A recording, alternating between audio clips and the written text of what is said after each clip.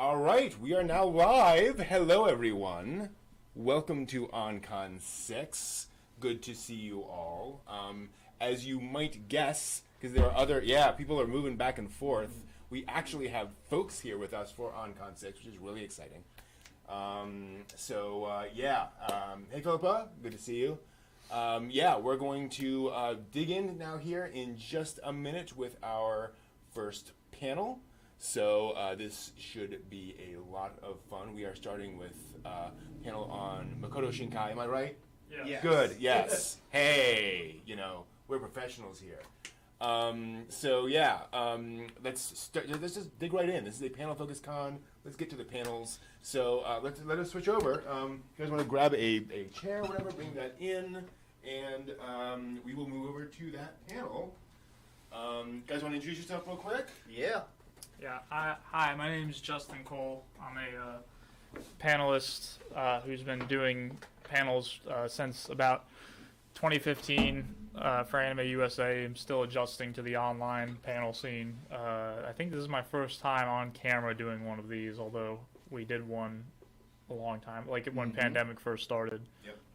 And then feel free. Pandemic has been a long time, folks. Yep. Sure has. Hi, I'm Yuki Shiro, also known as Alan Decora L'Souza. I've been doing this panel with Justin Cole for some years now. Yeah. I want to say we lost track, and I think it was I started in 2014, and then I think I pulled him on to do this in 2016 or 2017. Cool. All right, let us get started. I will switch over to the presentation. Let's go ahead and go to it.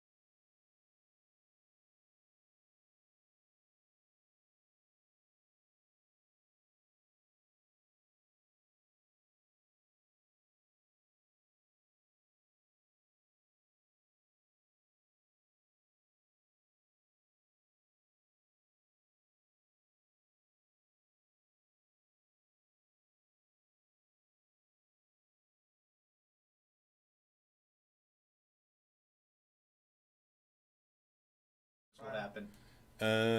So let's switch over here. Oh, that's the thing. Okay, hold on. I see what's going on. So I think we need to switch over. It would help, I think, if there was an actual microphone in that scene.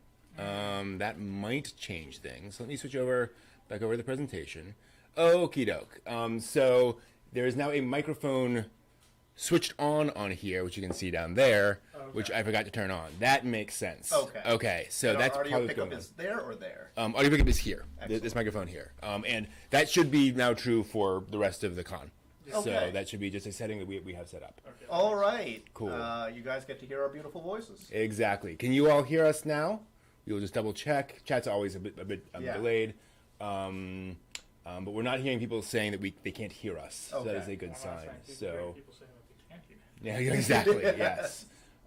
So let us know if there are any issues or not, and we will otherwise assume we're good, and we will continue going. you- Yep. Okay. Looks like we're good. Okay. All right. Cool. Sweet. All right. Well, Yep. let's just jump right back into Yep. it like nothing ever happened. Hi, I'm Yukishiro, also known as Alan Decor Souza. This is Justin Cole. They heard the introduction they did? because the microphone was live in the other scene, but Oh, not okay. this scene. So what you didn't hear is that this panel is overview of Shinkai and the techniques he uses, and that while he was well known before Your Name, he was not the same level of super famous that he is now. Yeah. And I think a lot of newer viewers to Shinkai that came in with Your Name and potentially Weathering with You aren't aware of some of his older filmography. Yeah. And there's a bit of a reason for that. As we go through this panel, we'll be kind of weaving together his biographical information, his filmography, and his growth in directorial and animation techniques as they kind of all grow together. And there's a kind of a reason he went from, and he's still a young director, so there's a reason he went from unknown to niche to now kind of a big name, a household name after Your Name. So I think this is a panel specifically that Alan likes to talk about. Yes. I like to focus a little more on the technicals, and I'm sure some artists will know a lot more than I do. But even from an appreciation standpoint, this won't be hard to understand. And even if you have no technical background, you would be able to understand how he's composing the images for his films. Some components of Shinkai's aesthetic are that he uses photographs as bases. So a comment that's often made about Shinkai films is, well, why not just do these live action? Because they are set in real places, have a realistic take to them, and are literally drawing over photographs of real places. But as you'll see, what Shinkai does could only be done in animation because he uses those bases and then brings all of the imaginative aspects and control that animation gives to a director that no other medium could. He also likes to focus on landscapes, sky, clouds, sunsets, backlighting, trains as a metaphoric component. He has control over color in a way that most other films don't. Modern films use this a lot more now that digital coloring has become a thing. I think one of the breakthrough films was Oh Brother, Where Art Thou, which was the first one to use digital coloring, which is why everything is in a kind of yellowish sepia tone. But animation automatically gives you that as a control, but in much more detail. So it allows him to represent the emotion of a scene in the colors and visuals of the scene. It reminds me a little bit of Satoshi Kon, who specifically stated that he had no actual love for animation or anime, but it allowed him to do a lot of things that he wouldn't be able to accomplish in a live-action format. And anybody who's seen Satoshi Kon's movies, i.e. Paprika, knows what that means and knows why he probably couldn't even come close to doing that. Yeah, maybe if Kubrick was working in animation, he wouldn't have been so mean to his actors. Well, maybe. I guess that's what Miyazaki is. That's a different panel. Yeah, well, let's not open that up. Yeah, I have a panel that discusses that at some length. But anyway, we'll be talking about his full-length filmography, not including necessarily the shortest of short films that he's done, such as the first few first few short film projects he did, such as Stranger Worlds or something like that, which was right before he did She and Her Cat, which was then in 2017 or 2018 Yes. turned into a short 5-minute long, 5-minute per episode anime series that had about, I don't know, 6 or 7 episodes, something like that. Yeah, well, he was doing a lot of video game CGs and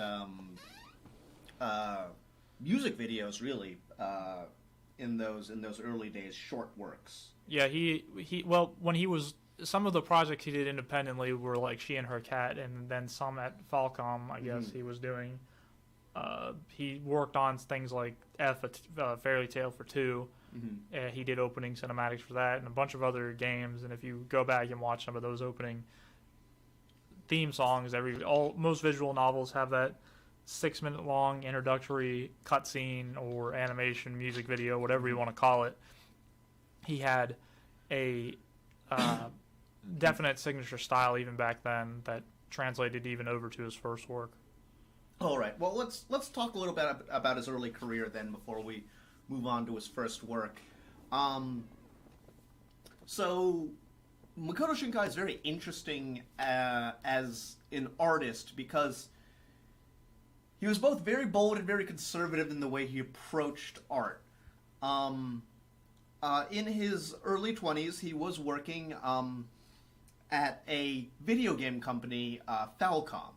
So you know how in if you are picking up a Street Fighter game or any video game, and when you turn on the game, there's a cutscene that plays before you press start. He was making those in 3D CG mostly, so he was familiar with that for creating short works, short punchy works. And at some point, the grind of that kind of weighed on him, and he had some desires to become a real director. But he basically made a bet with himself. He said, "I'm going to quit my 9-to-5 paying job." Well, it might have been longer hours than that. I'm going to quit my regular paying job and be unemployed for, was it 6 months or a year? Yeah, I think it was about 6 months he gave himself. Yeah. And he basically said, I'm going to be working on this, on my own project, just making an entire film myself, and at the end of that, I'll see how successful I was. If I've completed a project and it's worked out, then I'm going to commit myself to a career of being an animation director. And if not, it means that I don't have the chops, and I should fall back and go back to a regular job. And luckily for us, he came through in a spectacular way. So let's move on to his first major work. Yeah, so Voices of a Distant Star was the first quote-unquote film, even though it clocks in at about 25 minutes Yes. in runtime. I believe it is 23 minutes, but you have to remember that Yeah. this film, from the visuals, the animation, the sound, and the voice acting, is all entirely Makoto Shinkai, except for the female voice, which was his girlfriend at the time. And music, which I believe he was working with Tenmon. Oh, he already. was. Yes, he was already working with Tenmon. This is a person he's collaborated with for music and shows up as the making the music for. Is it still Everything. all of his films? No, it was everything up until Garden of Words, Okay. I believe, and then he moved on. I think he had someone else for Garden of Words, and then moved on to Radwimps for Your Right. Name and what's it called? Weathering with You. Yeah. So he has a few close people that he's used to working with, but the first thing you'll notice is like, oh, okay, this is a project that he had to make himself, but that doesn't change much as he goes on. Makoto Shinkai is a man who likes to do almost everything himself, and his career has been slowly learning to rely on others. So this was a film that he premiered in 2002, and it won two awards, one in 2002, one in 2003, from some fairly prominent like animation awards, uh, awards, what is it called? Shows, awards, things, and he it was a very obvious sign for him that his first work had been successful, and to honestly the fact that he was able to accomplish all of this in 6 months is impressive by itself, given the scale of a 25-minute work that he mostly worked on 80-90% of entirely by himself. And yeah, I mean, if you go back and watch it now, it's quote unquote obvious that the work was done by one person. It was choppy and rushed in some places, but it's, I don't know. I was thoroughly impressed when I saw it the first time. And for the problem, just like with anything in retrospect, is that you have his whole catalog to compare it to now, Right. And not even the fact that he's working with a new studio and he has people helping him, just the fact that he has gotten better in almost all aspects of drawing, of character Yes. development, of directing. Makoto Shinkai is also really good with the short form. He was doing music videos and game CGs before, and even now his movies often don't have tremendously long run times. He's able to economize quite a bit. Like Voices of a Distant Star will. I'd make a bet with most people that it'll have more emotional impact on you than most 2-3 hour movies. His approach to filmmaking is, as we'll get to later, is very directly poetic in nature. Yeah, he to get into this now, he did take a lot of inspiration from the author Haruki Murakami, who, if anybody has read any of Murakami's books, which he himself has a quite large catalog of books at this point, such as the Wind-Up Bird Chronicles, Kafka on the Shore, After Midnight, Killing Commendatore. Murakami has pretty much mastered that kind of ethereal, fleeting, poetic vision that Shinkai draws so much inspiration from. And Shinkai's themes and his general structure around how he builds a movie is very apparent within Voices of a Distant Star already. He's not a director that branches out very often, which we'll get to later on, but he knows his strike zone and he knows his strong suits pretty well, and even in his latest works he's kind of returning to those strong suits, although I think there's some talk of him branching out again in his later films. All right, we've been jumping around a bit, but let's Voices of a Distant Star premise. Makoto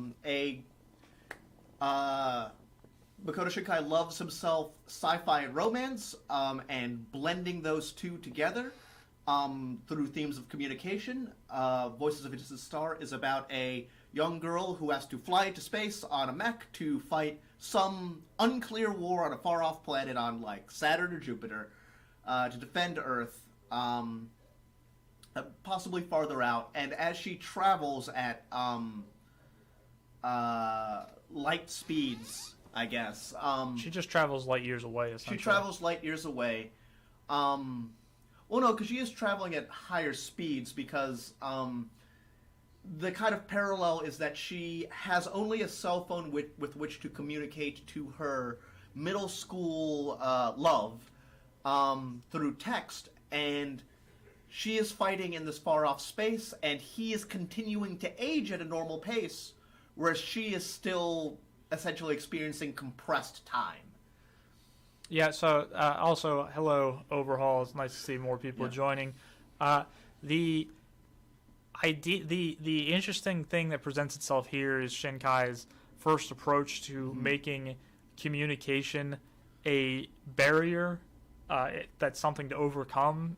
One of his early observations on movie genres such as romance was, well, if these characters could just communicate, if they had a cell phone or something or whatever, there would be a lot of headache and a lot of issues resolved very quickly. So in Shinkai's works, he looks to subvert that by putting up fairly hard to surpass barriers, such as a gigantic distance between two characters that is not only physical but also metaphorical in nature, as the further the distance physically they get apart from each other, the further the metaphorical distance, meaning their age and their emotional states, get away from each other.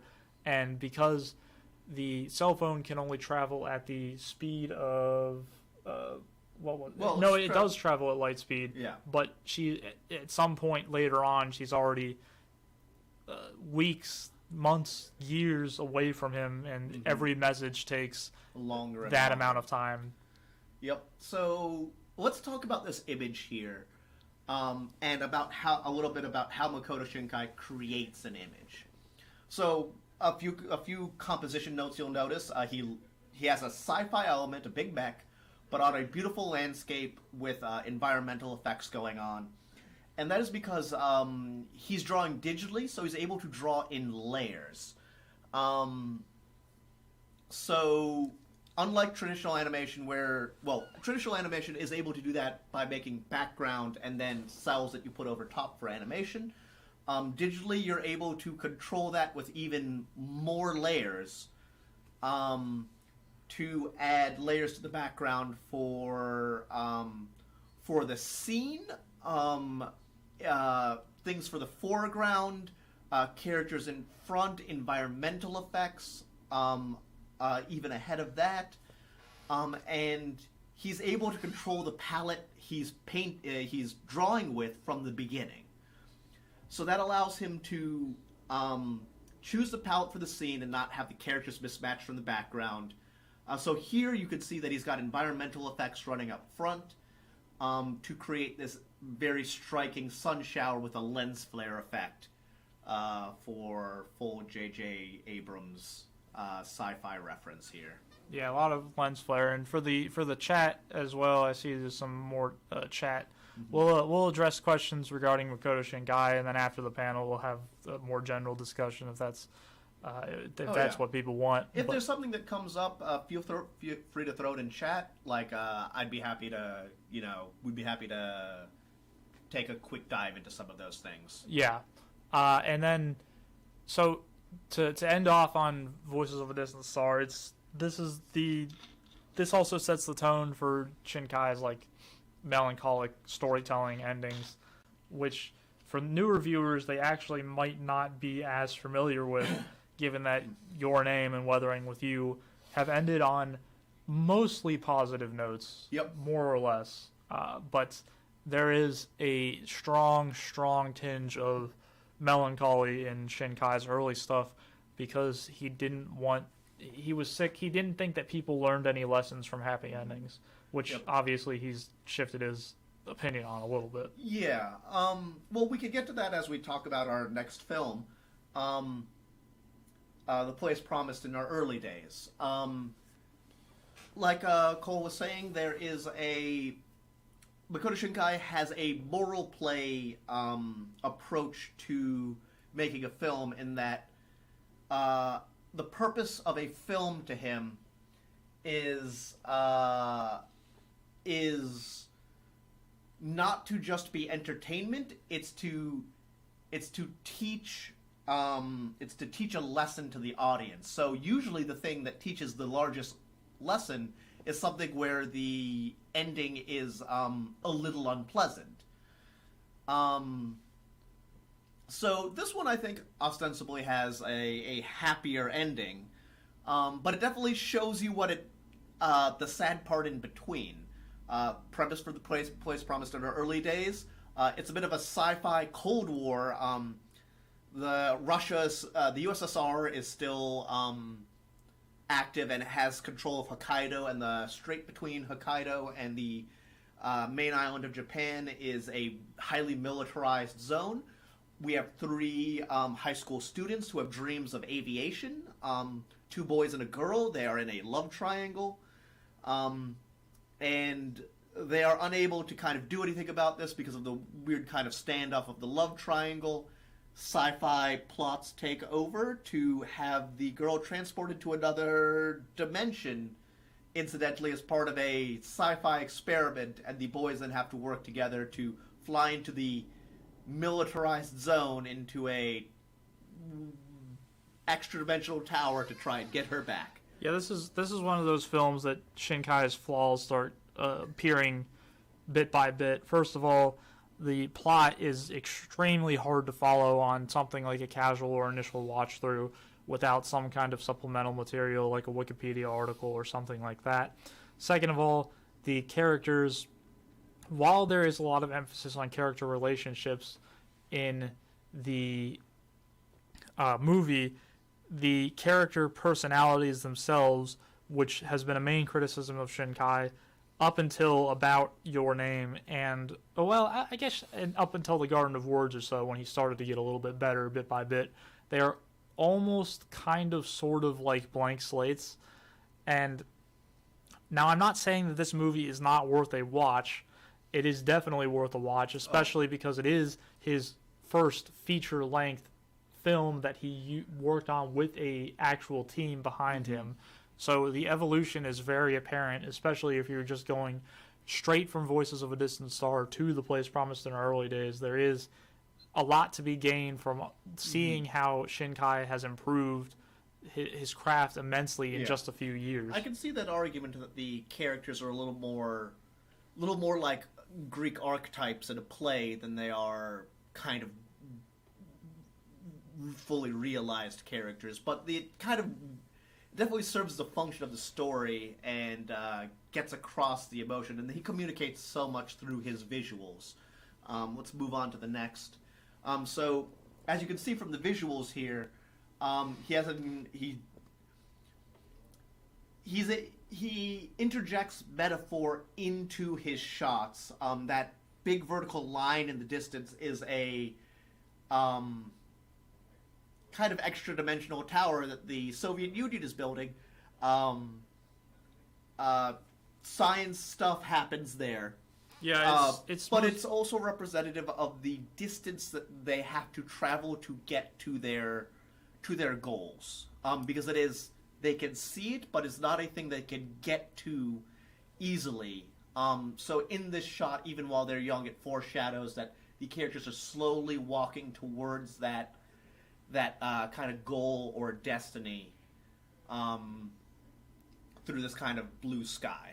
Yeah, in the foreground, middle ground, background, Shinkai is very, very good already at communicating extremely close and extremely far distances, as it looks like the train tracks are almost coming out of the screen towards the viewer, and it much more polished look, not just in image quality, but just in the crispness of the image and the colors used, and this is also, like Alan said, indicative of his love of sci-fi, which he has pretty much the traditional sci-fi author influences like Asimov and all of that stuff, and that I think that kind of stuff fascinates him, but he mostly uses it as set pieces or settings, and Voices of a Distant Star was a very convenient way for him to put a lot of distance between his characters.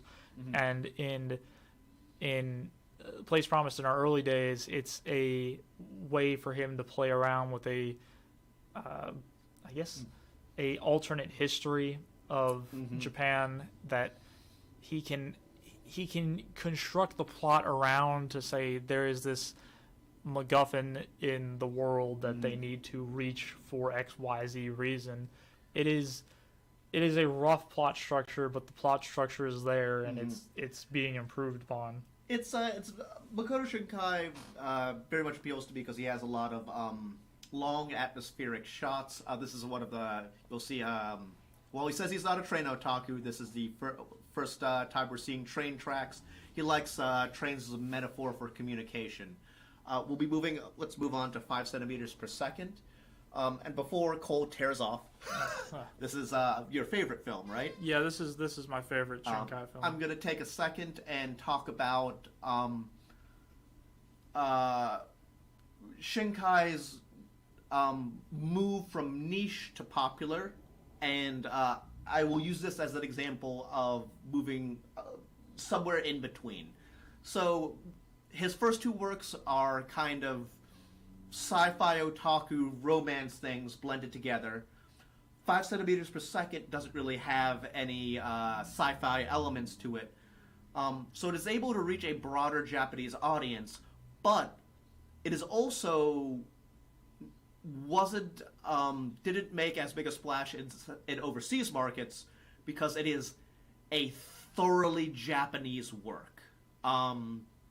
It is, unlike his more recent films, which are much more easily accessible by anybody, 5 centimeters per second is kind of steeped in Japanese poetry to begin with, so I'll let you kind of tear off on the premise of 5 centimeters per second and Murakami. So despite it not making as big of a splash overseas, I think the opposite is also true, where Shinkai was surprised at all that any overseas viewers were a fan of it. This is, in a world where Your Name never came out, this would have been Shinkai's best work, probably most well-known work anyway, and he really, really, really cranks up the feeling of melancholy, bittersweetness, so on and so forth. And there's a pretty good Haruki Murakami short story about the perfect girl that passes him on the street one day, and Murakami's point of view is I could say anything to her. I could say hi. It could lead to us getting to know each other. It could lead to us having the same interests, and it could lead to us having the perfect life together. But in the end, he never says hi, and he just passes by her, and he keeps on walking, which for anybody who's familiar with 5 centimeters per second knows that there is a scene that parallels this pretty closely, not 100% to a T, but the ending parallels this scene pretty well. And also, this is a little bit of a late introduction, but there are some spoilers to these films in here. But with Shinkai, it's definitely more about the journey than it is the destination as such. Yeah, I wouldn't say that they're thoroughly plot-intensive films. Like a lot of good films, I like him because, and I'm biased towards atmospheric films. You could usually summarize the plot of these films in a couple sentences. There's a lot of sci-fi elements in the background, but I'm not super big into sci-fi, but it didn't diminish my appreciation of any of these films, because I was highly invested in the kind of emotional drama that was playing out on screen. So 5 centimeters per second, there's it's interesting because it also occurs in a very distinct 3-act structure that time skips. So there's a first act where he is in elementary school or middle school and has a girlfriend, but he's unable to kind of get together with her because he has to move away. Then he experiences like high school years, but he's unable to find love that's in front of him because he's still obsessed with this lost love from his youth. Then you see him as an adult, and he finally reaches out to that girl from elementary school, and she's married and like has a kid and has moved on, and he's just kind of alone because he never acted upon any of these things, and let longing for something that never was prevent him from seizing on the opportunities for happiness and love that were presenting themselves to him. If I'm not remembering correctly, he doesn't actually ever contact her. We just, as the viewer, we see the dramatic irony that she has moved on. Ah, okay. Oh, wow, he doesn't even take that step. I do remember the kind of shot and the song playing over top. Yeah, I don't think, if I'm remembering correctly, he doesn't actually ever get that closure besides the train crossing scene, which is, I guess, more or less closure. So this is another example where Murakami and Shinkai kind of parallel each other. This film is much more grounded in reality, with very, very few instances of Well, there's fantasy. there's no sci-fi aspects in here at all. There are some dream sequences where they are on that remote planet, looking at the two planets orbiting, two suns orbiting, which is like Sure. It's a little metaphorical. yeah, it's like slightly elevated beyond total reality, but it's mostly still based in reality. Murakami likes to do that too with a lot of his books. Some of his books are completely fantasy based and completely out there. So you got Others, pretty deep into Murakami. Yeah, I've read almost like probably 60 to 70%. What is the author's full name again? Haruki Murakami. Haruki Murakami, if anybody wants to Yeah. dive into that. Can you find his stuff translated into English? Yeah, it's all translated. He's not under the radar. He's pretty Okay. well known at this point. And so Shinkai, this is a work that's pretty strictly grounded in reality, and this 3-act structure was actually intended to be viewed in 3 separate parts. So you would watch a quote unquote episode, take a break for a little bit, watch episode 2, and then episode 3. Yeah, it's one of his longer films, isn't it? No, this is 60-ish minutes. Right. I think the first time I saw it, I remember that it was a short run time, but it felt a lot longer. And that's I do know a lot of people who have watched this, and it does feel very long because of the way that the story is played out. Yeah, because of the way he composes shots, there's a lot of gravity to every scene and every shot. So you feel a little emotionally exhausted after each one. So if you want to, take a water break and come back, I wouldn't blame you. It's a little bit intended to be viewed that way. Let's move on to some of the technical things and the images. So, again, shot composition here. This is the childhood romance of our characters. This is a real street. This is based off a photo and then drawn over top. There's no part of the original photo in here, but it has been drawn over top of. But what that allows him to do is allows him to palette all of the colors together. So you can see that the colors on the characters match the cherry blossom colors in the background, and because this is a shot of youthful love, it has a lot of very warm tones to it that really get across the feeling of what the scene is supposed to communicate. It's called, I believe it's called temperature in color. So even if you didn't have anything explained about what this shot was, or didn't know what movie it's from, if you saw this shot, if you showed this to anybody, they'd probably be like, oh, these are some young children who are in love with each other. And you would be able to get that. It allows him to add the cherry blossoms falling and give it a whole lot of depth. Also, it allows him to control the light source. One of the reasons to operate in animation but off a picture of a real place is live action directors often spend thousands of dollars trying to get shots at precisely the right time of day. There's something called golden hour, where between day and dusk, in the kind of dusk time, where shots look really good, and you can spend a lot of money trying to get a shot there, and if you don't get it in that take, well, you have to wait a whole day and come back the next day. Makoto Shinkai can take a picture of a landscape, and there's no such thing as delaying a shoot because of rain, or waiting for it to rain so that you can get a shot.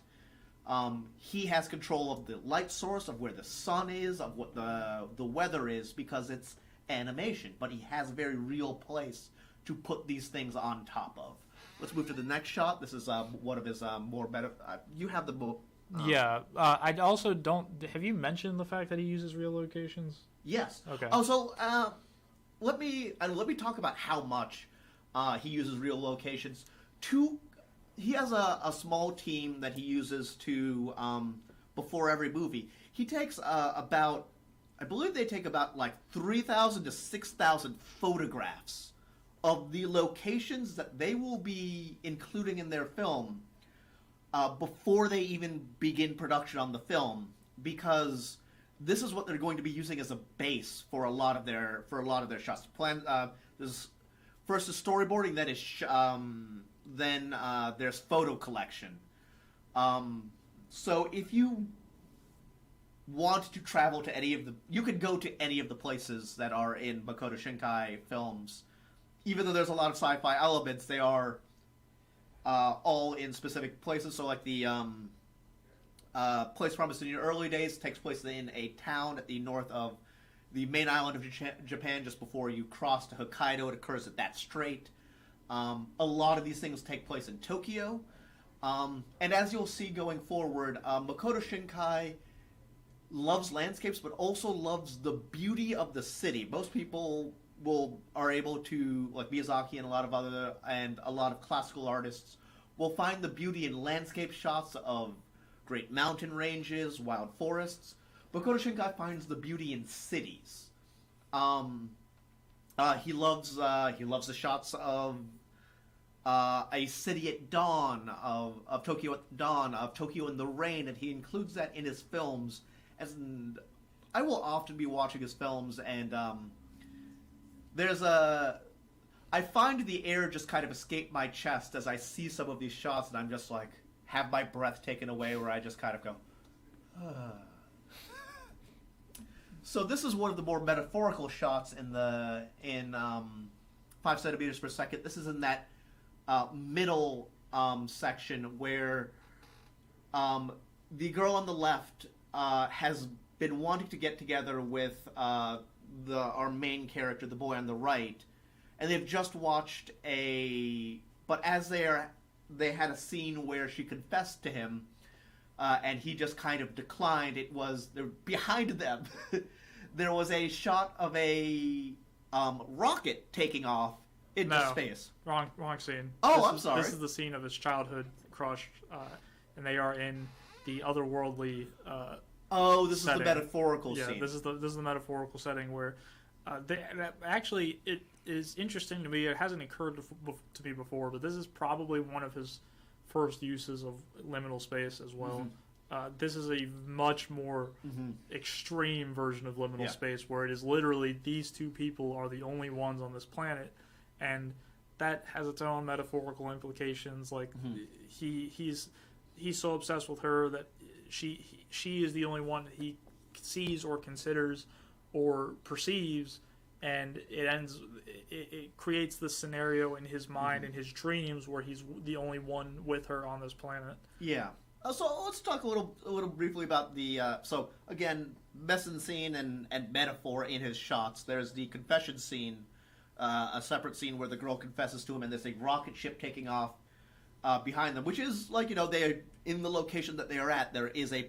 They are near, I think, where Jackson launches rockets, but it's also a metaphor for them speeding away from each other at great speeds. And then this scene takes place afterwards as a metaphor to show that he is still thinking about this other girl in this liminal space, but they're facing away from each other as kind of space is being able to be seen through the sky in the background, to show that although he's thinking about her, they are as far as away from each other as the cold distances of space. Again, compare this to the last shot where the colors were very warm and could clearly tell that the characters were in love. Here you see a lot of cool tones that get across the idea that there's a frigidity here, that there's an isolation, that they are far away from each other. But it's still a stunningly beautiful scene. Again, clouds, sky. Makoto Shinkai loves these things. Yeah, and there's a lot more we could go on and on about. We got a truck here. Yeah, and there's what's it called? This is the first use as well where he uses the music video ending, which isn't removed from his films now. It's just located in different places. Like Radwimps and Your Name and Weathering with You, they just have montages at certain points throughout the movie instead of specifically on the ending. But he did use a traditional Japanese song sung by the original artist, which has a very 80s sound to it, which ties back into it being a Japanese, a very Japanese in concept movie. But anyway, we'll move on to the black sheep of the Yes. filmography. All right. Children Who Chase Lost Voices. This is so after 5 centimeters per second. Again, a little more about Makoto Shinkai's kind of bio here.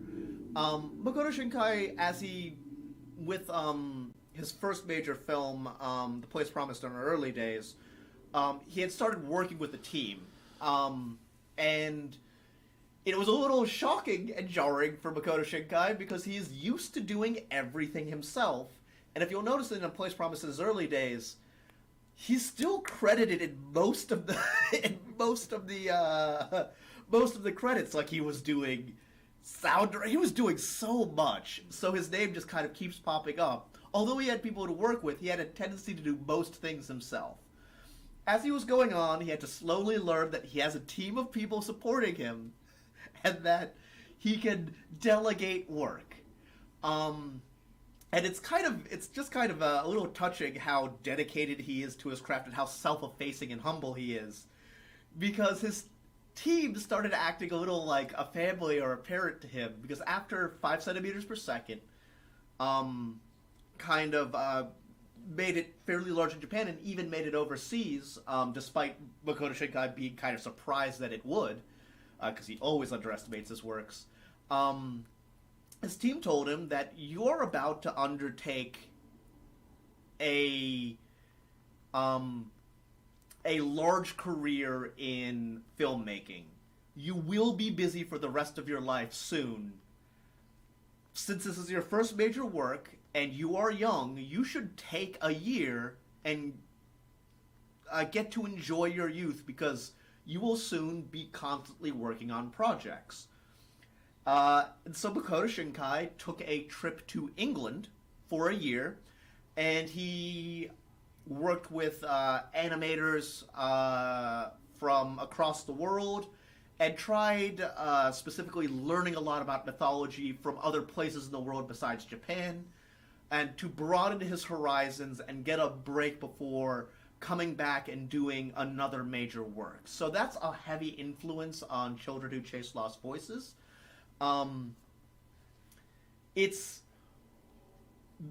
You can see him making an attempt to get a broader appeal, and there's definitely a stab at being very Ghibli-esque here. Well, that comes from articles being written over and over again about asking if Shinkai is the next Hayao Miyazaki, Yes. which is a bad comparison and shouldn't be Yes. made, but it was made in even up until Your Name and past Your Name, there were still journalists saying like, he's the next Shinkai and or the next Miyazaki, but because that comparison was heightened during Your Name because he had surpassed all of Miyazaki's previous works at that point, which was then retroactively Spirited Away won again. So this is very much a grand adventure featuring a child as the main protagonist. There's a grim adult. So it has a lot of parallels to like Castle in the Sky. But it is definitely still a Shinkai work. It's a lot grimmer. Wow. Yeah. Than most Ghibli works. Somebody does die in the beginning, and this is essentially a travel into the underworld myths of various cultures across the world, along with some interesting kind of conspiracy theories, and essentially there's a story about confronting and accepting death. That's kind of the resolution, is not that you get the person back and save them from the underworld, it's that you accept that they're supposed to be there and you're not supposed to be there yet. Yeah. So why don't you talk about all of the kind of myth that went into this? Yeah, I'm still researching actually for a different panel that the Journey to the Center of the Earth and Agartha, which is what this world is called in the film. Agartha is a pretty high concepts idea that a lot of cultures in some religions, I think Agartha specifically comes from Buddhist religion, about the center of the earth and there being another world present in there. You'll also see this in some conspiracy theories and in films such as even the latest Godzilla. They've made it canon in Godzilla that the center of the earth is a real place, and there is parallel. I mean, the center of the earth, Agartha, whatever you call it, is the same thing. Also, this we should rip the Band-Aid off right now and just say this is not a good film. Like, if I enjoyed it. You can enjoy it. You can enjoy it for the visuals. There are a lot of pretty visuals, but like if you are watching this to have a appreciation for story, characters, whatever, you're not going to be satisfied. Especially if you're comparing it to Ghibli films. Yeah, I'm not even sure this is great for children. It's a little scary. It's scarier than most Ghibli films. And Ghibli films will still have that going on. But yeah, there's a lot of fun visuals from different cultures and different. It allows Shinkai to flex his fantasy muscle, which he hasn't been able to do a lot because he's been mostly focused on sci-fi and tried to stay grounded in reality. Yeah. Still, a lot of the animation is incredible. There's a scene that's just kind of apropos of nothing, of some shadows coming out of a ruin to attack our main characters as they're kind of on this grand journey through a fantastical land. But the kind of action of that shot was was really amazing.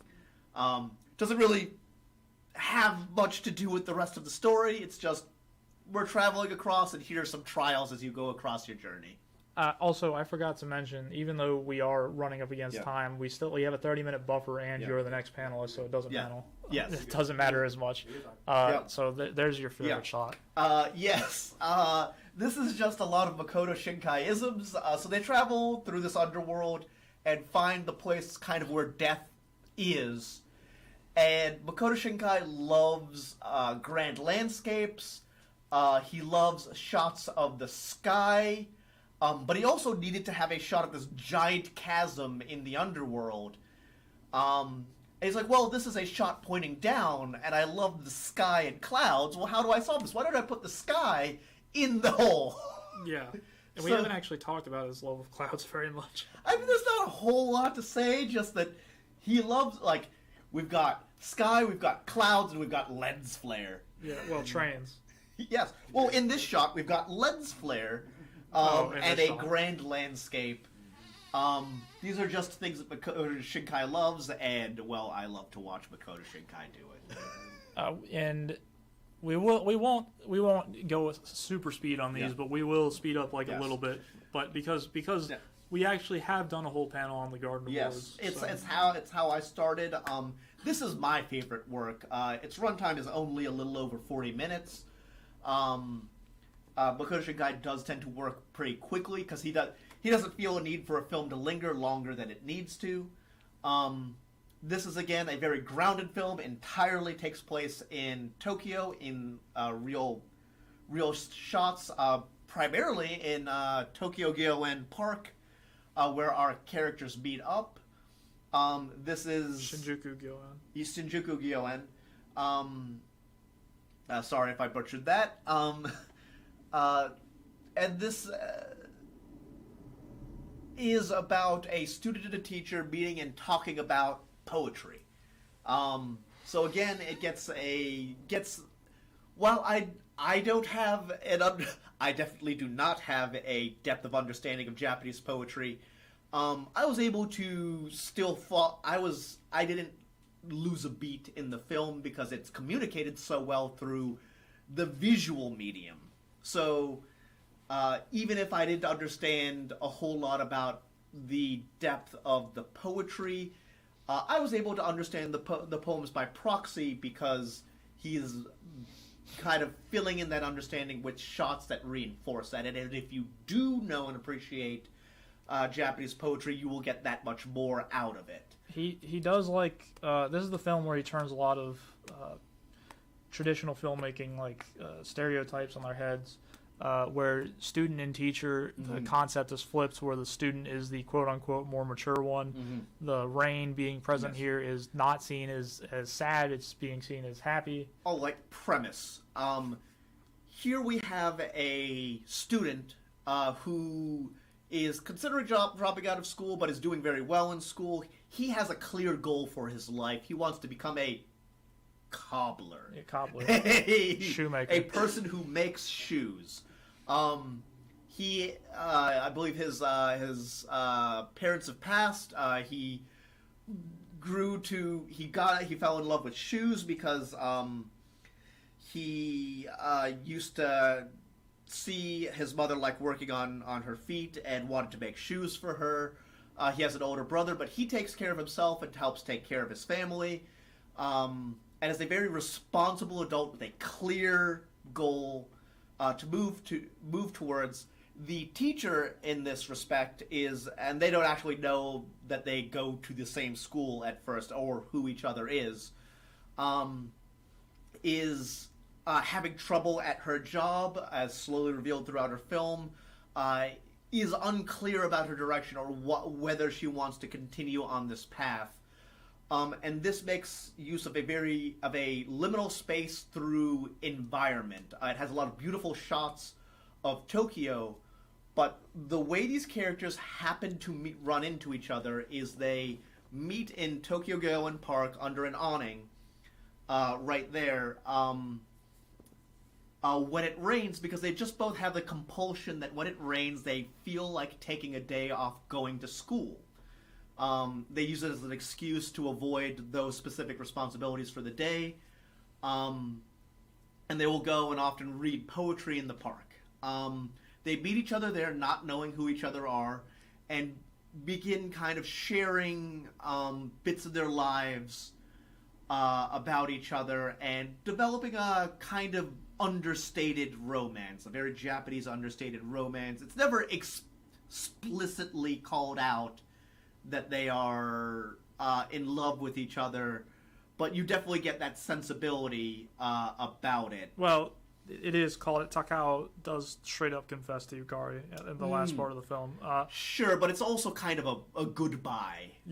Yeah, and also they aren't necessarily just strictly discussing poetry. They're just using the rain as an excuse to go like hang out at the park. Yes. The Manyo show is like a backdrop to the overall themes of Garden of Words, but it is not the main focus. They themselves have kind of premised their own meeting Yeah. in a bit of this meta dialogue, because they kind of talked with each other like, hey, we can't do this every day, but how about whenever it rains, we'll show up. And that continues happening for a while, and there's a break where one of them isn't showing up, and they're unsure about whether this is going to continue. The teacher has a habit of eating chocolate, and it has a lot of childish aspects. He makes shoes for her, Which is also like... There's also definitely some foot shots. He's not a Tarantino. Yeah. But it definitely is in there. Well, it's also just that's like a implicit like confession, especially when they're having like him putting the shoes on her. Of like, there's something there. There's a depth here, because there's also a parallel drawn between he wanted to have made shoes for his mother. Man, that gets creepy. Actually, I'm not even sure his mother is dead. I think parents might just be divorced. I forget. But there's a complexity to their relationship which has some aspects. And at the end, you have a shot where they finally meet and they reconcile their emotions for each other and kind of ground it in, we understand what we mean to each other and how it helped us grow. Probably more for the older person than it is for the younger person, in that she is now has a perspective on what she wants to do, is able to get past the trials that were secretly in the background for her career, and is able to kind of move towards that, and they can kind of separate from each other because they have grown from their relationship. And at that point, the kind of liminal space is dramatically broken as the sun cascades through the rain, and it becomes a sun shower, and they are now kind of released from their kind of bond in the liminal space. And it's kind of assumed that they don't really see each other because this isn't a relationship that would work romantically, if it even was exactly that. But they are both happy for having known each other and have grown from it. Yeah, and this is I'm not a subs versus dub guy anymore, really, but the voice acting by Miyu Irino and Kana Hanazawa just incredibly dwarfs the English voice acting, because they have well, it's not just Hanakana, it's the fact that they have to convey like 5 different emotional states in their voice in one line in the delivery. And it's not just sad, it's not just happiness, it's not just anger, it's not just regret, it's everything has to come out at the same time. And even the male character, Takao, he can't just be angry with her because he still loves her, he's still happy for her, he knows it's the right thing for her. So he has to convey. They both have to convey all of that emotion, and this is like the climactic scene. Yes. And if you screw up the voice acting here, it's like all for naught. Shinkai is able to bring it all together. He doesn't need a whole lot of time. He has put in 40 minutes of building use with a slow tension up to this final scene, where the voice acting comes together as they meet. The sun breaks through the clouds, and the score dramatically bursts in, bringing the swelling of emotion that if you don't have some heart palpitations at this, well, you may not have a heart. This is another scene where they use the musical ending, Rain, which is a classical song, or not a classical song, a older song, but it's sung by a modern artist this time. Which, something that will convey some nostalgia if you have any experience with movies with music from the late 80s and 90s, which he brings a lot of his personal stuff in, and it communicates, which is why another reason why he's done so well with Japanese audiences, that it loses a little in communication for people overseas, but it would be kind of like but if you are Japanese and you experienced that at the time, you wouldn't be able to not affect you. So we'll move on to the one that everybody knows at this point, is Your Name, 2016. Obviously, the biggest he's ever got, potentially the biggest he'll ever get. It seemed to be a perfect storm, which I guess Shinkai just doesn't like. He doesn't like that this movie made so much money. He doesn't like that so many people saw it. There were a lot of interviews with him just saying, "Stop seeing my movie, please." That's just because he's so humble, and he was like, "Wait a second, my movie is doing better than Spirited Away. It's doing better than any other, it's doing better than all of these other films." And he's like, "But I don't deserve to be better than those it wasn't. It wasn't that he didn't deserve it. He felt like this film didn't deserve it. He's like, this is like a body swap, like romantic, goofy anime show. Shinkai is a very workman sort of director. Once he's finished with the film, he's always looking at it and being like, "Well, I could have improved this. I could have improved this. I could have improved this." And we don't need to explain Your Name in detail as much. There is. The premise is 2 teenagers have a body swapping experience where one of them is living in a rural area and one of them is living in a city, and it is a experience where they both live each other's lives and understand each other's perspective a little bit better. And I won't spoil this one because this is the one that a lot of people would probably want to see. The plot matters a little more for this one, but there's a lot of Freaky Friday aspects as a boy is put into a girl's body and a girl is put into a boy's body, and they get to experience each other's lives. What is the classic play with the pauper and the prince? There's a bit of that going on as they. Prince and the Pauper, as the rural person who fantasized about a city life. The rural girl who fantasizes about a city life gets to see what that's like. The boy who was just wanted to experience a little bit of a slower pace gets to experience that. And there's a lot of comedy and indirect romance ensues because although they swap bodies with each other, this is just early premise, they never actually remember it. It's a bit of a haze to them whenever they wake up and return to their own bodies.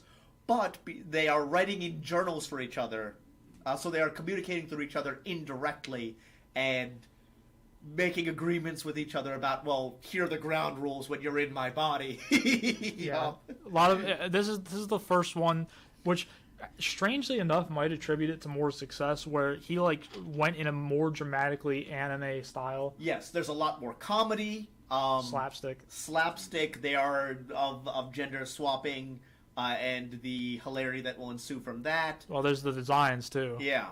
He switched. He used the new character designer and a new band for this as well. Yep. The band, in this sense, Rad Wimps is now where he's gone from like classical or older music and using an older artist to using older music and a newer artist.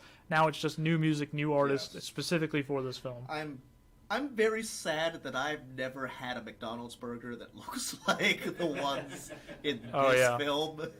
This is the most dramatic and heart-filling Big Mac you will ever see. It is so plump. Then there's like some elements where he dips his toes back into fantasy. Like on a first watch, like, well, if you like critically analyze this movie, there are a lot of things that just don't make sense. But Shinkai's like power in this film is that you don't notice that on a first watch if you're not watching it with a critical eye. If you're just watching it for the enjoyment, you don't notice what's like that. None of this makes any sense. I'm easily carried along, so I was just invested in the characters and their struggles, and even the B plots as they come up, with the kids in town. So you might get a little fridge logic afterwards, but like. It just didn't occur to me. I was swept along for the entire thing. And just to talk about it a little bit, obviously, I mean, Your Name also did the important thing of establishing the Makoto Shinkai cinematic universe, because Yukari does show up as a teacher in the school that the main character, the male character, I believe, is a part of. And then Weathering with You also has cameos by the Your Name characters. So now it's established that they're all taking place in the same universe. I doubt there's going to be some kind of like Avengers-like crossover, but we'll see, I guess. So Weathering with You, in my opinion, was definitely studios pressuring Shinkai to make another film as quickly as possible to capitalize off the success of Your Name. And I don't think that Your Shinkai... Name also the first one to have a very clearly happy ending. Yeah, Your Name. No bittersweetness here. Yeah, there's very. I mean, not like 100% happy, but more like happy. Also, the teacher from Garden of Words makes a cameo in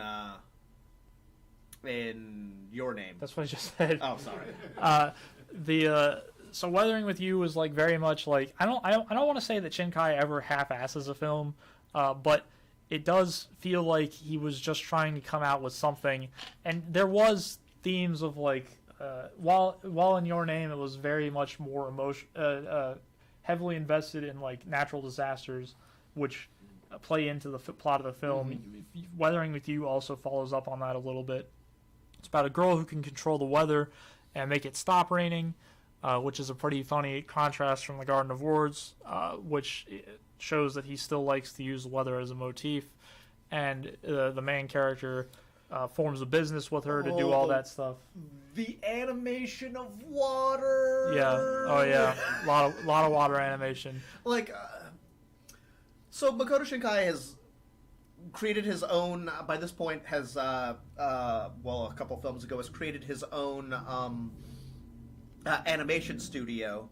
Comics Wave, and he's taught his style to others. So other people are learning the techniques that he's kind of forefronted, and a lot of times he'll just have them flex. Like they've taken some contracts to do just the most inspirational advertisement for a bridge construction in Thailand that you'll see, and the charter school or the school. Yes, Zikai. It was a commercial for a cram school, and people saw this commercial and were like, We're like, this is a trailer, right? When's the movie gonna come out? And then it was kind of ironic because Your Name was basically that version. Yes. So, like, The water is just him flexing at this point. yeah. So, in order to wrap up a little bit and to potentially answer any questions that anybody has, the future is definitely bright for Shinkai. He's only 48 years old, and given Miyazaki's age and the fact that Miyazaki's still working, it's a pretty good sign that Shinkai has at least 20, 25, 30 years. And over the course of his work, he's continued to grow as a director with every film. Like every film has added in either new animation and creation techniques, or he's learned how to delegate more to his company, and he's successfully taught a lot of people to animate in his mold. So while I expect that he'll still have an urge to be involved in all of the things that he can be, he's definitely learned to delegate, which means that he can guide projects and grow new animators. So I could see Comics Wave at some point as he takes on projects. If the studio continues to grow, maybe be doing projects under other directors.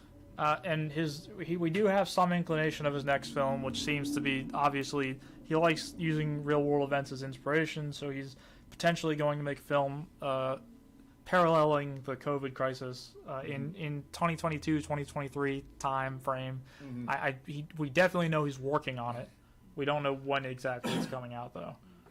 But I believe that about wraps up the panel. Yep. We've got a little bit over. We had some difficulty at the beginning there. But does anybody in the chat have any questions? If not, we'll just...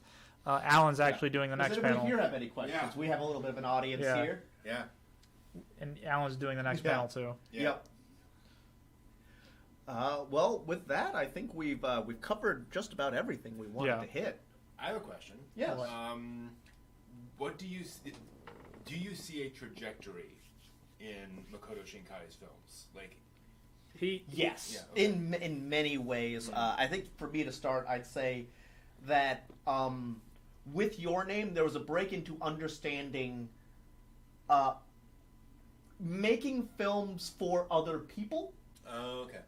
Before this, like, I'm a little bit of a hipster. I glommed on to Makoto Shinkai because of how much of an auteur he was Yeah. and how much he leaned into things that I wasn't familiar with, like Japanese poetry, Yeah. and making films in a different way. With Your Name, he made something that was very much a blockbuster.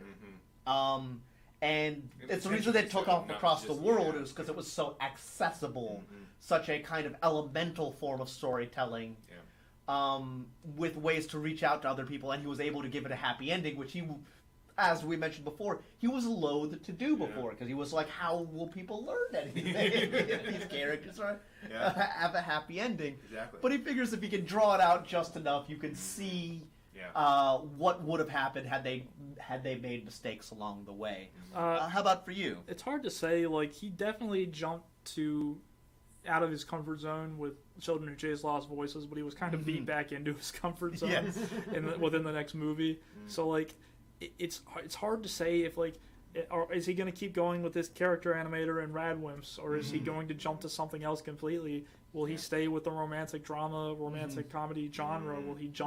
Will he try his hand at something else? Like, I selfishly, I wouldn't want him to just make a film about, like, the COVID crisis and two teenage characters that love each other. Like, I think he has the ability to grow past, like, just what Shinkai does. Yes, I wouldn't say that he's a filmmaker that takes wild swings in different directions. There are directors who do that. In the same way that he entered filmmaking in such a specifically conservative and controlled manner of, like, well, the real world is the real world and I need to feed myself. Yeah. So I'm going to take a shot at this, and if it doesn't work out, then that means that well, I need to be able to feed myself and I have to get a real job again. when he takes these swings, like with children, voices from deep below, and your name, he takes them with what he's good at as a base. Yeah. So it's still very recognizably Shinkai, just with some of the things tweaked here and there, and you can tell that he's working with his team, so it's not unconsidered. He's working with other people to make these moves. Yeah, we're up against time, so I'm Justin. We'll be right back shortly. Well, he'll be right back. Well, you'll be in here too. We'll have it. We'll talk about it. No worries. Yeah. Cool. Thank you very much. Yeah. We're going to switch over. Exactly. Yeah. I'm going to switch over to some other video, and we'll be right back in a little bit. Actually, wait a minute. Hold on.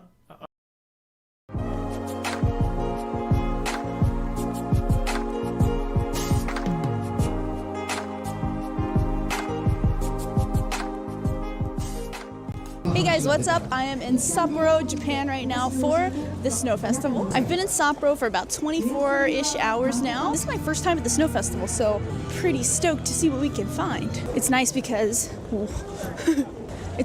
they let you actually walk on the street. They block off all the cars so that this is basically a walking way for the ice sculptures.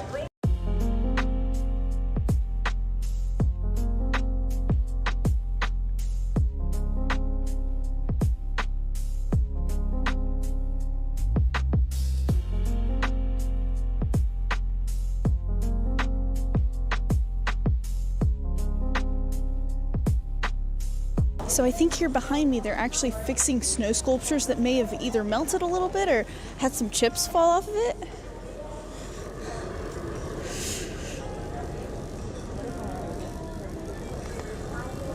I love anything that's a character. This is Doraemon, probably one of the most popular manga and anime for kids in Japan. He's my favorite so far. Very cute. It looks like a lot of this road is characters, and I think a lot of these are specifically Hokkaido characters. Mitsubachi, the honeybee. Hokkaido has so many characters, maybe because Hokkaido is so big, it's the biggest prefecture. Oh, look at the little horse. That looks so fun. So I started actually pretty far back of the line, so this is kind of like the very back section of the ice sculpture area. Behind me here, there's nothing else. So I'm gonna go up back where I came and go the other way, see what's over there. So this structure is pretty neat, obviously all made of ice. Inside you can kind of see the alcohol that they serve as well. But the coolest thing though is that even inside, the tables are made of ice. All right, you know what? I made my way back over here because I want to get this one. It's piping hot. Yeah, that's so good. It's so perfect on a day like today.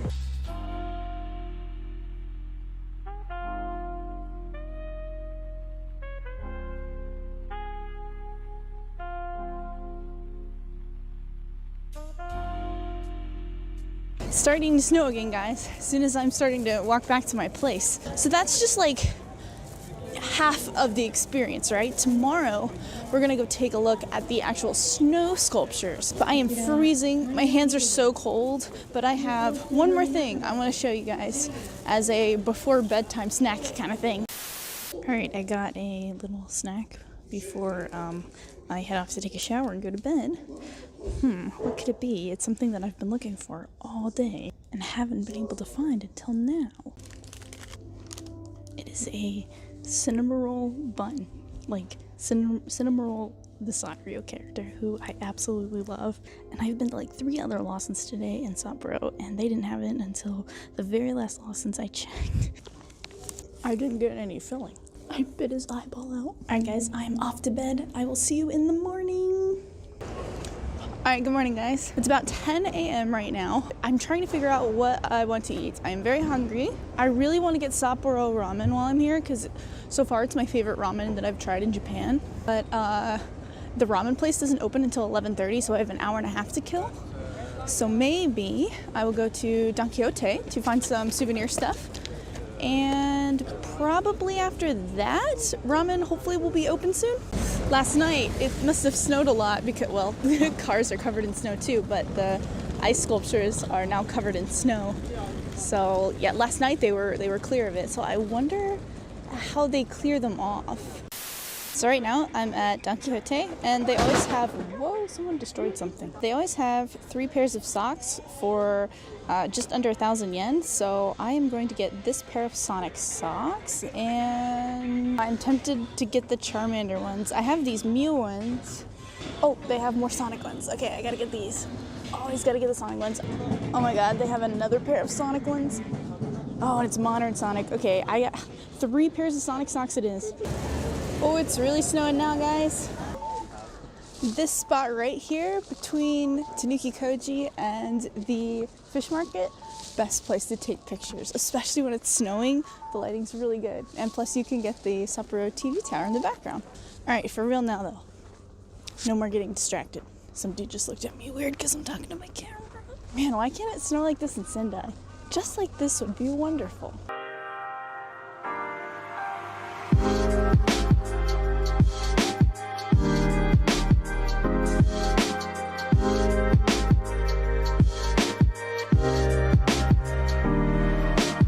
Alright guys, made it into a little dainty little ramen place.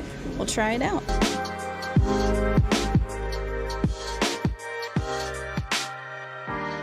That was great. Let's keep on moving. Now we're going to head to the snow sculptures. Hopefully that ramen can keep me warm for now.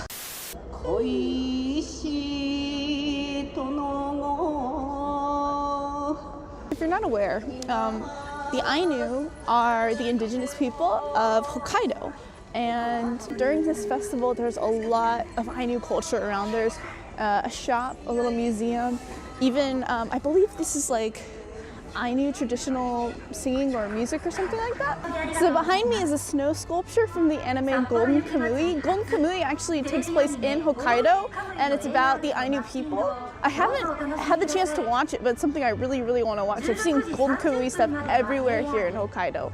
Ooh, I think I need one of those right there. Yep, I need that. And get. Oh.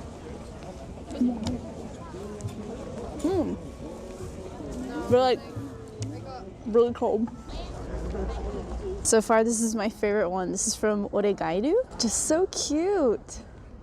Ah, it's so well made. I love it. Look how few people are here. It's crazy. The snow festival ends tomorrow, but today is Monday. It's a work day. Tomorrow's a holiday, so maybe that's why there's no one here. Everyone's at work. I was thinking that this place is going to be packed, shoulder to shoulder, but man, this is so nice.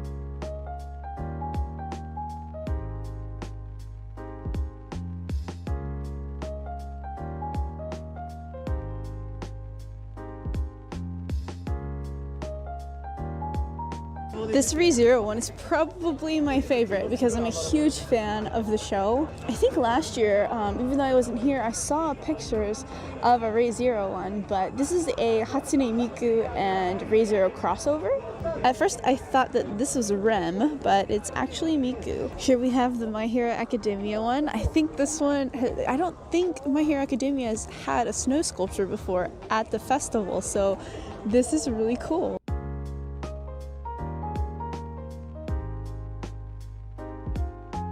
I'm really almost getting overwhelmed with how much there is to see. There's so much and so much food. Probably my favorite festival in Japan that I've been to so far. Oh my god, it's like a Tezuka one. This is all Tezuka works. The Astro Boy looks so cute. So well done. There's Mickey Mouse. Is this Anpanman? This one's super well done. The shapes are all perfect. It's just like, it radiates Anpanman. I love how the water is coming out of the top of the whale. That is so cool. Teto. Okay, so Teto, she's like a Vocaloid, but not at the same time. A Vocaloid, I won't go into it. But oh my god, how cute. Hikakin and Seikin. These are Japanese YouTubers. They're probably the most popular Japanese YouTubers. All the kids in Japan love them. Everyone knows who they are. So I just passed by a bunch of snow sculptures, but I will go back to them. I am just so cold. I want to go like sit down and drink some coffee or something. I'm just so cold. So when you gotta call it, you gotta call it. I just ate the floor in Lawson's. What I mean by that is I completely fell all the way down. That was embarrassing. Anyway, back at the snow festival.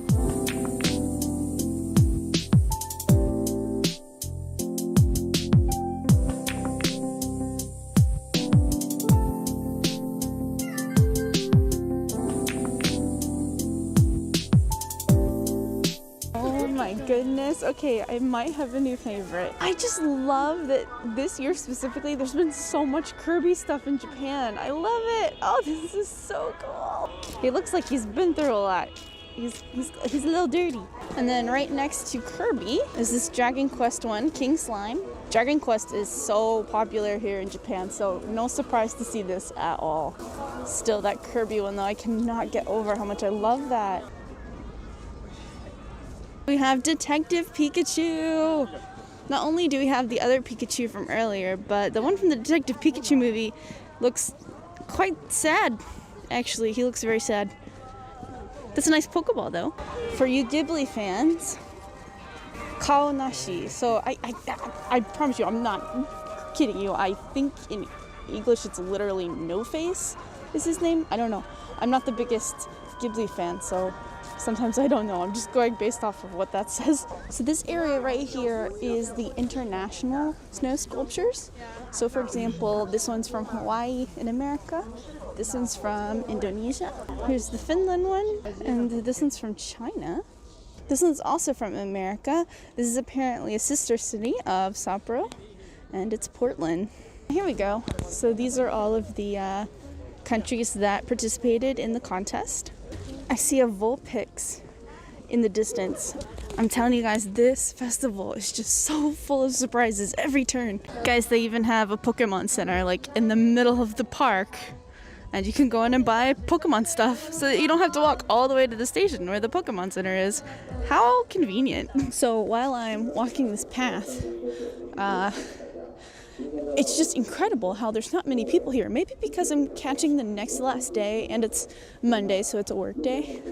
But yeah, it hasn't been too crowded. I've been actually really impressed. And honestly, like, at first I didn't think there was going to be this many snow sculptures, but there's so much, and I'm surprised. Like every time I turn a corner, I see something that I hadn't seen. And I walked through here a little bit yesterday, and I just don't remember half of the stuff that I'm seeing now. So honestly, you know what? Like I need to go back around here so I can catch the snow sculptures that are this way that I would have missed.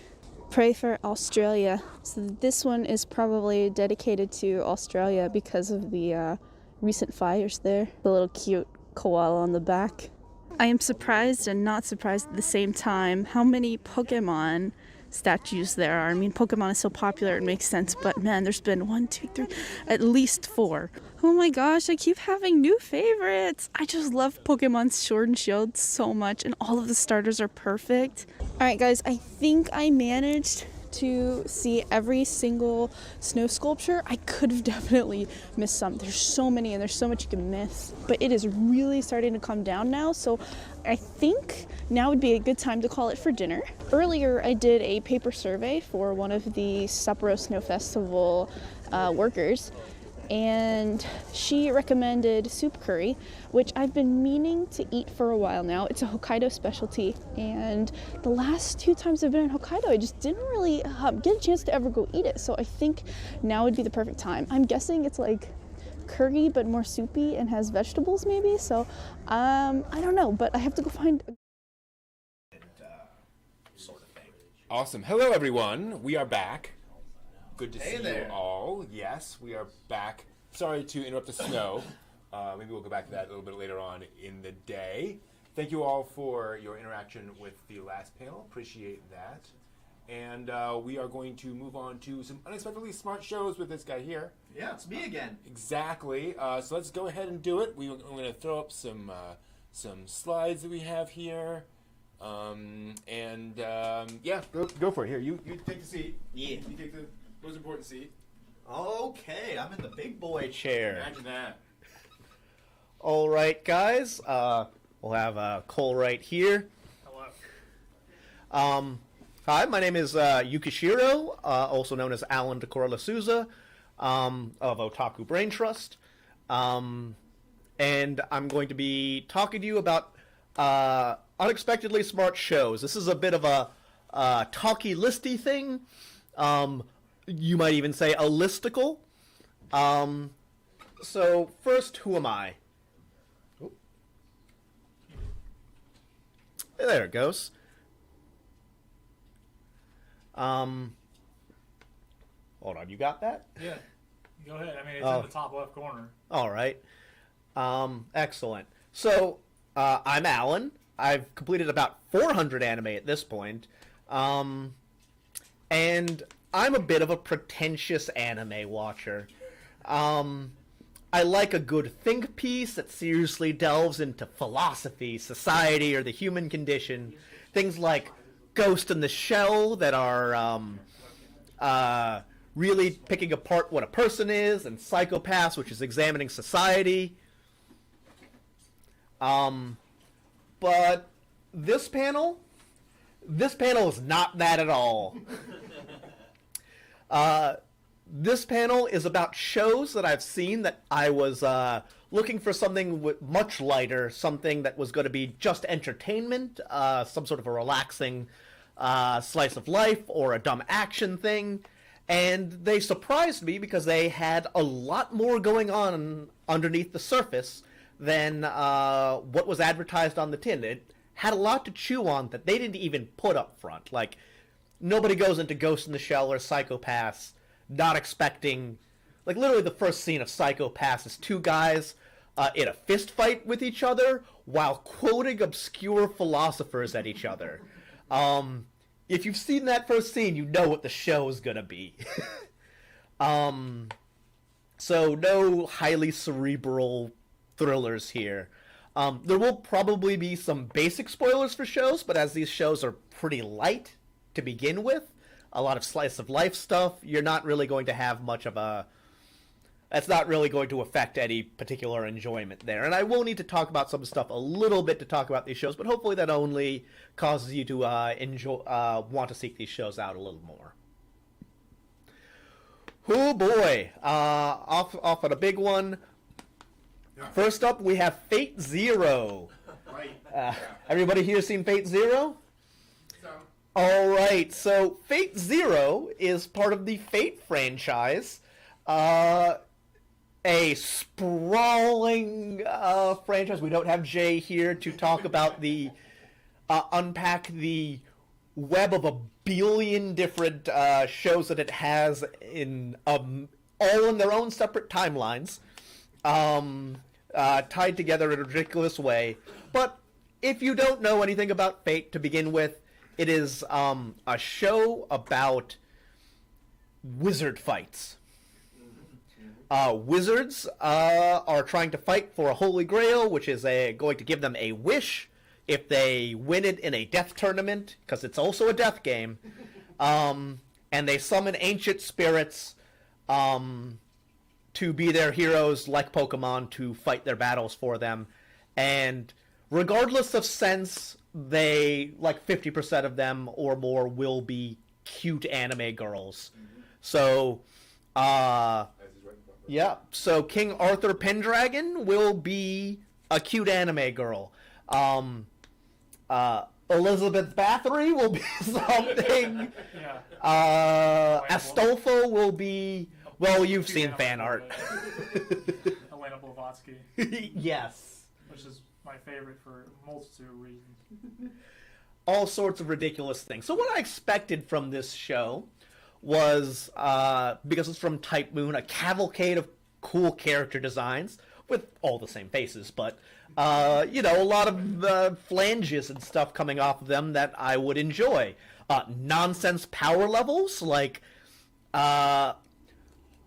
the Berserker's power includes, like, oh yeah, it sounds like becoming angry and, becoming real strong, but apparently that also includes being able to take over a fighter jet and then engage in an aerial dogfight with Gilgamesh in his, like, Death Star.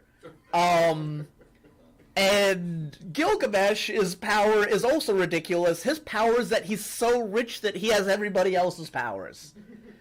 It just makes no sense, but it's always hype and pretty goofy, and it has very circuitous plotting. But what I also got from the show, that what I wasn't expecting, and also the reason for this is because this is the only entry that is written by Gen Urobuchi, the same guy who wrote Psycho Pass. And mention the other one. Mention the other Urobuchi property. The big one. Psycho Pass is my Madoka. favorite. Madoka, yes. But I love Psycho Pass. That's my favorite. But I've seen a number of other Fate, like a few episodes of a number of other Fate things trying to get into it. It never quite held me because it was pretty silly. But this one has got a lot of a darker tone, and spends a lot of time engaging with ethics and statecraft. So there was pretty much an entire episode where three of the summoned spirits decide to not fight each other and sit down and have a little drink with each other while discussing how effective they were or weren't at leading their respective civilizations when they were alive. So you have Arthur Pendragon, you have Gilgamesh of, the first myth, and Iskander, also known as Alexander the Great. And then it also probes, with our main character, Kuritsugu, probes how much evil can be done in the service of a greater good and a utilitarian structure. So the three perspectives taken by these characters are what gives them the right to even be a leader. And Arturia Pendragon, so I guess I'll go in order here. Gilgamesh, who has the oldest school mentality about this, says, "Well, I'm a demigod. I'm descended from the gods themselves, and all that is required is I am leader because of divine right. I am inherently better than other people." And he's a very pretty man. All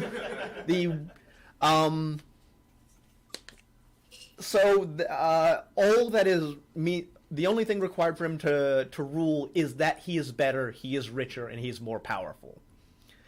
Arturia Pendragon takes a perspective that is a lot more like what we would generally think of as our leaders in kind of modern representative democracies, where you think of your leaders not so much as overlords, but as civil servants who are working for the people themselves. Theoretically, at least, the President of the United States is an employee of all of the people of the United States. And the kind of ideals we have for our civil servants are that they should be self-sacrificial, and work tirelessly for the good of the people around them, kind of derived from, like, Athenian philosophers. And so Arturia makes an argument for kind of personal service and martyrdom as a reason for her to be a better leader. And Iskander finally makes an argument that, no, that doesn't matter. And it was kind of interesting the way this was set up, because Arturia is usually your best girl for the show, the servant of the main character, and is usually always portrayed as being in the right in every other iteration of this show. Here, it kind of has Iskander lay a bit of a smackdown on her, Because Iskander is making an argument that he is a good leader because he is a model for all of the people who want to follow him. He doesn't so much demand that people follow him, so much as he lives in such a grand and good way that other people will see this and want to be like him and want to follow him to whatever it is he wants to do. So he wants to conquer all the way to oceans undiscovered. Well, he's going to fight the hardest and people will want to be like him. He's going to laugh the loudest and people will see that as a value that they'll want to embody. He will love more than anybody else and people will see this and model themselves after him and then follow him on his quests. And he then lays the smackdown on Arturia saying that, what happened to your kingdom? Which was that after in their storyline, after Arturia died at the hands of Mordred, Camelot fell apart because she had been doing so much for the kingdom that nobody else knew how to take care of themselves.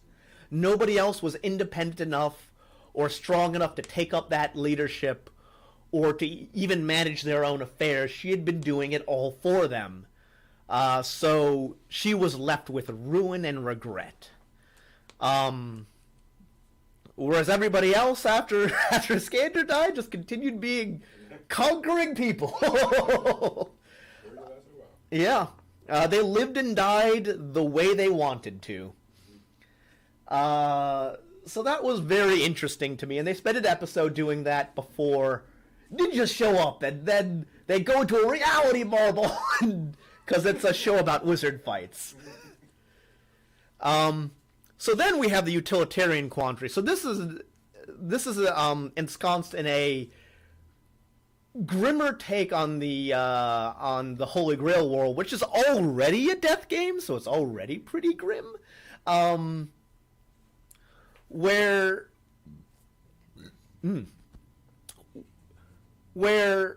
our main character Kuritsugu wants to actually do the best thing with his wish for the Holy Grail if he wins it, which is other people are going to be wishing for like power or for something for themselves, and he's like, I literally want to wish for world peace, because he's spent a lot of his life in different war zones across the globe doing dirty things. And he's like, I want an end to war. I want literal world, like, peace on Earth. There's nothing better, nothing higher you could wish for than that. It's the ultimate good. But he's also utilitarian. And he finds himself at the extreme testing of such a ethical structure, which is since he actually has, through magical means, the ability to achieve the ultimate good, that since the ends justifies the means to get there, because it's a utilitarian structure, you could do any amount of dirty, dirty tricks and evil to get there, and it would be worth it because you would just make a perfect world at the end. Gendo Kari. Yep. Well, I'd make the argument, Gendo didn't even care about the world. We just wanted his wife back. He led people on thinking Yeah. that that's what he wanted to do. And he's like, no, it's because I'm down Yeah. bad. But Kiritsugo is very much making, kind of doing a bit of a mastermind. He's less of a mastermind because he's not in control of every outcome. He's more of a sneaky rogue type who's just sneaking in, like, taking out people in the using the dirtiest tricks possible. So over the course of the show, he kills a lot of people, betrays a lot of people who were close to him, even like manipulating like a kind of daughter figure to him to sacrifice herself, because at the end it will all be okay if he makes this wish. And I mean, I'm not really issuing spoilers for Fate. If you've seen all of the Fate series, the cake is a lie. The wish is not really real. It's no good. Evil lives there, and it actually proposes an interesting thing to him because it's kind of an evil because the evil goblet basically says like, well, if you had two groups of people on two separate ships, and there was slightly more people on one ship, and you needed to divide resources, and you could only save one of these ships, well, then you should just destroy the ship with less people on it. And then you divide those into two more ships, and eventually you end up at the point, well, it's trying to make the argument that, hey, Kirutsugu, the only ethical thing would be to kill everyone. And at that point, he's like, oh, this is no good. I can't actually achieve any good with this thing. Gilgamesh is there, and he's naked. Yeah. of course. Actually, one of my favorite things about the end of this series is it occurs in a timeline like a decade or so before like most of the other series, because it doesn't involve the main character who Shiro, who call-outs is a very dumb shonen boy.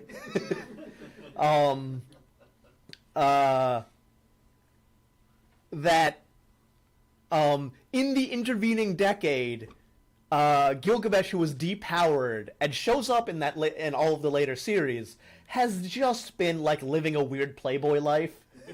Like traveling the world and sleeping with lots of women and getting them to pay for whatever he wants. Because he's essentially like the prettiest host club boy. Alright, my next show here is Planetes. This is essentially a show about space garbage men. Anybody seen it here? Yeah. Great opening song, too. It is the not too distant future, the year 2077, and I guess Virgin Atlantic and all these people have been running low orbital flights through space. There's active space stations, there's a colony on the moon, and the Earth is preparing to send a deep space mission to Saturn. Well, I guess that's not deep space, but a large mission to Saturn because we're just getting to explore the wider solar system. But they are dealing with an environmental pollution that we're already seeing in our modern day, which is orbital pollution. Everything in space that is in orbit is moving at an extremely high speed to keep it in orbit and to keep it from falling to Earth because of Earth's gravity. So whenever something gets destroyed up there, it creates a lot of debris moving at hundreds of miles an hour. And if somebody's out there in a spacesuit, or if there's a satellite up there, and even a screw moving at hundreds of miles per hour impacts one of those satellites, you could just take out a satellite. I'm not sure if we've had some examples of this happening already. Russia just blew up one of their space. Yeah. Russia and China have been doing this. I'm not sure if we've had any satellites specifically taken out by space debris yet. But they created a lot more space debris. But it is a mounting concern that if we polluted the Earth's orbit enough, we could enter a communications dark age again, where we wouldn't be able to make use of satellite communications. We wouldn't have GPS. We'd be reliant again on like transatlantic cables and like phone lines and stuff. Yes, I don't think we go back that far, but it could be pretty grim. And also, it would be impossible to explore space further if we can't even like manage what's directly outside of Earth. So technology is advancing, and we're already messing it up. And this is essentially a workplace comedy. There's a bunch of people in the garbage disposal unit where they go on spacewalks, find trash, toss it into Earth's towards Earth so that it burns up in Earth's atmosphere to kind of keep the place clean. They are that department that nobody likes because they're garbage men, and they have a bunch of quirky people working in their department. Steve Carell style. So what I was expecting a group of lovable, quirky underdogs. We have our main boy, who is trying to become like a exploratory astronaut on the mission to Saturn. We have a character who is much more involved in like a human approach to people, and you've got a manager who can't deal with the limited budget they have. An experienced person who smokes too much. So I was expecting the show to have like, funny characters and also a lot of otaku stuff about hard sci-fi. So for people who want to not like yell shining finger on a robot that has feathers, but want to know how space actually works and have like one of those real robot situations, like everything shown in here is very much how space travel either works currently, or you could reasonably expect it to have to work going forward. The difficulties of being weightless, the amount of training you have to do to keep your bones intact. They've already had the first person born on the moon colony, and her bones don't allow her to travel to Earth. So yeah, you see this guy's like, if you don't want to get killed by having your face smashed in, don't open your face guard, because there's debris moving around. But what I also got from this show was, well, just a grand view on humanity. There was an awe at the capabilities of individual and societal achievement technologically, and then also a dismay at the individual and societal achievements of man. So it is the year 2077, and I'll get into the naming of this. They are looking at further exploring space, using technology in a bunch of ways, but they haven't solved the problems of Earth yet. There's still a bunch of separate countries that have issues with each other. There's still poverty, famine, and war on Earth. At one point, one of the things that they have to drop into Earth's orbit as space debris was a monument to like the end, like a ceasefire or the end of a regional war on Earth. And they have to just kind of chuck that like trash.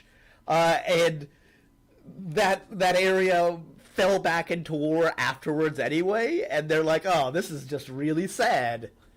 But one character feels still hopeful about the future, so humanity has learned nothing from the mistakes of the last century.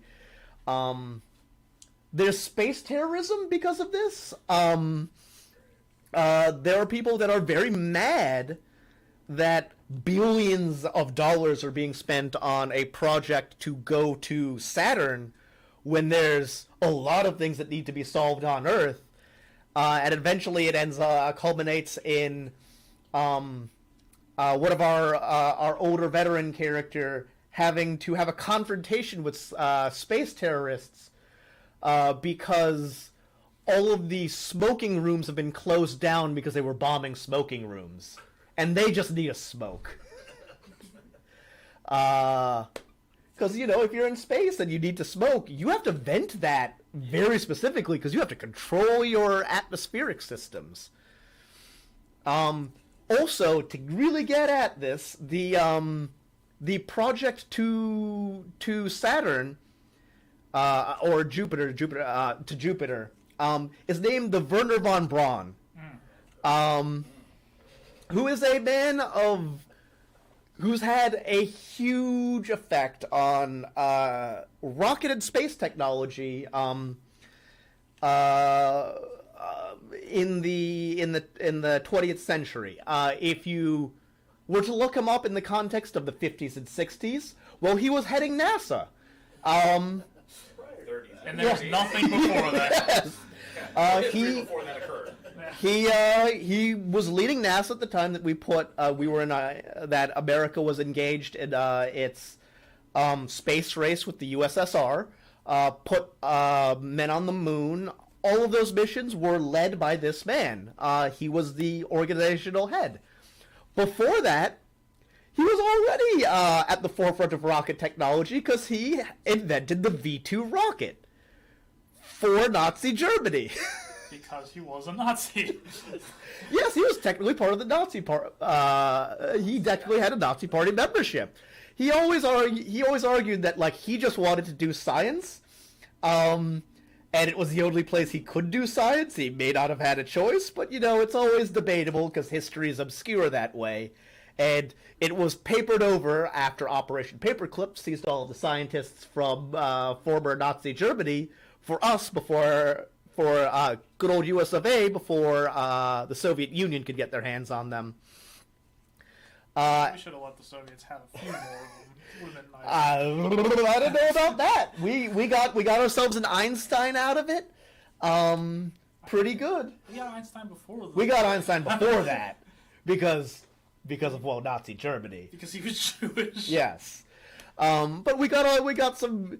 I think there was a joke that most of the people in NASA at the time were former Nazis, and they just had Nazi salutes trained into them. So if you yelled Heil Hitler, they just snapped to it. But he had said that he had always wanted to make a rocket that he wanted to send it at the moon, and that he just missed and hit London. Because that's what the V2 rocket was used for. So it's very funny joke. Yeah. So there's history involved here, and these are those problems that make us kind of groan about history are still involved today. Is it right to pursue science for kind of science sake for potential far future discovery if you have tangible problems that you could be solving instead? Miyazaki's last film, The Wind Rises, was a pretty good example of that. Yeah. Because that was like actually a guy who was not killing Jewish people. Mm-hmm. He was just literally forced to design Yeah. Military airplanes for Japan. Yeah. There's a question of like, if you just love aeronautics, what are you going to do with your life? All right. So our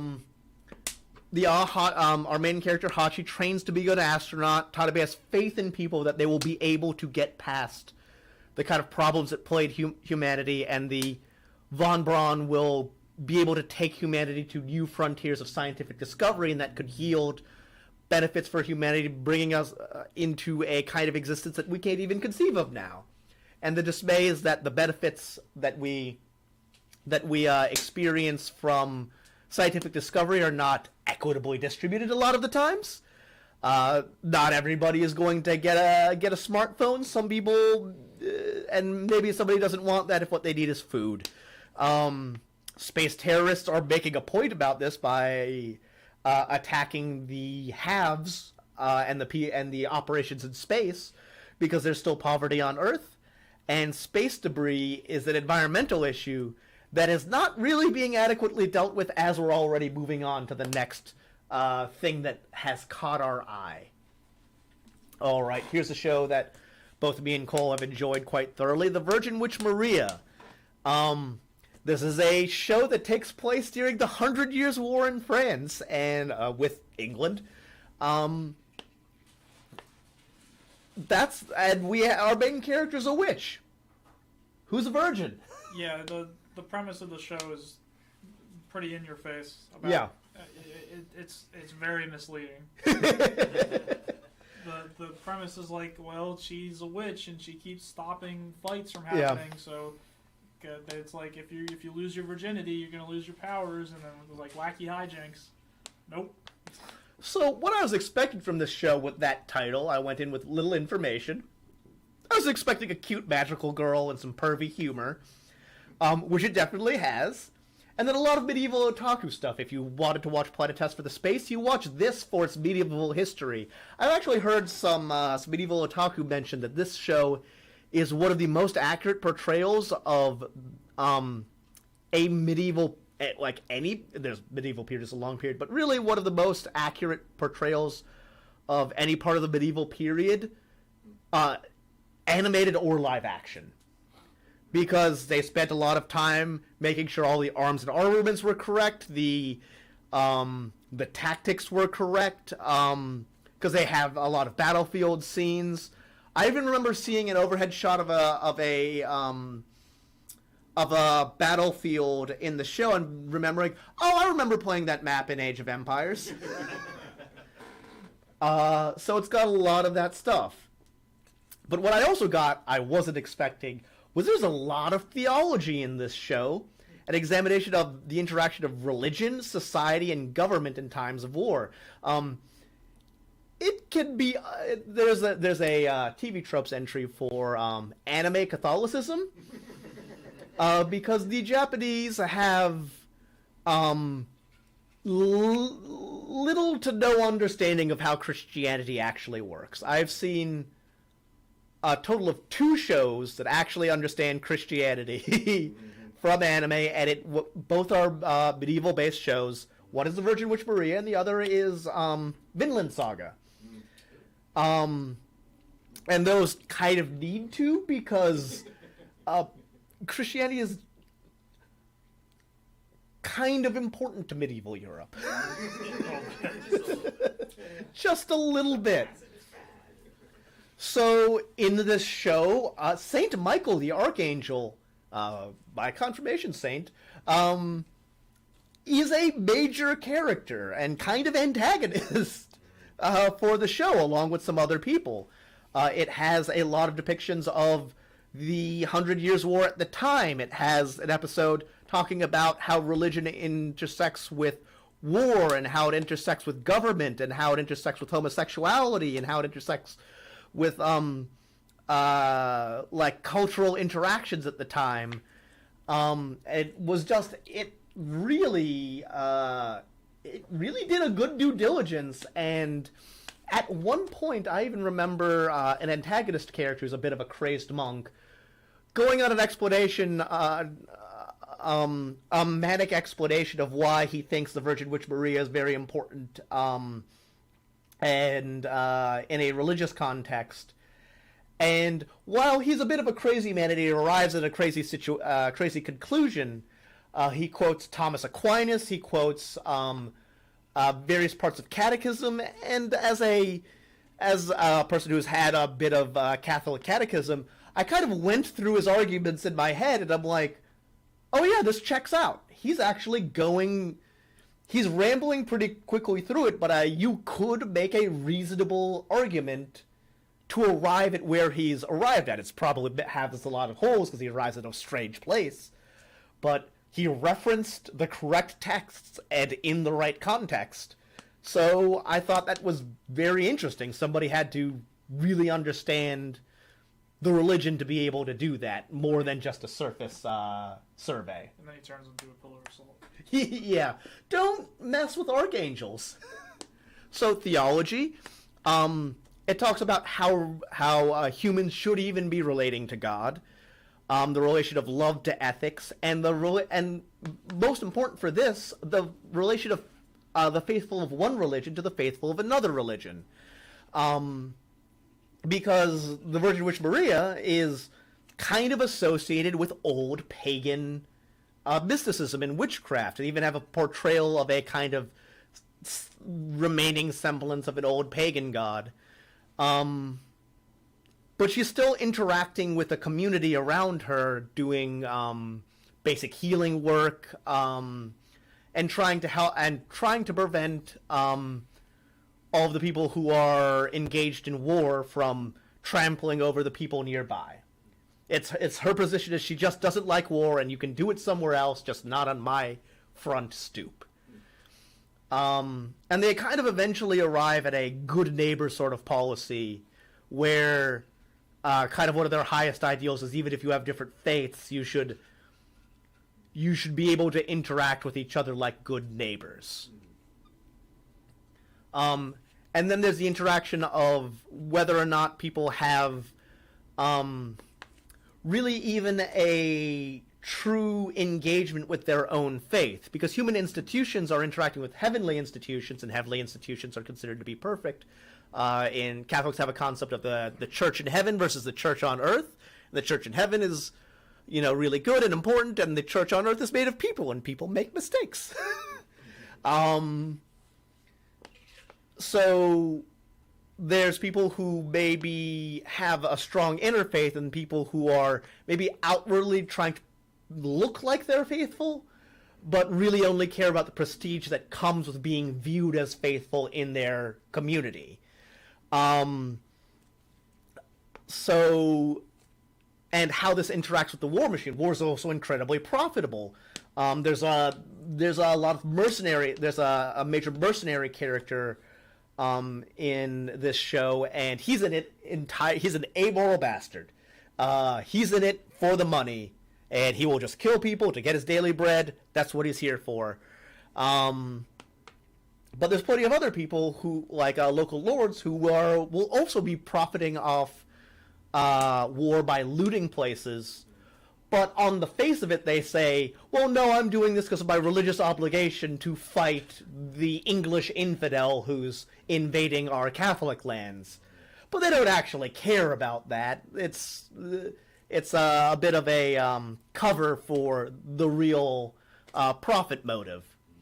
So it's got a very complex look at all of these interacting human systems. Oh, this is one that interviews with Monster Girls. I'm getting some shouts from the crowd here. It's actually become the comfort show of one of my good friends. It's a real good and cute time. Ostensibly in this world, there are something called demi-humans, which are monster girls. Almost everybody is human, but there's a few people who are, in this case, I guess going from left to right. Well, we have people can't see me point. Well, you still said left or right. Yes. So we have the teacher in the gym suit at the top. She is technically a succubus. It doesn't get too blue here. It's still everything is way more cute than it is pervy. Like, it's actually pretty clean of all that. So if that's a concern, don't worry. Or if that's what you're looking for, you won't get too much of it. The girl in the kind of turquoise hair is a Yuki Onna, a snow woman. The blonde girl is a vampire, and the girl who is holding her own head is a Dullahan or headless horseman. So that one's fairly obvious.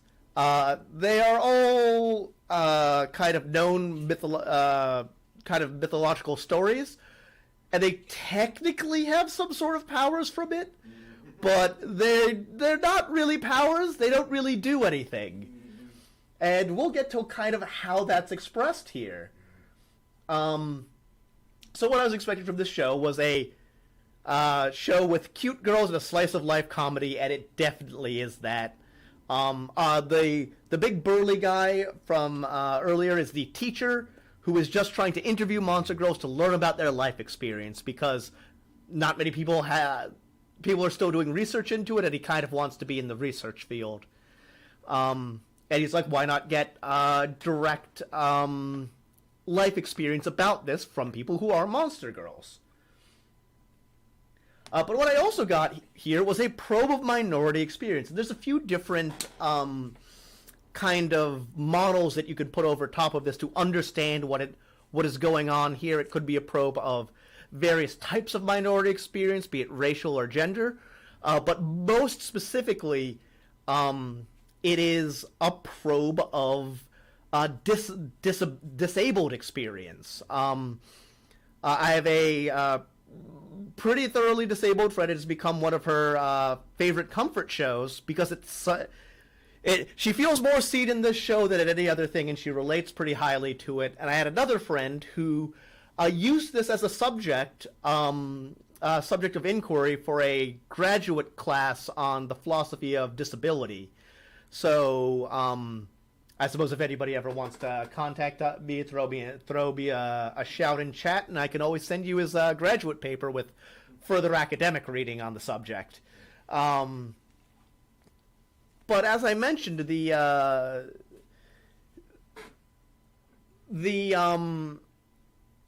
girls don't really have powers so much as they have problems that come from their kind of demi-human biology. The vampire's essentially just a girl with anemia.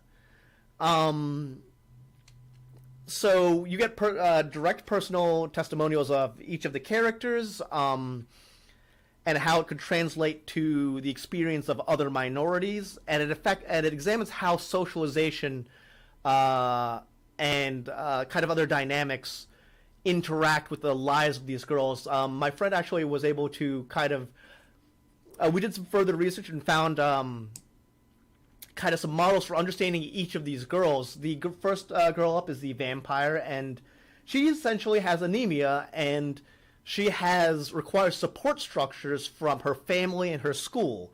She has a little bit of an oral fixation, so her sister allows her to chew on her arm. She doesn't really need to drink blood, but she does need like extra iron to keep her health up, and she has to be excused from gym class because if she is out in the sun, she will kind of wilt a bit. So it requires that her family is able to help her through some of her problems, and that the school is able to make accommodations for her.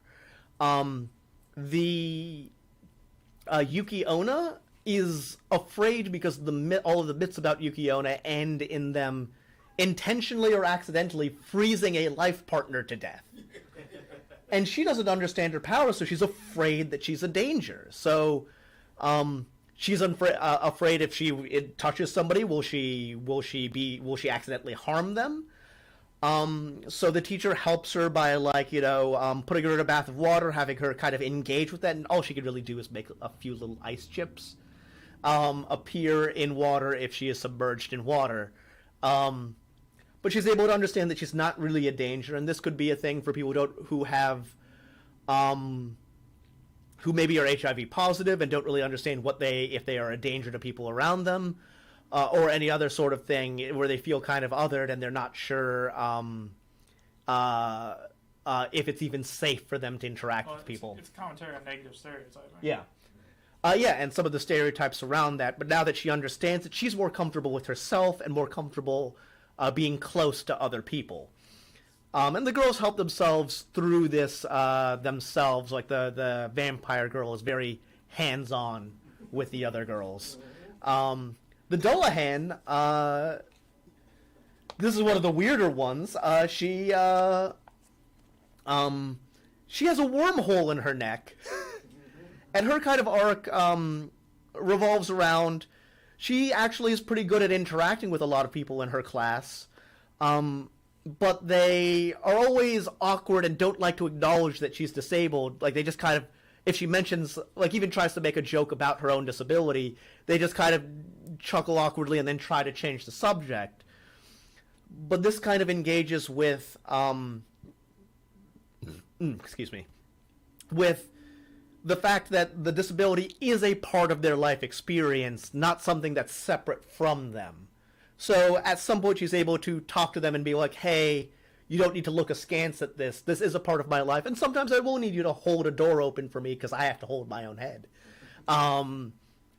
She has like a head harness. There's some things. And eventually it's a little goofy, but like the emotional relations are going to be very relatable for anybody who's ever been in that, who's ever had a mobility disorder.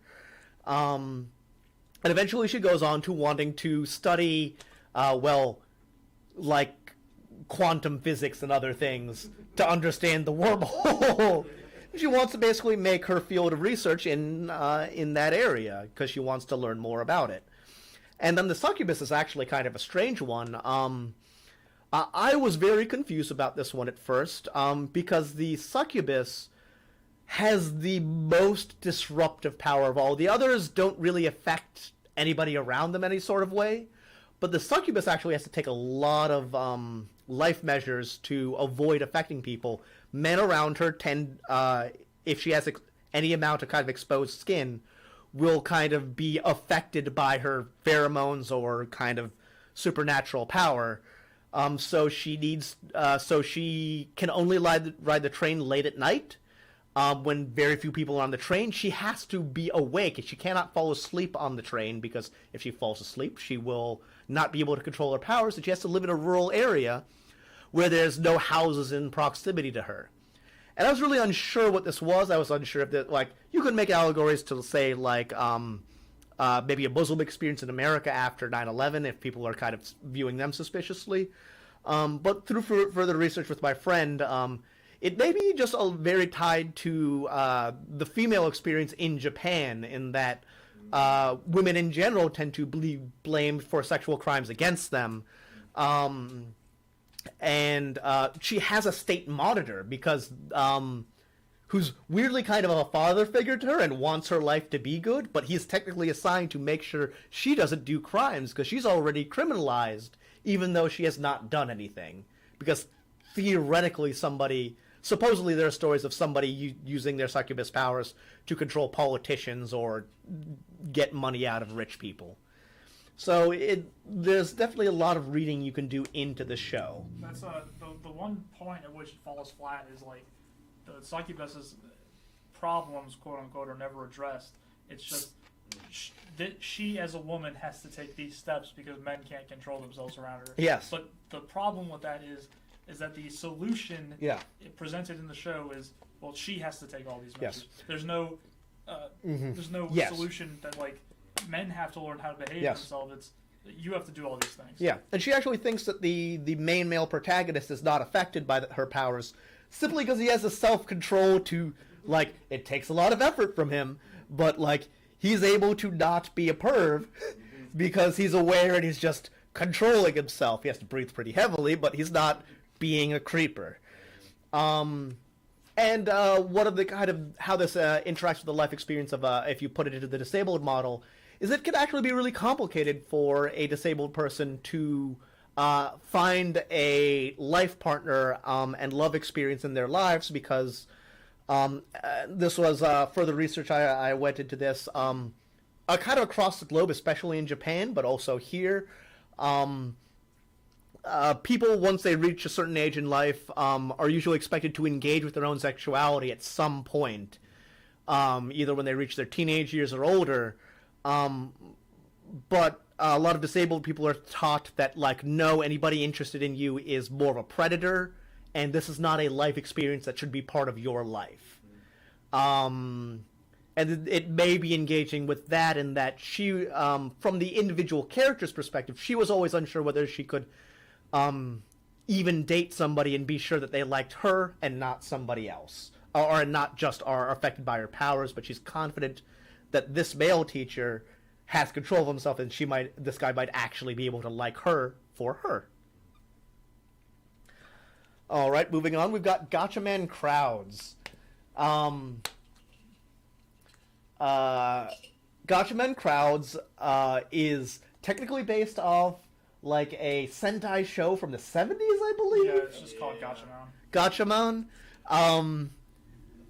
They do have weird Sentai powers, a, like, Zordon mystical man who gives them the powers through a notebook, and they, like, the techno soundtrack for this show is so amazing, and it is so neon colored all the way through, and it has a lot of cool fights and weird characters.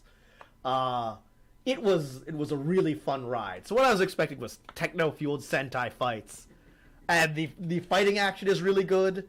Yeah, it was a fun ride all the way through. But what's actually in this show is, I was not expecting it, this is actually a sci-fi where the future technology is just social media. Like, some of it already existed.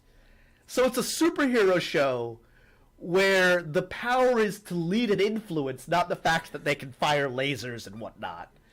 There are 2 seasons to this show, and they both focus on a different sort of social media technology.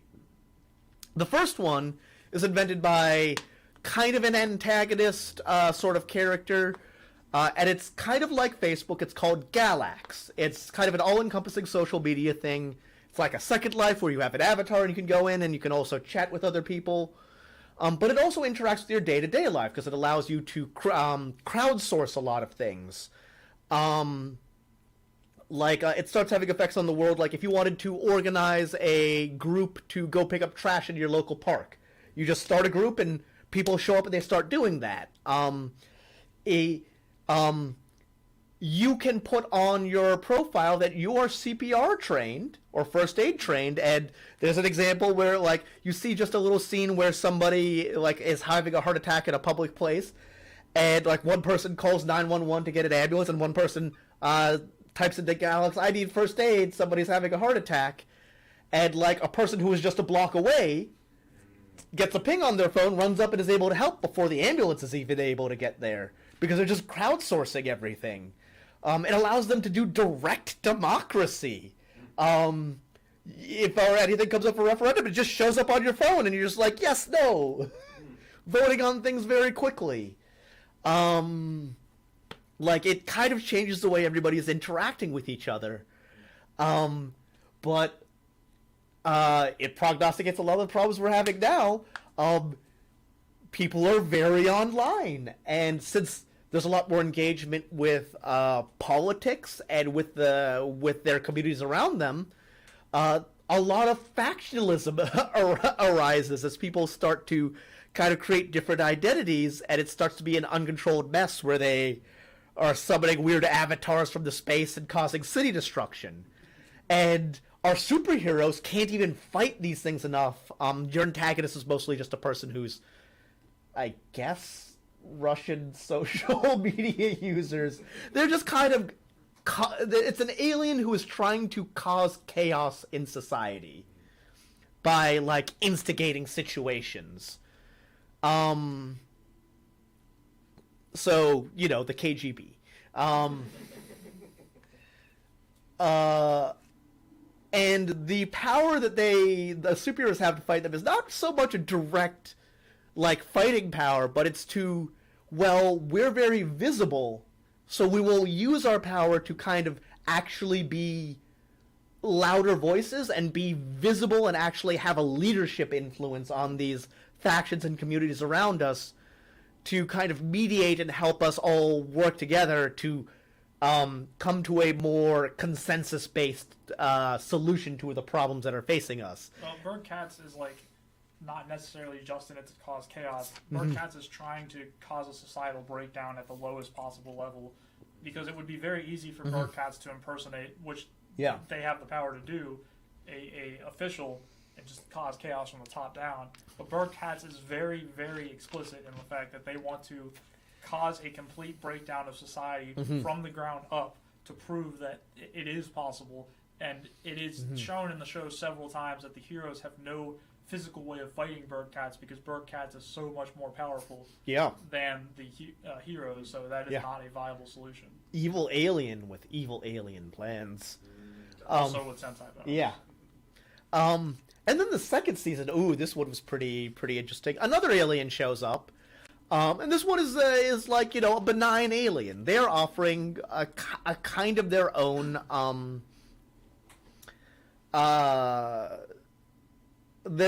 power that they are only offering if you consent to want to have it, and this power is pretty simple. They will make an emoji be permanently floating above your head that accurately represents your current emotional state.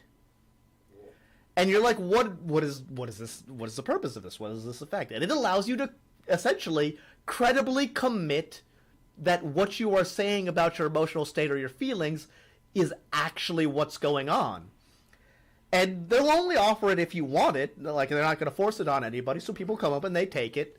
It has a lot of interesting things. Like, some people are like, oh, we were unsure about our relationship. Like, two people in love were unsure about their relationship, and they're like, oh, yeah, well, they get the emoji, and they're like, oh, do you really love me? And they both kind of have hearts appear above their head, like a happy face. And they're like, oh, it really is true. And they feel more solid in their relationship. And then another couple does it, and they're like, oh, do you really love me? And the emoji is like, he's like, yeah, I do really love you. And the emoji does not concur. Yeah. So it has an interesting interesting thoughts about what should and shouldn't be private for a person. Like, there are things that you want to try and get across to somebody if you're trying to communicate with people, to really have an in-depth relationship, but it may or may not be something you want to commit to having all the time, because you may not want to let everybody know what's going on in your brain at all points. So it's just interesting to think about. Like, it doesn't even give you a hard yes/no on how these things are going to, whether these things are good or bad. It mostly says that technology is, communications technology is one of the most powerful things that we have, and we have to engage with it responsibly. There's also the fact that Hajime is like essentially the Ubermensch, like the perfect. I love Hajime as a character too. Yeah, it's interesting because they made her a very good character, but like also like a Superman level moral character. Yeah. Like she is the platonic ideal of what a good person is, which is the show. Like I think the show is like communicating that it's not possible to actually be like Hajime. Yeah. Because Hajime always knows what the right answer is, even in season 2, where she is very much detached from the situation. She still knows that when the alien comes down, she's like, I don't think this is a good idea, but she doesn't do anything to influence Yeah. it. She's not like a mastermind or anything either. She's kind of like an archetypal, like, good fool. Because she seems very strange, like she's like a flippant, airheaded sort of girl. And people are like, oh, you're not taking, a lot of the other characters are like, you're not taking this seriously enough. Like, we are fighting to preserve Earth, and there's a lot of danger that could happen, and she's kind of flippantly moving towards this stuff. But it turns out, like, one of the first things is like, oh, you think it might be a Monster of the Week thing where you fight an alien monster every week. And the first one she comes across is like, oh, this is not actually trying to fight us, it's just lost. So she's able to calm it down, and instead of, like, Sentai fighting it, they're just like, oh, it's just like a pet now.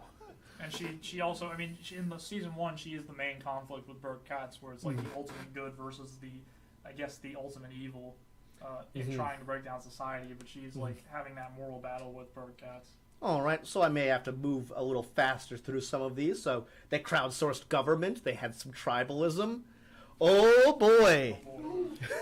I feel like most people are going to be familiar with Melancholy of Suzume at this point, but a lot of times there are young people in the audience, and oh, young people. This is a little past some people's day at this point, so I would highly recommend that people go see it.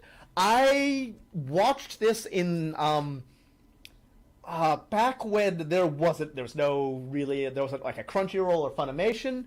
I was just on some pirated internet site, and I had just gotten into like my high school anime club and was trying to find anime, and I had no idea what anything was. There was this huge list of anime in front of me, and I remember distinctly picking this show because it had the word melancholy in it. I'm like, that's a big word. Let's see what this is about.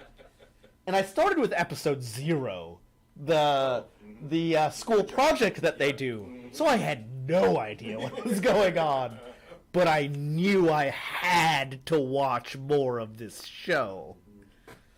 So when I got in, I had no idea what to expect. And if you haven't seen it, you've probably seen the dance. That was in every con for decades. But there's a depth to this show. What I also got out of the show was a focus on the human being as a limited being in time and space and power. Like, it goes back to, like, Cartesian philosophy here.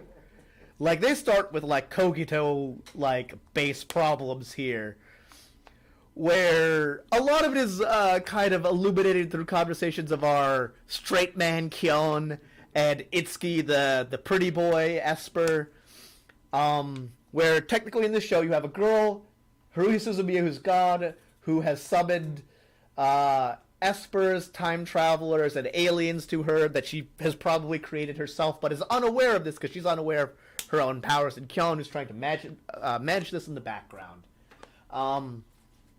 So basically, every week they get into some sort of mystery-based adventure they have to solve, and after they do that, there's often no evidence that this happened at all, and they kind of have a conundrum on their head where, did that happen at all?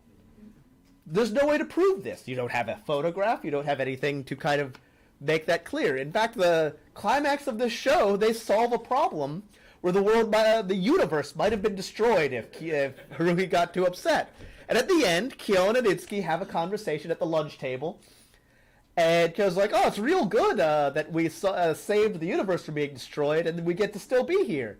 And Itsuki's like, yeah, it's real good. Unless we failed and the universe was destroyed and recreated, we're completely different people who wouldn't know that we're not the same people as a previous iteration of the universe and are just going to live our lives on without ever knowing that. Man, it's really good that Haruhi. Anyway, lunch is done. Bye now. It's really good that Haruhi never did a time loop like that. Right.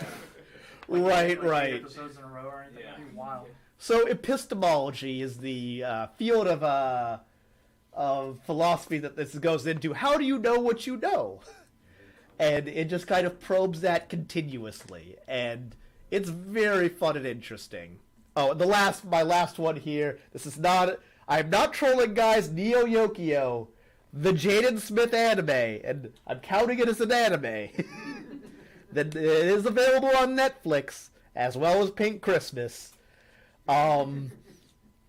This is a show about a Jaden Smith anime analog being a rich turd in not quite New York, in anime New York.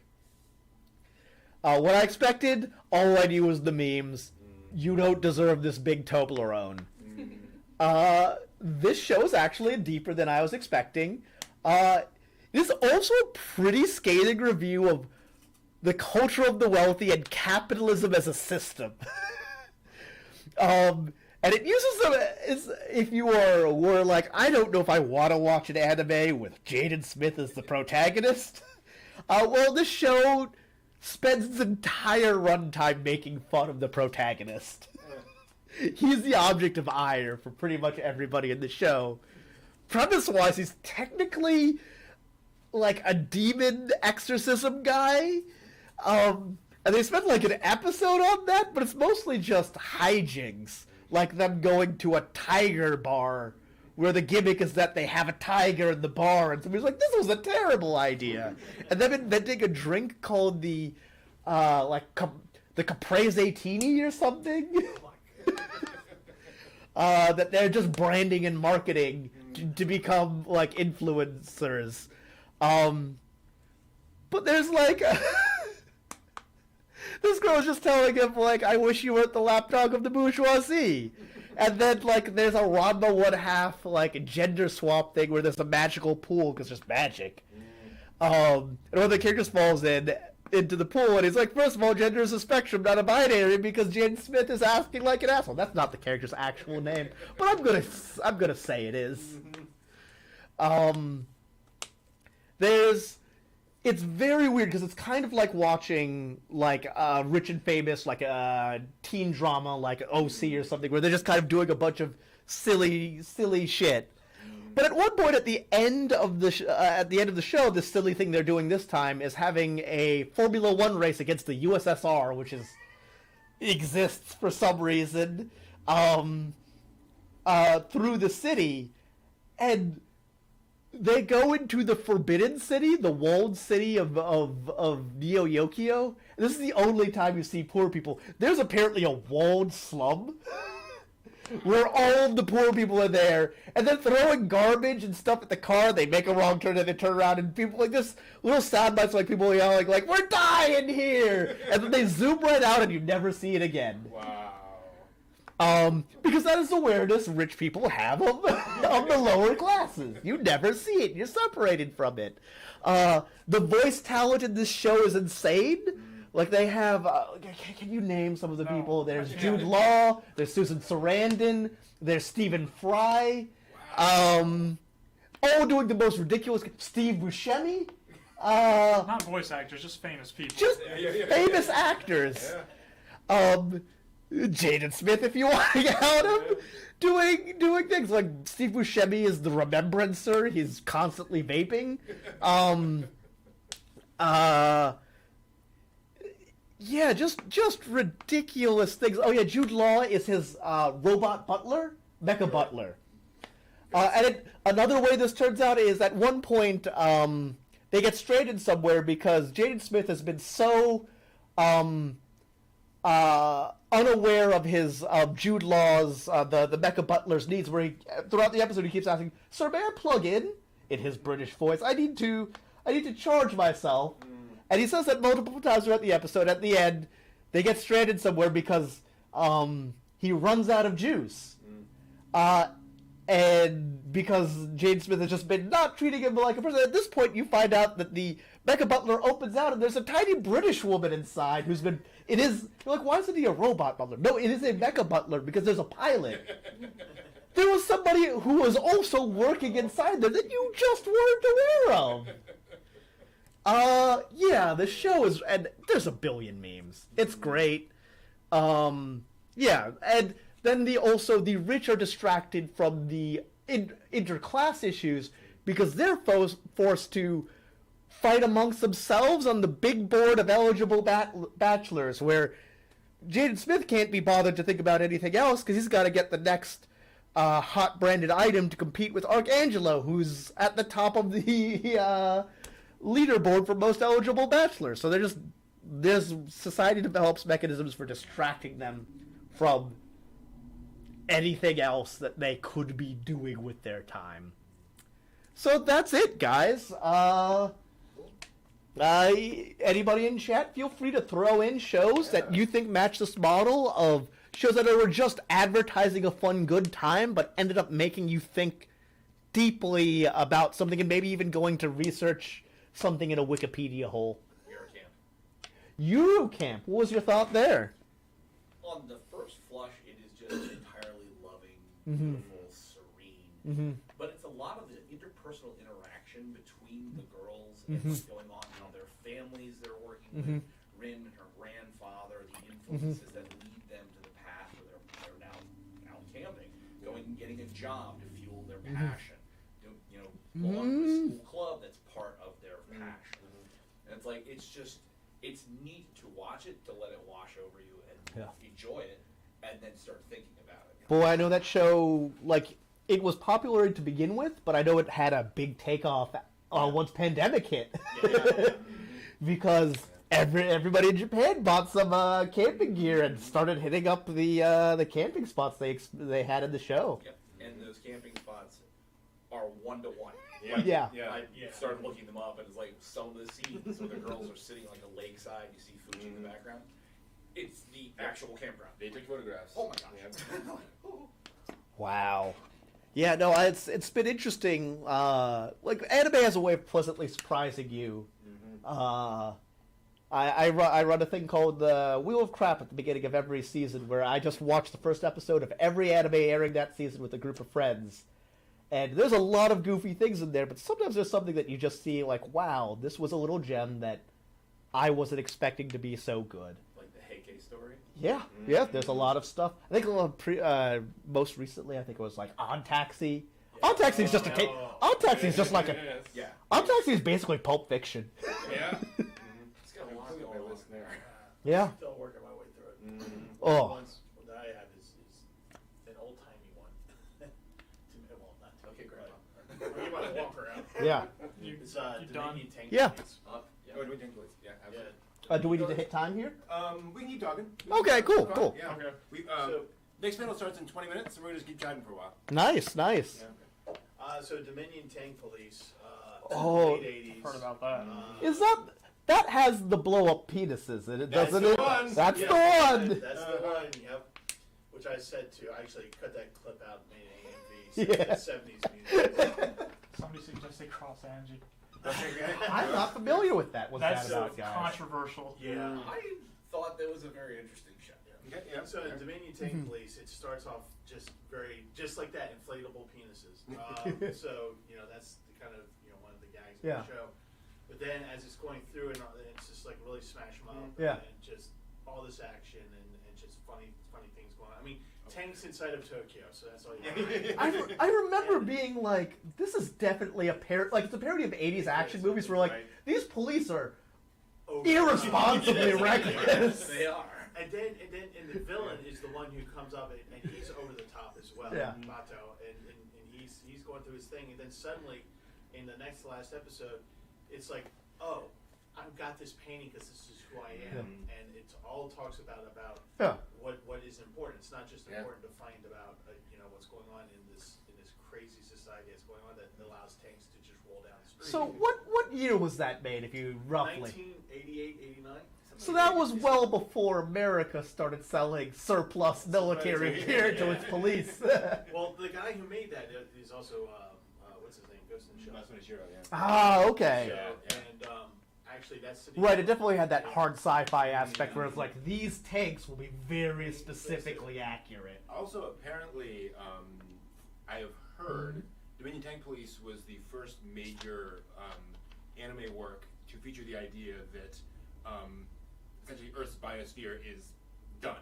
Ooh, really? And that idea, and it's kind of popularized in Japan, this idea in science fiction of what if we're not going to solve all these problems, what would that future look like? So, Yeah. kind of interesting. Wow. One of the ones from me would be Nia Under 7. Ha. Yeah. Never. I'm unfamiliar with this. Abe, Yoshitoshi Abe. Yeah. Oh, okay. So basically, once the folks behind Lane finished Lane, this was before Technolize, I think. I think it was after Lane. They made Nia kind of as a mental break from Lane. After that Lane, they were like, Yeah. we need something fun now. You Yeah, know? because Lane is very much in that first category, like Ghost in the Yeah, Shell. exactly. This is Yeah. a cerebral, Yeah. like, And prepare Nia- yourself to watch. And Nia is not that. Broke college student who has an alien take up residence in her closet. Basically. Ooh. Yeah, and just, who's of course a cute girl. Yeah. Both cute girls. But it is basically ridiculous, goofy comedy for like 10 episodes, and then suddenly it starts like executing on some of the social things that they've implied about society, with aliens being around, the idea that this, not to be really a spoiler, but the Nia, this girl who shows up, she kind of comes and goes, and she's very annoying and so forth, and at one point she just stops showing up again. And it's like, oh, is this what I want? Like, this is, I keep telling her how annoying she is, Yeah. and she's gone. You know, and so it deals with that Yeah. kind of stuff. Where it's like, oh, nice, we actually have something there. I think I'm trying to think of other examples. Like Maid Dragon, like almost I crosses. almost put Maid Dragon in Almost. here. It doesn't quite. Yeah, because Maid there's Dragon. too much nonsense. Maid Dragon has plenty of nonsense, but every episode, especially the most recent season, very specifically is focused on the concept of family and how you relate to family, how you build family, and also how you recover from trauma. Like, those two things are in every episode. So I had considered putting that in there, but I wasn't sure. One of the things that I'm trying to do with this panel is make it very specifically things that don't look like they're going to be about that. In Maid Dragon, you pretty much know it's going to be a slice of life about found family. Then a short stack dragon Yeah. shows up. I mean, I guess I could include it in that. I was not expecting it to engage with trauma in the way it does, because it is like through and through about how these characters are getting over things that have happened to them that you don't even see directly, because it's mostly slice of life stuff that's happening, but you will just see it like from a little askance here and there, and they'll deal with it a little bit every once in a while in the more recent season. Like, only at the end of the second season did you even really find out what happened with your main character, Oh, wow. which was that she fought God. Well, a god. I'm sorry, not God, a god. I figured out the other one. The Pet Girl of Sakurazo. Oh Yeah. Because that looks like it is a goofy, ecchi comedy. Mental health, right? Or is it mental health issues, or is it? A little bit. Sorta, yeah. It's Because of her social disability. yeah. That's in, but the bigger thing I got out of it is the creative life, for lack of a better word. About it's basically about the wacky dorm. Yeah. In a college, actual college, not high school. Yeah. And the fact that they're all actually like pursuing their dreams, and how like that's not easy. It's not like it's nice, but like they have to really work their butts off, and it doesn't always work. Currently airing is Blue Period, which you may want to take a look at. Yeah. And like, it's a sober look at becoming an artist, like one of the first things is like, it's very hard to make a living. Yeah. 2, it's very expensive if you go to a private school. Apparently Japan said, like, there's like, no, there is an option. It's like, one, because your main character is kind of on the poorer side and didn't think art was for them. Yeah.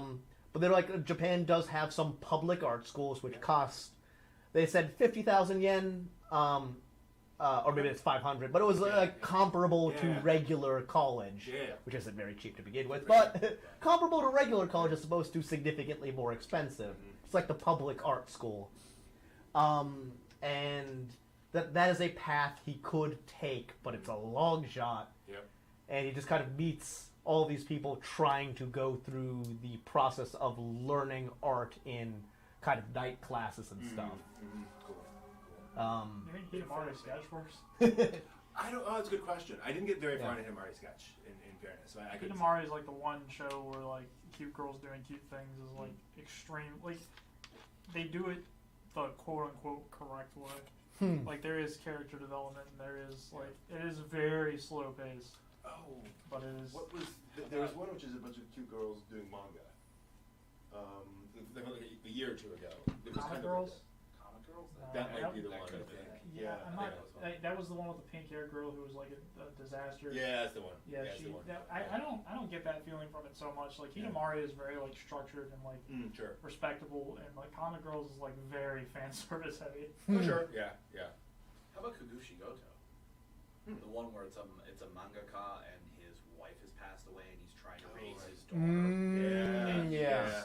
Trying not to let her know that Yeah. he's a mangaka and doing everything Right, he can right. to raise her, and her development and how the show goes to the very end, and it's very impactful as it reaches its conclusion. Cool.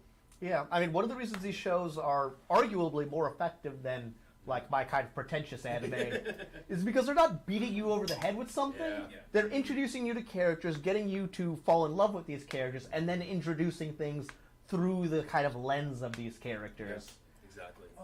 Rather than having like people as allegory, as opposed to contrast to some of the works of Makoto Shinkai. Right. Yeah. Absolutely. You get much more realized characters and see how things kind of affect them at the ground level rather than at a more abstract philosophical level. Agreed. Cool. Well, thank you very much. I think we'll go ahead and take That's it for me, guys. I hope you enjoyed it. Yep. Absolutely. I think we have a video next. Let me go ahead and switch over to a little bit more of some Kira video, and we'll be back in a little bit. Hi guys, I'm about to go on another trip, this time to a new prefecture that I've never stayed in.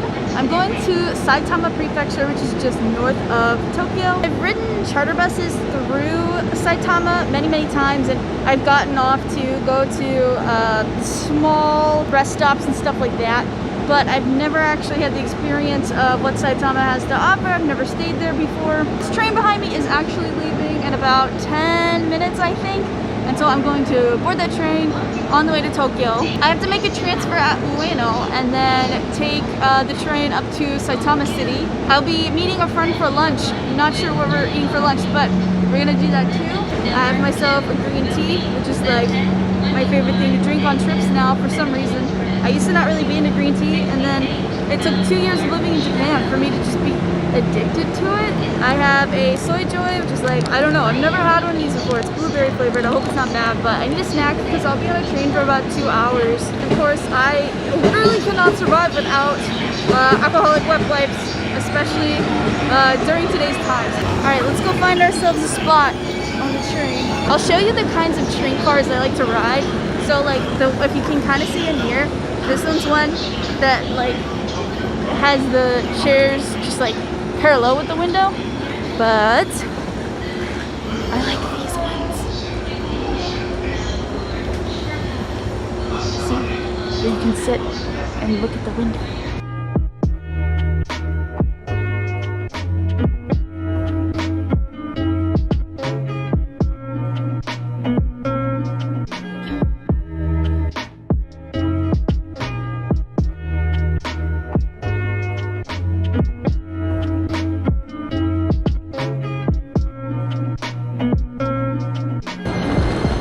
Alright, we're here.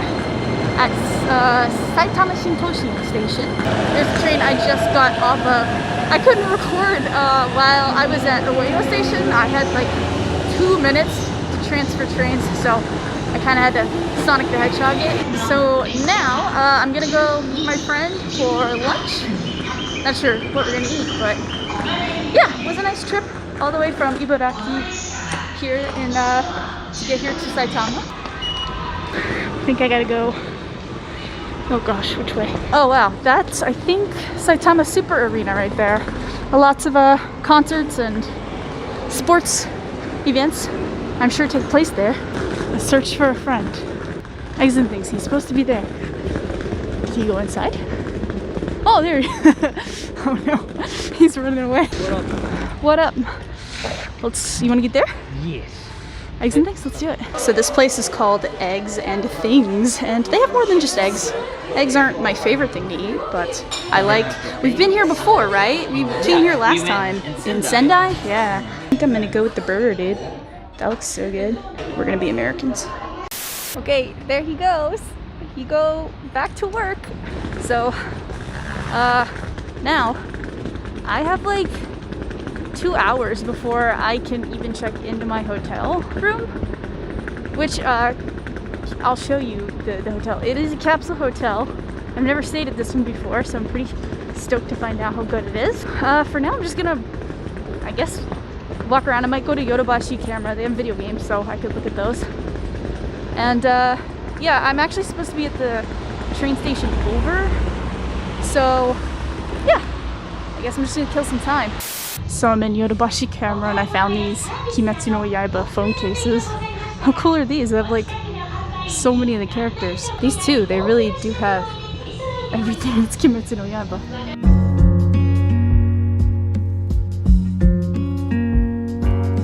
So right now I'm just waiting at the station, and I told Andrew that I was worried about the rain this weekend because tomorrow I wanted to be outside mostly and it's totally gonna be raining. And he was like, yeah, didn't you know there's like a typhoon coming through? And I just went, what? And sure enough, I log in on Twitter and there's like tons of posts about this typhoon. Yeah, step 1 to the Kira traveling plan is to not look up the weather before I leave. I don't know, we'll hope for the best. The typhoon is moving eastward, meaning like off the coast of Japan, so I'm really hoping it doesn't rain tomorrow. That would really put a big damper in my plans. Alright, now we just wait for this next train and we go to Omiya Station, which is just one stop away. I still can't check into my hotel yet, so I'll probably just chill around the station area until I can. The infrastructure here is really cool in Saitama, I think. It's a lot of cool looking buildings and stuff. You can kind of see the there's the typhoon behind me. Awesome. Right, I made it. I'm checked into my hotel, and at the front door they give all the guests masks. I guess in case if someone doesn't have one, they want to make sure all the guests are wearing masks, and they even gave me a little bottle of alcohol sanitizer as well. So these are the times we're living in, folks.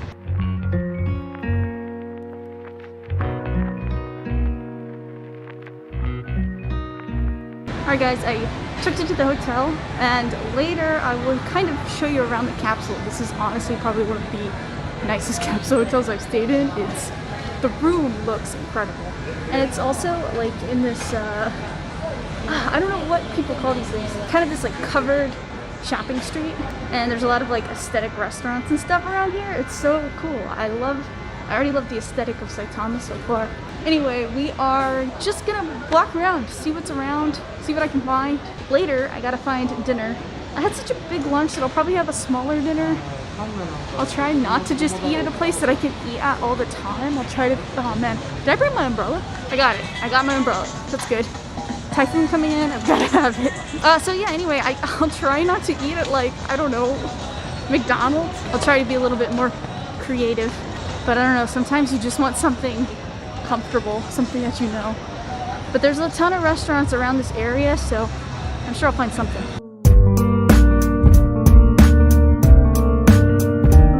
But I made it a little bit away from Omiya Station, which is kind of like the main big station in Saitama City. And I came across this like, almost like a walking and bike path area, kind of like a park. And then behind me, there's like a, I don't know if you can pick it up on the camera, but there is a torii gate over here. So I'm sure there's like a shrine or something over here. So we're gonna walk this way. It's just beautiful. Let me show you.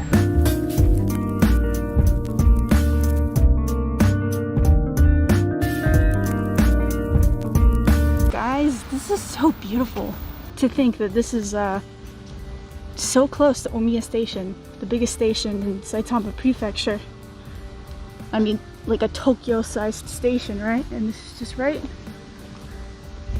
nearby.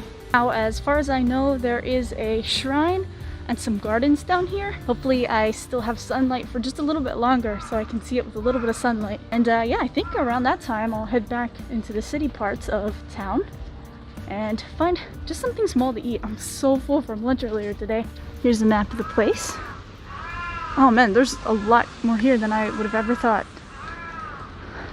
To think that this really peaceful place is like a 15-minute walk from the main station area. Bridge is so pretty. So amazing. I love just the architecture of things in Shintoism and in Japan. I just can't get enough of it.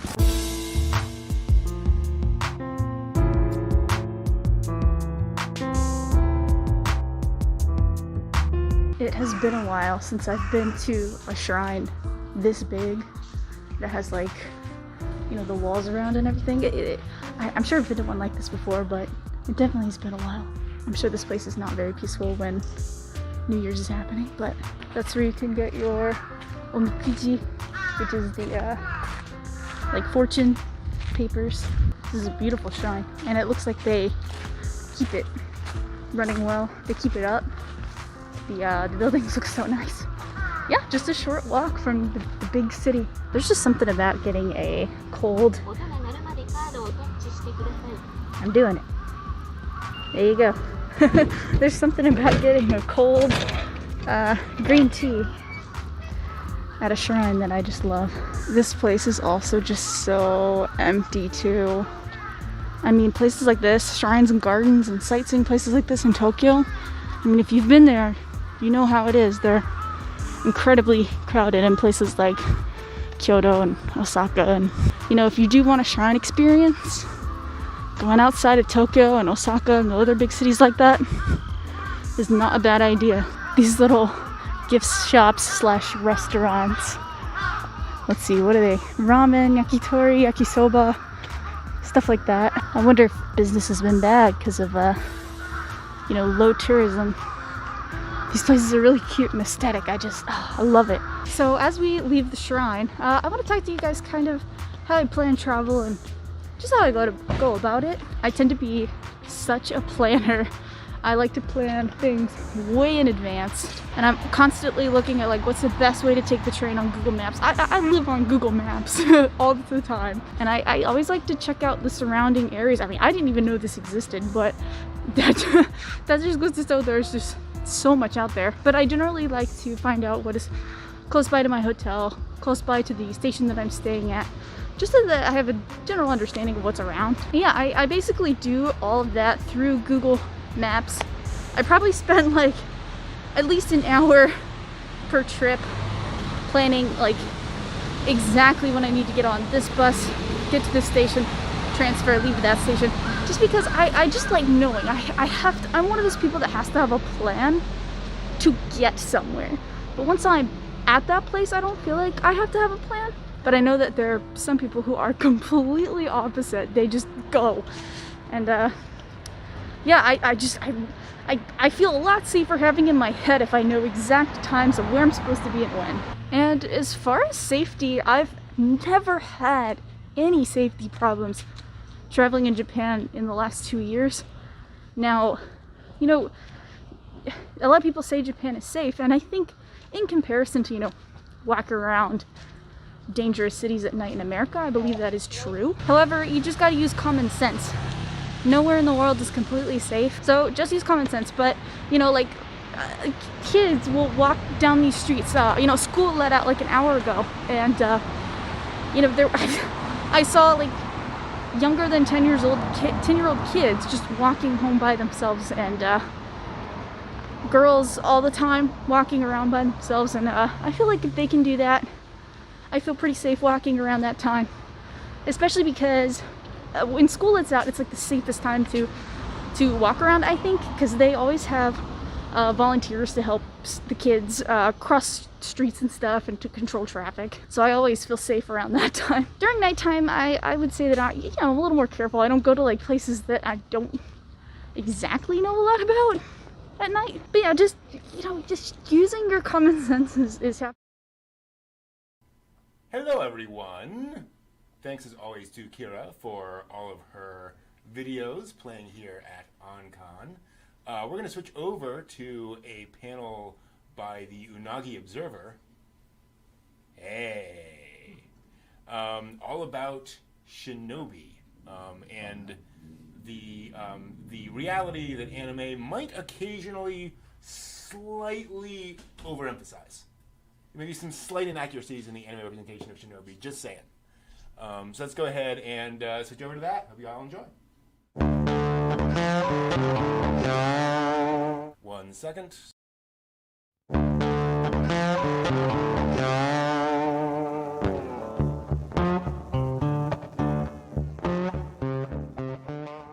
Hi there, my name is Steve Gearhart. This is my panel for OnCon 6. Yes, OnCon 6. My panel is the Shinobi Scroll, the short history of ninjas in Japan. Before we get to that, let me tell you a little bit about myself. Again, my name is Steve Gearhart. I run a channel on YouTube called the Unagi Observer, where I talk a little bit about fandoms, various fandoms. It can be gaming, it can be science fiction, movies, a little thing called anime. To talk a little bit about that. Actually, I talk a lot about that. Also, I do the weekly dig with Brent and John over at Anime Archaeology channel, so please check us out there every Saturday night, about 8 o'clock, where we talk about anime stuff. So it's always a fun time. We got the chat going, so please drop on by. A couple things before we start the panel, and that is, first of all, no videos in this. In other words, we're not going to see videos from anime simply because of licensing issue, and we don't want to shut down OnCon because I threw up a video here. So, sorry, no videos. The second thing is that you might hear some ambient noise coming in. I'm doing this pre-recorded. I do live in a city. It's called Baltimore. Things do go on around me. We just, about 15 minutes ago, had a guy who had a heart attack, so we might still hear some sirens from time to time. If you do, it's okay. Nobody's after me. Anyway, so let's go ahead and start the panel. Shinobi Scroll, the short history of ninjas in Japan.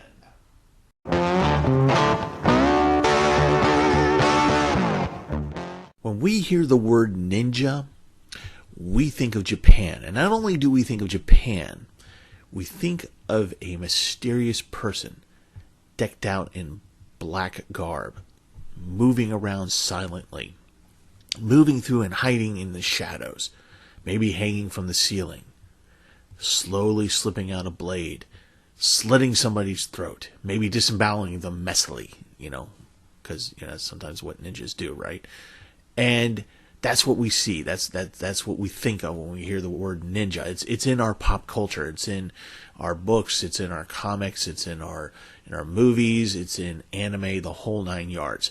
When you think of ninja, we know exactly what that word means, or we think we do. And it has permeated pop culture. I mean, it's everywhere, right? From comedies to action movies to really kind of bad action movies, like the following: Revenge of the Ninja, Ninja 3: The Domination, Shogun Assassin, Ninja Hunt, and cheerleader ninjas. Now, in anime, they fare a little bit better. They look a little bit better. Still, we got the over the top gore action kind of thing going on. There's always a lot of blood splashing and things like that. And we have some anime like the following: Ninja Resurrection, Blood Rain: Curse of the Yoma, Ninja Nonsense. This is a personal favorite of mine. The famous Ninja Scroll,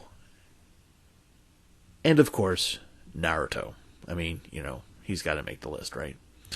So this is what we think of when we talk about ninja, when the word ninja comes to our minds. Now, this is what I want to talk about, because the term ninja, when you were talking about Japanese kind of people doing these things, that's really not the right term. So let's talk about that.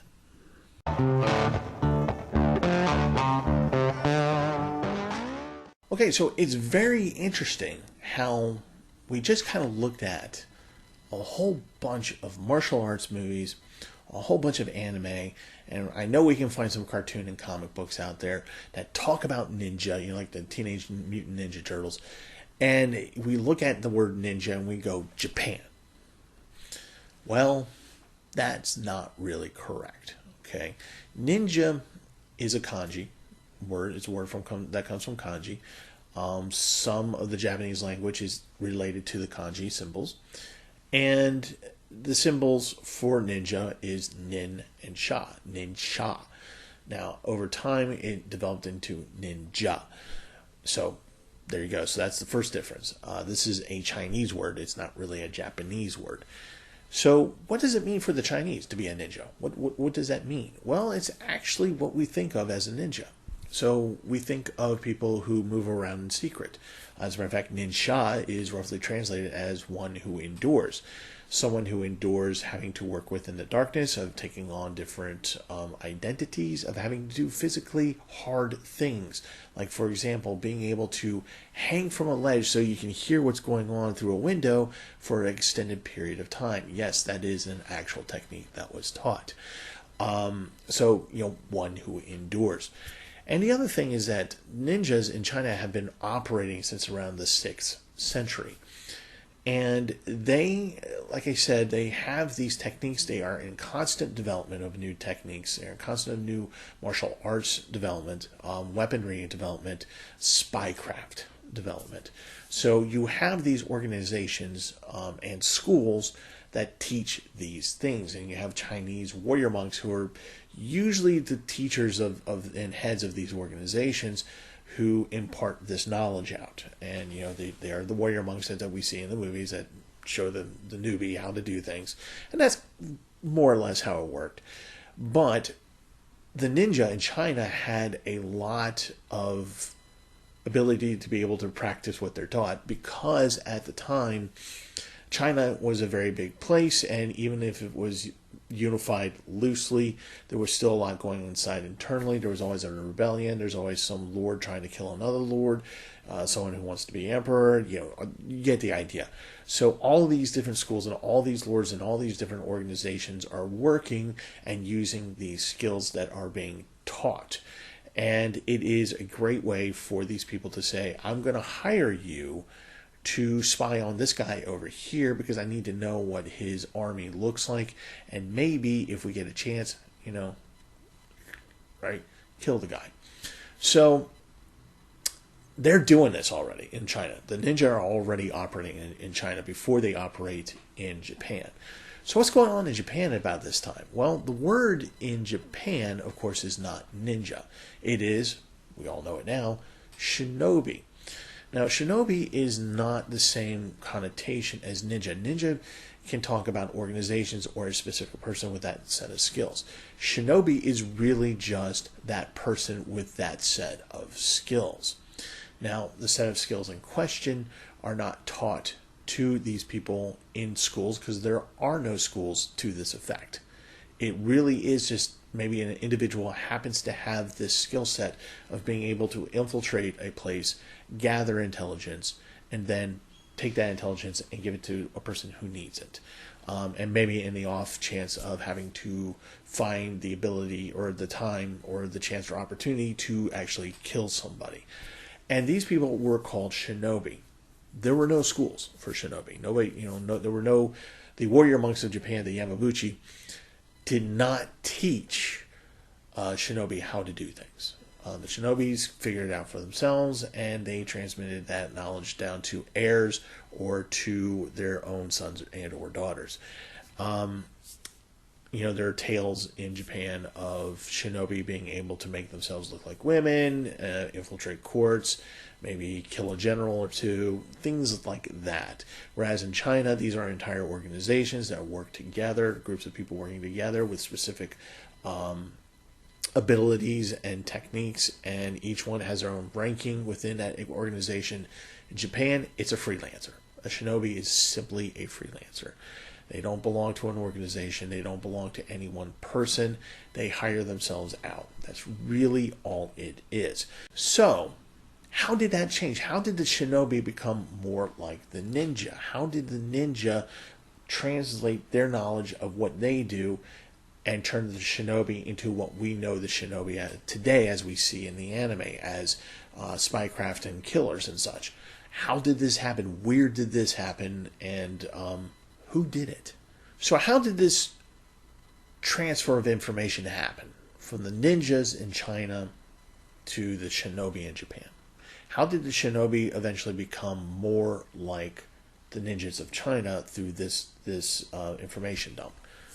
Well, for starters, there's always been trade through Korea, through China, with Japan, all of them acting with each other, and kind of there's some information, some philosophies, techniques, sometimes technology goes through trade.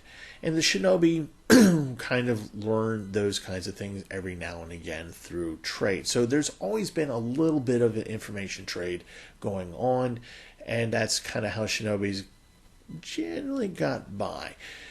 It wasn't until the fall of the Tang Dynasty in China that you had this huge information dump going from China to Japan over a span of about 100 years to about 1020 AD, from 907 AD to 1020 AD. And that is the period of time that the shinobi in Japan realized, oh, we can do these things as well. Okay. So how did that happen? Why did the Tang Dynasty give up all this information? Well, it had to do with the fact that they fell, that they lost power. And the reason why they lost power is because they did a number of things and didn't pay attention to a number of things. One of those things that they did is they broke with traditions in terms of the eunuchs. Eunuchs are, of course, men who have certain various skills, either mental or physical, and the idea is that if you get rid of their sexual organs, then they will be passive enough and follow your orders. So, and eunuchs were considered basically kind of a higher end level slave. You didn't really have rights. You just were an advisor, and you got to enjoy some more freedoms and a better living condition than most normal slaves that might exist. So the Tang Dynasty, what they did is they said, well, we're actually going to get rid of the slavery part, kind of. We're going to give you a lot more freedom. We're going to give you actually money. We're going to give you status. You actually are going to have status. You're not just going to be an advisor to us. You will actually be able to make decisions and execute those decisions. So the eunuchs actually became a political power. And as such, they kind of turned around and said, in exchange for cutting off my genitals, I'm going to input people that I like better than you. And at some point, those people are going to make your life miserable. And so that's kind of what they started doing. Another part of this had to do with the Fenshao district, or I'm sorry, not district, but province, which is a very large agricultural province of the time that kind of fed the empire, the Chinese empire. And the thing of it is that they were pretty remote enough that they had their own royal, imperial, and military governors. And they kind of just sat there and said, we're going to make it tough for the imperial court, and we're going to insist that they pay us more money. We're going to insist that they do things for us, or else we're going to withhold the grain. And over time, there have been several rebellions, or minor rebellions, that the Tang Dynasty had to keep putting down. But they were remote enough that the Tang Dynasty couldn't actually sit an army there and keep watch. So you had that problem. Speaking of rebellions, there was always a rebellion going on in the Tang Dynasty, it seems like. It's like every other year someone just got, I hate you, and they go to war with the imperial court. So over time, the Tang Dynasty just didn't have a cohesive army or enough people to feed into the army to fight all these rebellions. which created a situation where military governors in each province got more individual, independent powers to keep track of what was going on. So it turns into more of a feudal vassal system, which of course made the military governors and royal governors go, maybe I can make my own kingdom and break away. So you have even more rebellions. And then, so finally, after a while, the Tang Dynasty, they're fighting all these people. They're fighting all these armies. They're fighting also bandit armies, like huge armies of just simply bandits. And one of them was controlled by a guy named Xu Wen. And Xu Wen was eventually captured by the Tangs. And he said, fine, look, in exchange of not killing me, let me help you in this particular area of the empire and wipe out all the bandit armies. As a result, this guy became a general. After a while, he got some political appointments. And after a while after that, he became a military governor. At which point, he amassed a huge army because he was pretty popular with the people. Because he kind of said, look, we're all miserable. We hate what's going on. The Tang Dynasty isn't doing anything for you. Let me help you out. I'm a former salt smuggler. I know what you need. Come on, let's make me emperor.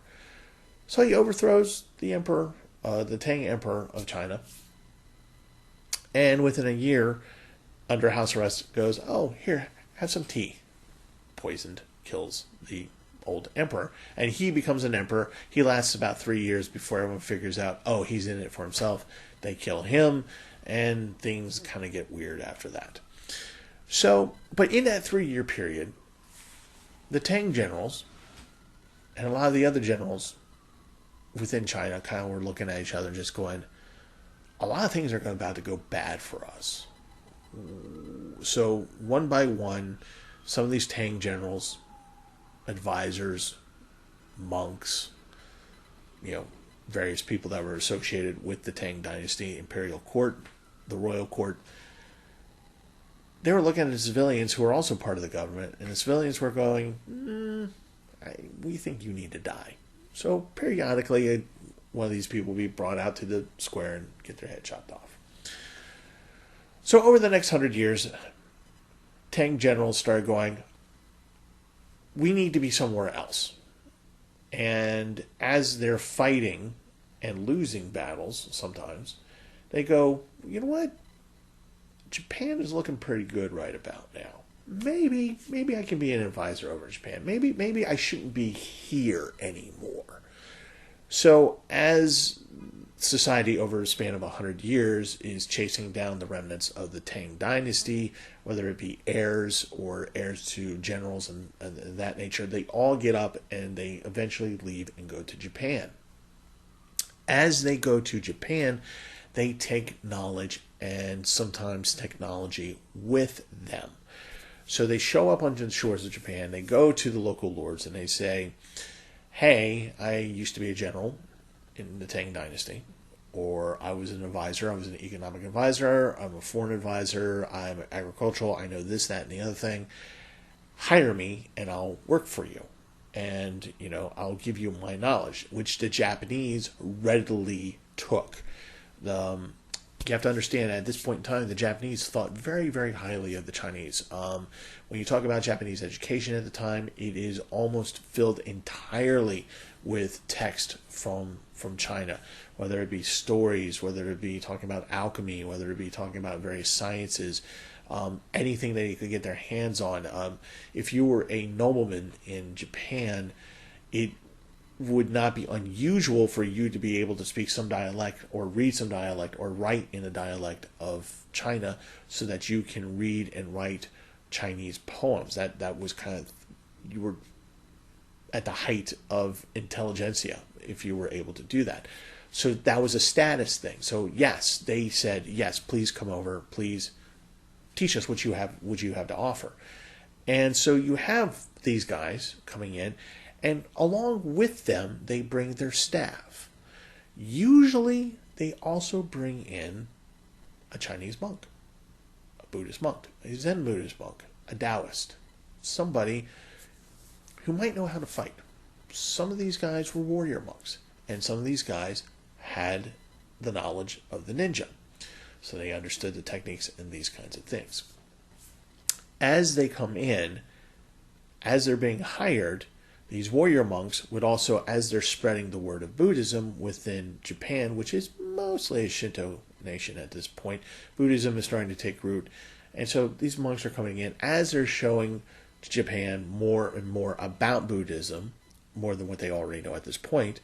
They're also saying, oh, and by the way, let me teach you these other things. So then the shinobi go, oh, look at these guys. Oh, that's kind of cool.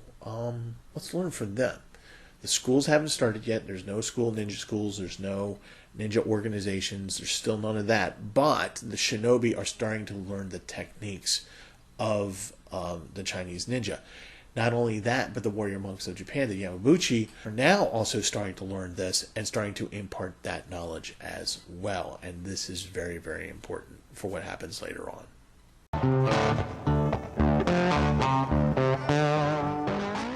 So at this point, I want to stop and make an important distinction between Chinese ninjas and Japanese shinobi. Now, before this point, I was kind of talking about how the shinobi were not really organized. They were just individual freelancers, more or less. And the Chinese ninja were more organized into schools and organizations and worked in politics and that kind of thing. The other big difference between the two, between the ninja and the shinobi, was that the ninjas had technology, had a more concise technology for what they were doing. They had a better skill set for what they were doing. In other words, the shinobi, because it was just kind of passed down from generation to generation to an heir or a direct family member, the ninjas had actual text, manuscripts. Here's how you do this. Here's how you learn how to do this. This is how you teach someone how to do this.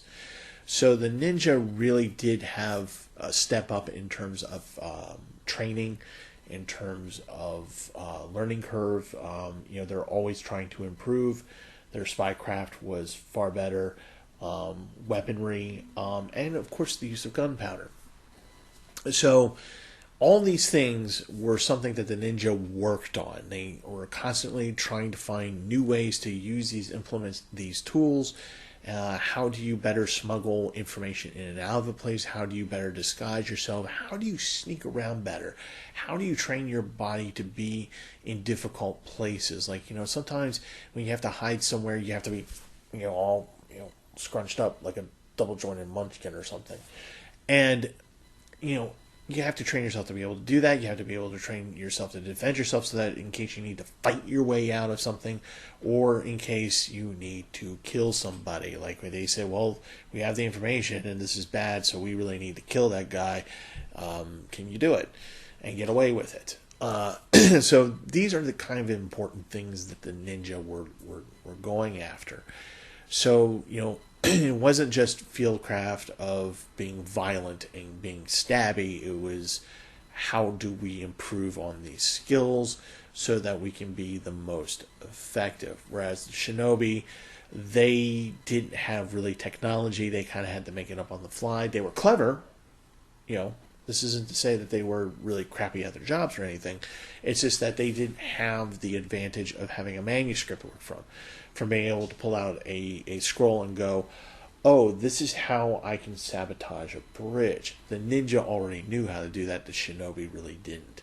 There was no information for them to do that. There was no technology for that. Gunpowder, while known to the Japanese at this time, they really didn't know how to weaponize it just yet. But these are the things that the ninja would actively look at and go, okay, how do I sneak a blade in? How do I poison a person? What poisons do I use? Do I want to use a slow-acting poison? Do I want something where the guy's just going to drop dead like that? Do I want to be stabby? How do I get in and get that information? Do I copy it? Do I steal it? What do I do? How do I get it out? Those are the things that the ninjas were always thinking about, going, how can we best do this? And so it was a concentrated effort by the Chinese ninjas to develop not just techniques, but technology. And that was another big deal for the information drain from China to Japan. That's why the Japanese really took this in. They understood Japanese, as much as they might not want to admit it, they knew that they were behind, in terms of certain sciences and technology than the Chinese were, and they were always trying to get that information. They were always trying to reverse engineer. They were always trying to strive to get themselves up to that level.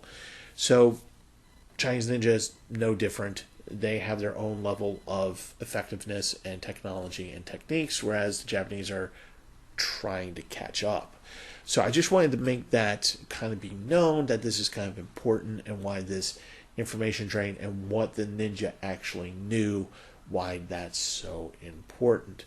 Now, as I said before, one of the biggest differences is not only that, but you also have the difference of, again, having the manuscripts, having someone to teach you, having the schools to teach you, and having the organizations that are attached to those schools so that you can use that as your profession. So, the shinobi didn't have that. But as the Tang Dynasty fell, and over the 100 years following that, this information drain from China to Japan as a result of fleeing the remnants of what happened in the Tang Dynasty, the shinobi started to learn more. But it was the Yamabuchi that were really just kind of imparting this information, and Yamabuchi had no real desire at the time to create a school. It was just like, oh, this is knowledge I know, so I'm going to teach you. You don't teach other people. This is directed from me to you, and you do it direct, okay? So no one else knows, so that we can benefit from it. That's how they operated until pretty much the ninja showed up, and even after they learned that and doing that, until about 1182, where a disgraced samurai and a Chinese warrior monk happened to meet each other in the mountains of Iga, and they said, hey, maybe we should do this.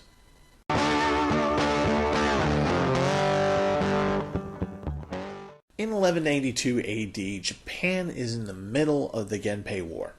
The Genpei War is just like most wars that happen in Japan up to this point. If it's not an invasion, then it's about secession of some type. In this case, it's about the emperor.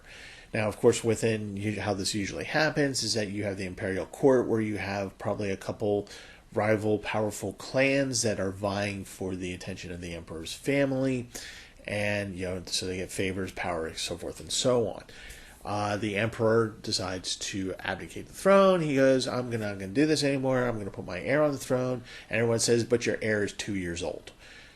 I don't care. Here we go. Boop. So the two clans go, well, this is not going to work. And so we need to put somebody who's going to be responsible and able to actually lead and not be 2 years old. And, the terrible twos. And so the two of the factions are just like, okay, well, here's this guy that we've been supporting in the imperial family. We choose him. The other clan goes, well, now hold your horses. We got this guy over here, so we're going to choose him. We're going to put him on the throne. No. Our guy. No. Our guy. So obviously it goes into a war of succession, and they fight, and it's a 5-year war, and it goes on and on and on. And in one of the battles, Kyoto is taken by one side, and this is the side that Daisuke Nishina is on. He is a lower level, lower ranking samurai. He's not a general. He's an officer, but he's not a general. He is on retainer, which means that while he's not a ronin, he is allowed himself to be bought and used by the lords of one side, of the one clan. And he is on the losing side of the battle, where the general of his army is killed. And generally what happens in this instance is that if you're a samurai on the losing side of a battle, you have some choices that you have to make. You can surrender. So here's what happens in surrendering. You're taken before the victors, and the guy looks at you and says, yeah, you gotta die. And you're killed on spot. Head gets chopped off. Maybe you're taken prisoner. Maybe you're ransomed. Maybe you're offered a job. Maybe they say, hey, would you be willing to work with us? That does sometimes happen. So that's a chance that you're taking when you do that surrender. The other part of a surrender is that someone's just going to go, don't care, and they kill you anyway. Because this is how samurai, no pun intended, get ahead. This is how they improve their lot. This is how they get more of a pension, maybe more lands, more rice, production of rice, which means more wealth, things of that nature. Maybe you increase in status, in rank, things like that. So the more samurai you kill, the more samurai of note that you kill, and you bring before your general. The general might go, good job, we're going to increase your pension, we're going to give you some more land, we're going to give you some more arable land that you can grow rice on. Wouldn't that be great? So if you surrender and you're a samurai, you have a pretty good chance of someone going, yeah, I really would like some land, and take off your head. That's how it happens. Or you can run away, which is what Nishina did. He ran away. In running away, which is not uncommon, simply means that you're going to a place where maybe you regroup, or maybe you just leave the war entirely. But nevertheless, you have to leave the field of battle because the victors are chasing you down and wanting to kill you for a variety of reasons. So Daisuke Nishina, he's running away, and he has the unfortunate to come across not only the victors trying to come after him, but his own side, which is also fairly normal and kind of common, saying, well, hey, look, you didn't do your job. We had to fall back. We had to get out of Kyoto. You weren't really of much help. If you want your family to retain the lands that you have, the pension that you have, and the status that you have, and maybe even pass your title down to your son, you're going to have to kill yourself. Seppuku, right? Right. So Daisuke says, no, I'm not going to do that either. So at this point, they said, fine, you're not a samurai anymore. Period. Your lands are forfeit. Your family's out in the street. They hate you now. Don't even bother going back home. No pension, no nothing. Get out of here. If we see you, we're going to kill you. So everyone pretty much is out to get him. Daisuke Nishina, he then goes on, and he's in Honshu, and he's just like, I'm in the mountains. I need to go somewhere. I need to figure this out. I know I'll become a Ronin. A Ronin can still have the Bushido code. They may not be samurai per se, but they can be hired as samurai and enjoy certain comforts, shall we say, of a samurai. Maybe not the ranking or social status, but certain physical comforts. Roof over your head, good weaponry, clothes, food. You get the idea. A little bit of pay. So he goes, that's what I'm going to do. The only problem is he finds out, is that everyone's got a bounty on his head. So people are wanting to kill him. So he's stuck back in the mountains, and he goes, okay, well, I got to keep moving. And he keeps moving, and he goes into the Iga province. He's in the mountains of the Iga province, which is kind of a good place to be. It's tough terrain. You're not going to have a lot of armies moving around there. Not very many people are going to go there. So if you're trying to hide, if you're not trying to be found, then this is a good place to be. So that's where he winds up. As he's kind of wandering around trying to figure out, how am I going to survive from this point on? I can't be a Ronin. I'm no longer a samurai. Everyone kind of wants to kill me. This kind of sucks because the whole reason why I did this was so that I could protect my village and fight for the rightful emperor, so forth and so on. How can I get all these goals together? And he becomes lost.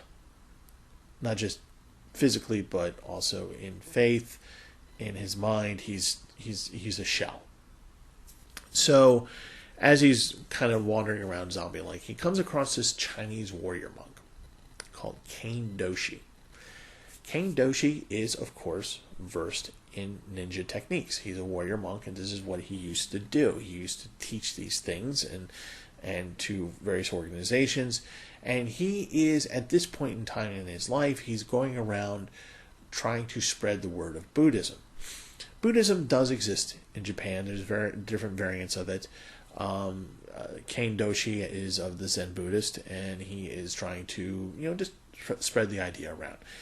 And so he comes across Daisuke Nishina and says, maybe I can help you. At this point, Daisuke says, I'm going to change my name from Nishina to Togagushi, which is the village that he came from. So now that he's changed his name, in the hopes that nobody can find him, Kane Doshi says, I'm going to teach you how to do things. You're a samurai, so this is going to be helpful. This will be helpful. I'm going to teach you some new skills and things so that you can do the things that you know how to do. Like, you know how to be a warrior, you know how to fight, you know how to make decisions, you can lead units into battle, you can do these various things, but we're also going to teach you some other stuff so to help you. Well, you can't be a Ronin, you can't be a samurai anymore, you can be a mercenary and you can be helpful and useful in that way. But before we do that, I need for you to get your head straight. So he converts Daisuke to Buddhism, Zen Buddhism, and which helps with being able to make moral decisions and things like that.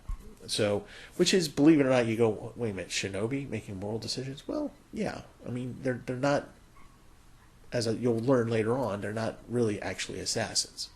More on that later.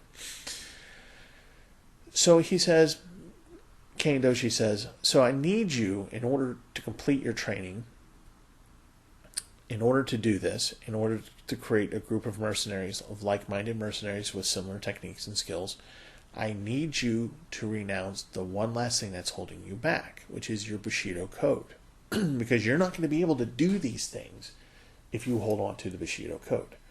By holding on to the Bushido code, you're restricting yourself from being able to do what other people might consider underhanded. We don't consider it underhanded, we just think it's practical, more practical.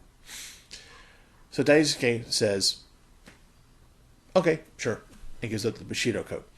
This is important because basically what this is saying is that, look, you know, if you are going to take the life of a shinobi, that means you're going to have to do things that might be questionable to other parts of society. You can't be hindered by a code of that nature. Shinobis have their code. Ninjas have their own codes. These codes do exist. They're just not Bushido codes, which are very restrictive. And so that's a requirement to become a shinobi later on, is that you cannot be a samurai and a shinobi at the same time. You can have skills of both. You can be one. You can be a ninja and masquerade as a samurai, and you can be a samurai and work with ninjas, but you can't be, one can't be the other. You have to give up, one has to give up the code to become the other. There's sometimes people say that there are samurai ninja out there. No, it's just that maybe they adopted a couple techniques that enabled them to be better samurai. But if you don't give up the Bushido code, then you can't be a ninja or a shinobi. You have to give up the Bushido code. Okay, so Daisuke gives up the Bushido code, and they said, okay, well, let's go on to the next step. Let's find some like-minded people, and let's make a mercenary group. Ken Doshi has another reason for doing this, and this is that he is using shinobis to spread the word of Zen Buddhism. Because if you have a mercenary group that is willing to do things for you to protect your village and do the things that the samurai can't, then they're going to look favorably on what you believe in. And so if these shinobi believe in Zen Buddhism, hey, there you go. Then people might go, this is a good thing to believe in. So Ken Doshi has his own ulterior motive. So at this point, they've melded together the elements of being a shinobi, of being a ninja-trained shinobi, you know, having these techniques, skills, and starting to create the equipment and spycraft, and marrying it with the fighting abilities and decision-making abilities of the samurai. And they're sitting there and they're going, this doesn't exist. This is the first time that we've come across this. This doesn't exist outside in the world. It's always been one or the other. So, this is kind of interesting. And Daisuke says, well, you know, we're using ninja techniques and we're using Japanese martial arts techniques and bladed weapon techniques. What do we call this? I know. We'll call it ninjutsu. And this is how ninjutsu is born. And when they created their first mercenary company, they had to create a school. And we're going to talk about that right now.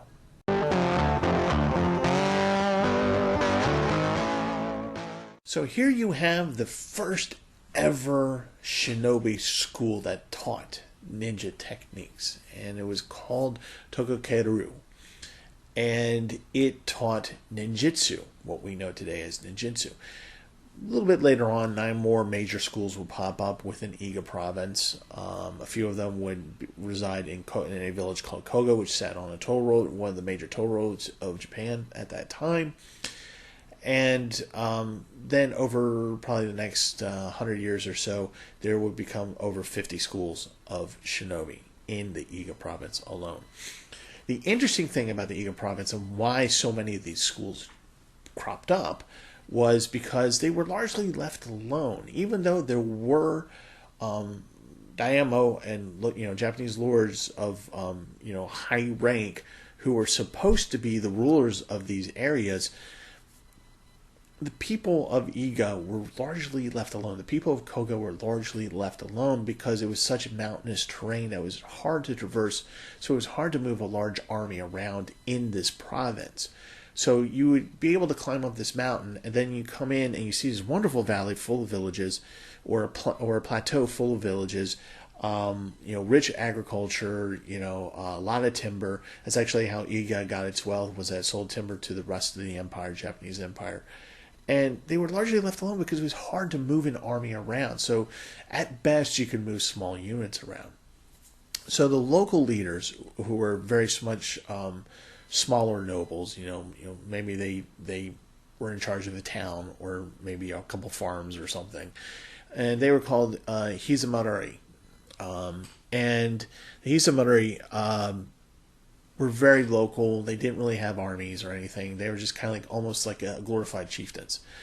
So what would happen is that these guys would, known as the daimyo, are going to send some small units in, and everybody wants to be left alone to make their money and just to do their thing. So they would contact the shinobi, one of the shinobi schools or one of the shinobi mercenary groups, and say, hey, this thing is happening, can you guys do something about it? And what would often happen is that you would have a small mercenary group or a school set up an ambush, pretty much wipe out the unit, do that 2 or 3 times, and then the overall lord of the land would probably get the idea and go, oh, okay, fine, you local guys, you take care of it, just as long as we get our money, get our tax money, we're good. So that's kind of how things went in Iga province for a very, very long time. And this went on until Japan basically started to fall apart. As you know, we're approaching the Sengoku era, but first we have a couple wars that we have to get through before we get to that.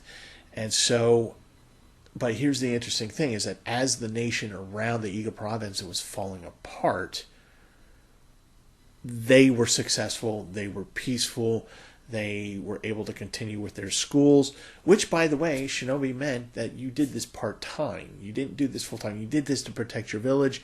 Maybe you helped out a local lord, spy on another local lord, and that's how you made your money. You supplemented your income. So being a shinobi was not full-time. You were a farmer. You cut down trees. Maybe you were an artisan. Maybe you were a cook. That was your main gig. Doing a shinobi stuff was your part-time gig. So, it was just a good time for these people. And then times got better in terms of wealth when Japan started to fall apart. Again, inside the Iga province, inside of these villages, you had the local lords who were in control. And as the country was starting to fall apart, as these wars were happening around them, these local lords got around, the Hyonorizai got around and said, we don't need to be part of this. Let's create some unions here. Let's create some alliances here. And so there were about 4 or 5 different unions and alliances where they all just kind of just said, you know what, we're not going to hurt each other. We're just going to, in numbers, we'll protect ourselves. We'll be, collectively protecting ourselves. And that's how they kind of got through things until Japan finally just fell apart through about 2 wars and the Sengoku period, at which point the shinobi flourished.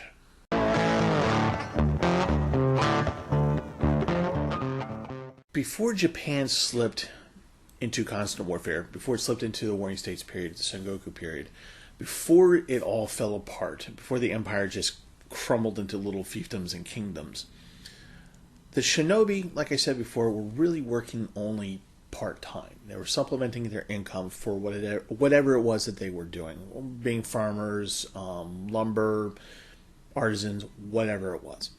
So what would happen is that the Hizamadari within the Iga province might hire them to spy on another one, or maybe just outside of the province, outside of Koga, maybe another fiefdom or another province, someone will come in every now and again and say, hey, we need some help. Can we hire this person to do this? Now, as Japan fell apart all around them and they were pretty much stable and wealthy and had their thing going on, more and more people came in and said, hey, we need your help. And so it was all these different levels of nobility. It was the emperor himself. It was everybody. They all came to the shinobi and said, can you help us? And this is where they realized that they could make a lot more money. So a lot of them stopped being full-time farmers, artisans, or whatever, and became full-time shinobi because they were recognizing that they were going into from war to war to war, and it seemed like everything was falling apart, so they were in high demand. So how did they get hired? How do you get to them? How do you hire them? They're supposed to be secret, right? Well, your average shinobi was secret. You didn't know who they were. So if you wanted to hire somebody, it's just kind of like today. If you want to contact the underworld, you kind of have to know a guy who knows a guy, right? So back then, you would also have to know a guy who knew a guy who would be able to identify and set up a meeting with the leader of the shinobi mercenary group or the shinobi school. If it was a school, it was usually titled by the name of Soke, I think, if I remember correctly, Soke. And so you would set up this meeting, and this guy, he is, like I said, the leader of these organizations, and they were probably shinobi, well-trained shinobi from the past. And because they're older now and they can't quite do the things that they used to be able to do, this is their function, their leadership function. And what they would do is they would meet with you, they would see what it is that you needed done, and they would go, okay, we'll do it, but here's the price. Then you haggle over the price. Once you agreed upon the price and your payment was made, then the Soke would turn around and go to find a middleman from his school or from his organization and say, okay, here's the job, here's the person that we're doing this for. He's paid, so you're ready to go, set it up. The middleman, which is kind of like closer to the actual shinobi who's going to be doing the work, they know who these shinobi are, would turn around and go, okay, I pick you, and you to do this particular job. Here it is, go. And that's how they went about their business. That's how they were able to stay secret and go about doing their intelligence gathering. And that's another part that I want to stress here, is that the shinobi saw themselves not as killers. That was not their primary function. Now, they could definitely kill people. They could definitely assassinate people. And as I said before, they were willing and able to do ambushes on small units and do small unit actions.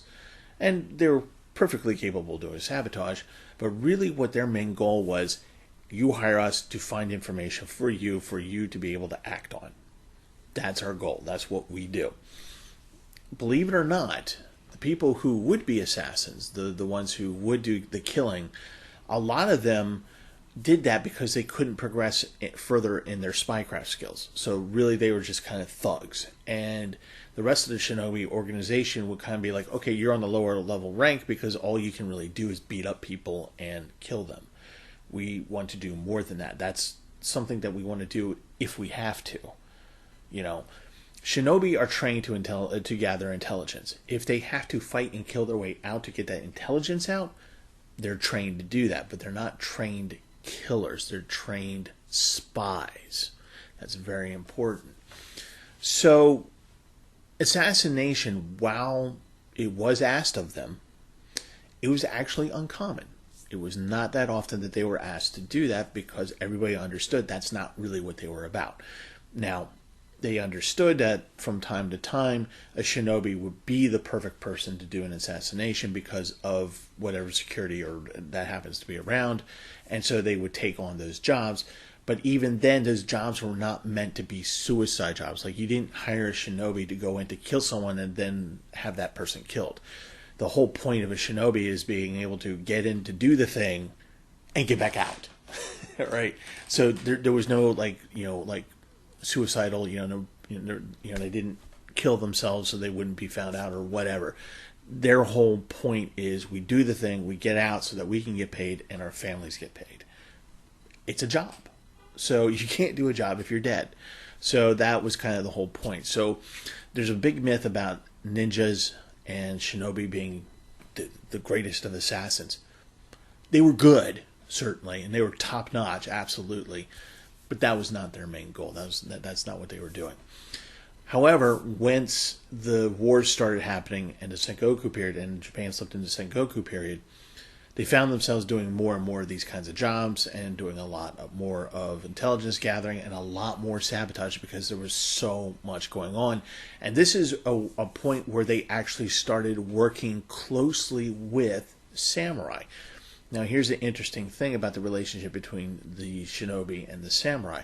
The samurai, as I pointed out before, with the very first, shinobi, real shinobi, you have the Bushido code. You have a code that you go by, and in order to be a shinobi, you have to give up that code if you ever had it. So if you were a samurai, you have to give up that code to be a shinobi.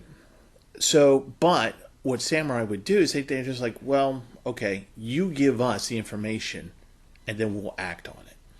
So what often happened is that the shinobi would go out and they would say, hey, your target is coming down this route. It's really lousy route for ambushes. So what we're going to do is we're going to make it so they can't go down this route, but they'll come down that route. And that enables you, the samurai, to attack them and have a better advantage and wipe everybody out. That's more or less the relationship. The shinobi would give tactical, strategic intelligence, and if need be, help to create a situation that the samurai can win in. That was their relationship, and it worked very, very well. And so now that they are starting to develop these relationships, all these wars started happening, the Sengoku period happened, and this is what happened.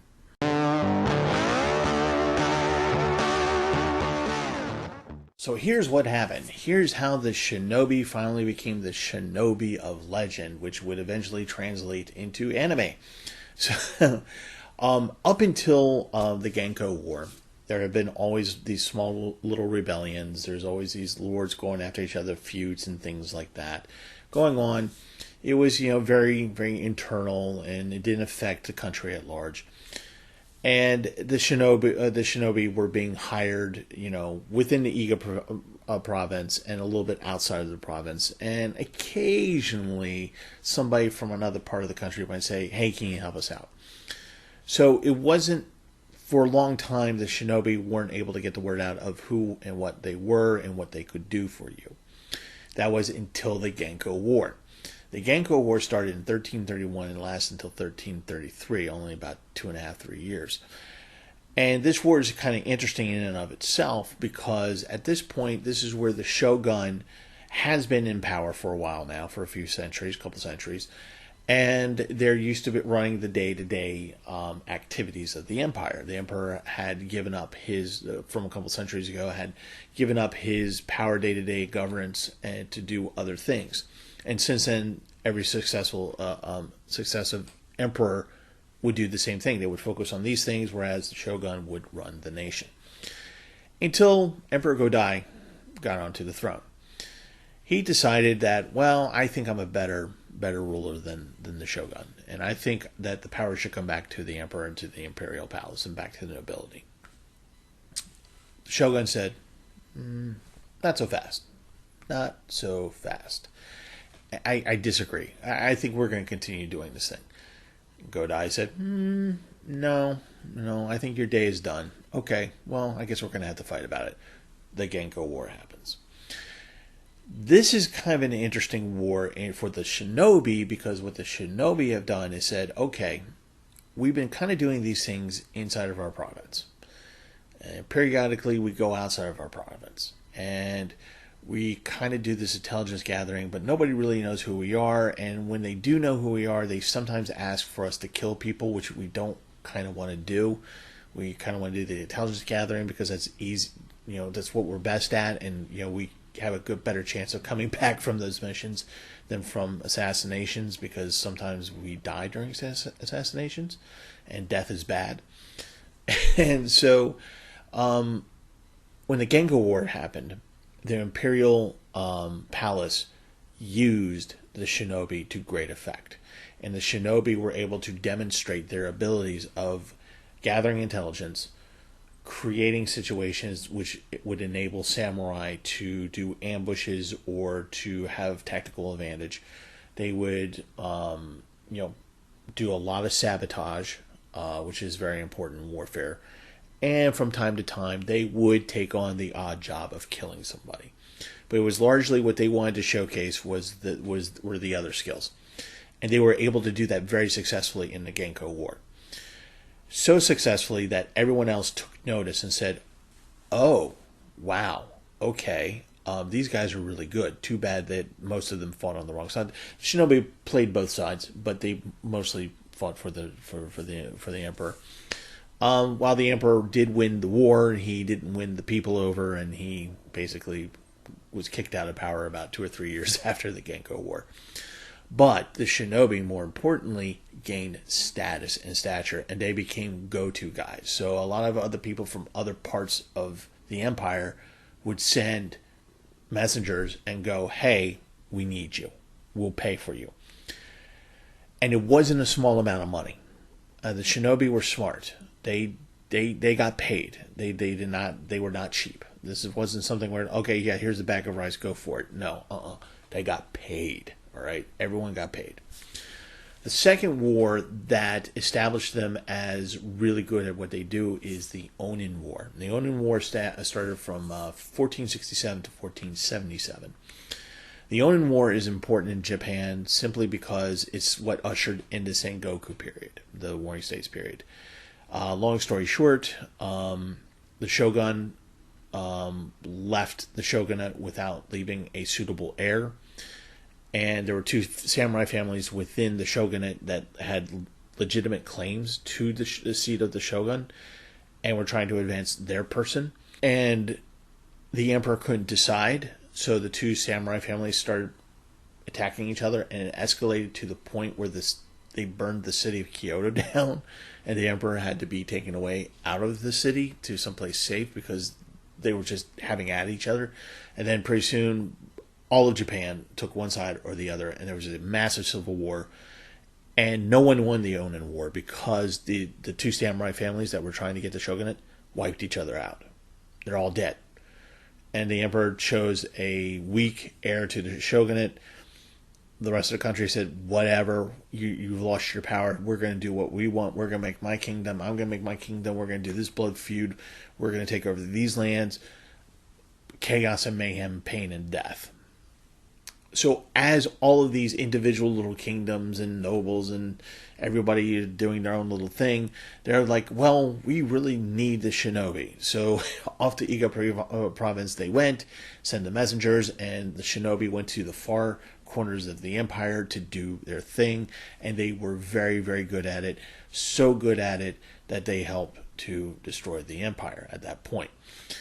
So while they were making a lot of money, Iga province was nice and safe. Koga was still, in control of the toll roads. Things were great for the shinobi until they weren't, but we'll get to that in a second. One of the things that anime bases its stories off of are exploits, and the Sengoku period and the Onin War and the Genko War give us plenty of exploits. I'm going to give you one in particular, and his name was Hanzo Hattori. You might recognize that name. Hanzo was a guy who kind of switched back and forth from being a shinobi to a samurai during the course of his life. He switched places several times, whatever would fit the job he needed to do. And what he is notably famous for is rescuing people. So he would go in by himself or maybe 2 or 3 other guys and go in and slaughter a whole bunch of people, rescue the people that they're going after, and bring them out of the castle. He did this for Tokugawa Ieyasu's family. His wife and his son were held captive and they were being ransomed. And Hanzo said, I'll take care of it. Went in with 2 guys, slaughtered a castle full of people, got them out. He would later on, after Oda Nobunaga's death, he was assassinated by one of his lieutenants. They knew it was the Tokugawas that were behind it, and so people were hunting down Ieyasu. Hanzo, on his own, pretty much slaughtered a whole bunch of people. When they said, okay, enough's enough, we'll let you go, he took Ieyasu with him. And then that helped to usher in the Tokugawa period, also known as the Edo period, and reunited Japan. So kind of gives you an idea of where anime gets their exploits of ninjas from and shinobi from. So what happened to the shinobi? What happened to them? How did they decline in power? Well, it was pretty brutal.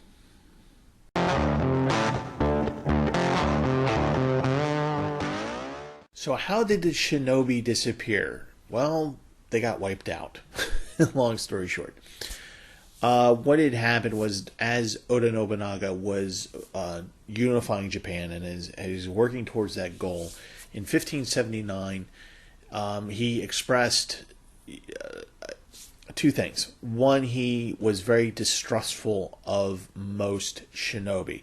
He did use a core group out of Koga, which he was fine with, but the rest of them he didn't really trust. He thought that they were going to turn on him at some point.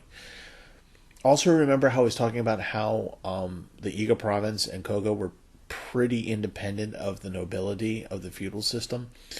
Well, he didn't like that. Oda Nobunaga didn't like that. So he was talking about this to his son, who decided on his own, without his father's permission, to take a small force into Iga, thinking that because there weren't so many of them, keep in mind that they believed the count of shinobi was like around somewhere between 10 and 15,000, that he could just walk in there and just start killing everybody.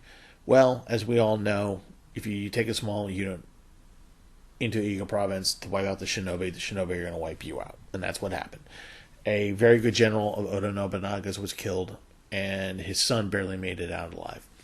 So he was dishonored by this whole thing. It would be a couple years before he would be able to act on his revenge. And that was in 1581, where he raised an army between 40 and 60,000 troops. The exact number is not known, but it's believed between those two numbers. What is known is that at that point in 1581, there was only 10,000 shinobi in the Iga province. So when they went into open battle, Oda Nobunaga was able to attack from 6 different directions with 40 to 60,000 troops going up against 10,000. What do you think happened? Yes, they all got wiped out. And that was pretty much the end of the shinobi. Now, as I said before, there was a core group that existed, and there were certain little other groups that were allowed to exist because they showed fealty towards Oda Nobunaga, like they helped him kill the other shinobi. So they became what we know as shinobi today. You know, if we say that shinobi still exists, they come from that group of shinobi. But they really didn't do much more after that. Hanzo Hattori was pretty notable in the early 1600s, rescuing Tokugawa Ieyasu and his family a couple times. But beyond that, the shinobi pretty much fell from prominence because there were no shinobi left. The other part of the shinobi culture is that not a lot of stuff was written down. You have text from the Chinese warrior monks who taught the ninja ways to the shinobi, but the actual shinobi texts themselves, they don't really exist. There is debate as to whether or not shinobis actually still exist today. Technically, there is at least one school of shinobi that is able to provide historical text that they say that they go by. But beyond that, nobody really knows if the shinobi actually exist, or if it's just kind of like a reenactors guild. So, unfortunately, that is what happened to the shinobi. But in anime, we get great anime. Shinobi in anime. We get a whole bunch of great guys, a lot of action, a lot of sword fighting, and a lot of intrigue, and all that good stuff. But this is where they come from. This is the real deal. Thank you so much for watching this panel. I can't wait to answer your questions, and I hope you enjoy the rest of OnCon 6.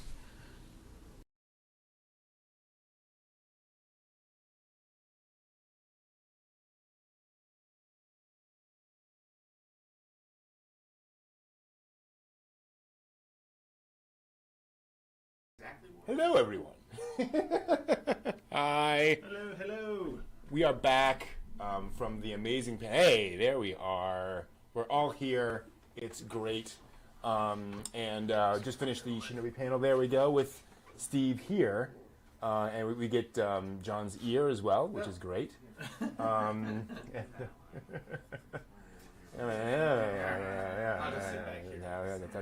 That works. The two-headed man. I feel like so. Yeah. Man with two heads. Is that a Steve Martin movie? Yeah. Yeah. Wow. And a B movie classic. Right, that is absolutely true.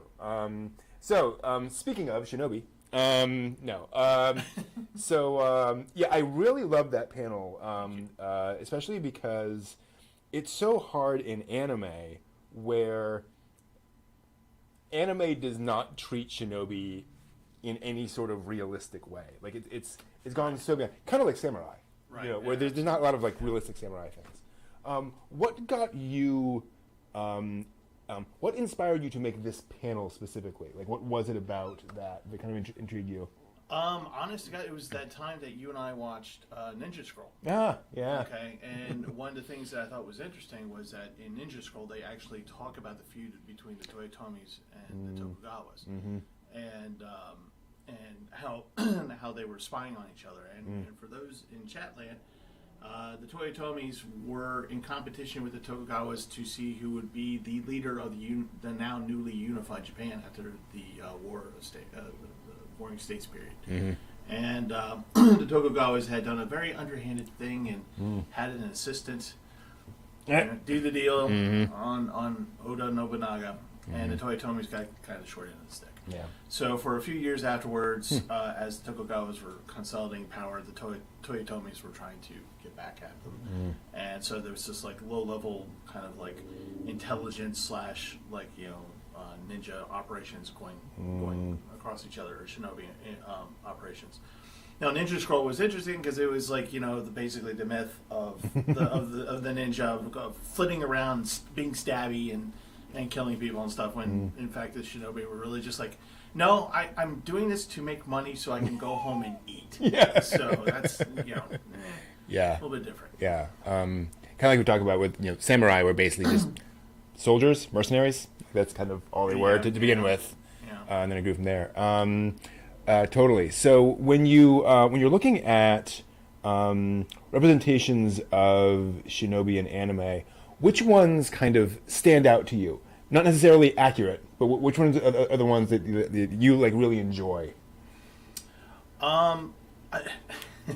So I'll be honest, it's the ones that and it's kind of a trope more than anything else. It's kind of like how they go, it's the modern day ninja, something in the future, and you get the idea of just basically characters in black using technology, doing black ops and things like that. Those are always kind of fun because they're actually more of a truer representation of the shinobi, a little bit. Yeah. But there's always something to be said for watching feudal era anime and just watching just some unknown black clad person with the menacing eyes and just with the various types of weapons, because the samurai in anime normally have the swords and that's pretty much it. Yep. The shinobi have like all manner of things. You can have throwing star shurikens, you can have like the little hammer with the hook, you can have the chain, you can have nunchucks, you can have poison gas, or in some cases magic. Yeah, sure. Why not? Why not? Exactly. Yeah. So it's more. I don't think I have any one particular anime ninja character that I like, but I think it's just more along it's entertaining. Yeah, is what I find. Yeah. Except for Naruto. Except for Naruto. Naruto being the iconic. Yeah, so the thing about Naruto, which so like my mind just goes, Naruto doesn't exist anymore. It's just like it's this thing over here. Yeah. And the odd thing about Naruto, it's funny that you bring it up, is that there's certain elements of Naruto that are actually accurate in terms of when they're talking about the villages that they live in. And because it's very much, not that I've really watched the series closely because, my God, it's Naruto. No offense to any fans out there. If it's your gateway drug, it's your gateway drug. Exactly. But the way they depict the village is often, I think, pretty fair representation to what was going on in Iga province and in Toga, the village, where it's more of kind of like almost a guild-like, almost alliance kind of like, you know, those kinds of things to rule the land, as opposed to having a shogun or a daimyo or something like that. But otherwise, the rest of Naruto, no, not so much. Not so much. Sorry. So they didn't have sexy jutsus. Yeah. No, Yeah. no. Not a lot of orange jumpsuits No, back in the day. No, no, very, no. very That odd. makes for great spying. Yeah, it does, absolutely. Don't look at the bright, shiny, loud kid hanging. Well, it's Orange called, traffic cone ninja. It's called camouflage in plain sight. I It's see. just Yes. so fantastic. No one would think he was a ninja Exactly. because of No how way. ridiculous the outfit is. No So way. No, that's they would be secretive. He's so out there. Nobody would expect that. everything makes sense. Now, you mentioned in the panel about there being shinobi today, so they say. Right. Can you dig more into that? Yeah, so basically what that is it's so there is supposedly one shinobi school left. There's a guy out there who claims to be an actual shinobi. And when he says that he claims that he's an actual shinobi, not just like a reenactor or somebody who's a historian or maybe comes from that lineage. He claims dude's like 90 years old now. So, you know, whatever. But some people claim that like businesses who use industrial espionage use shinobi.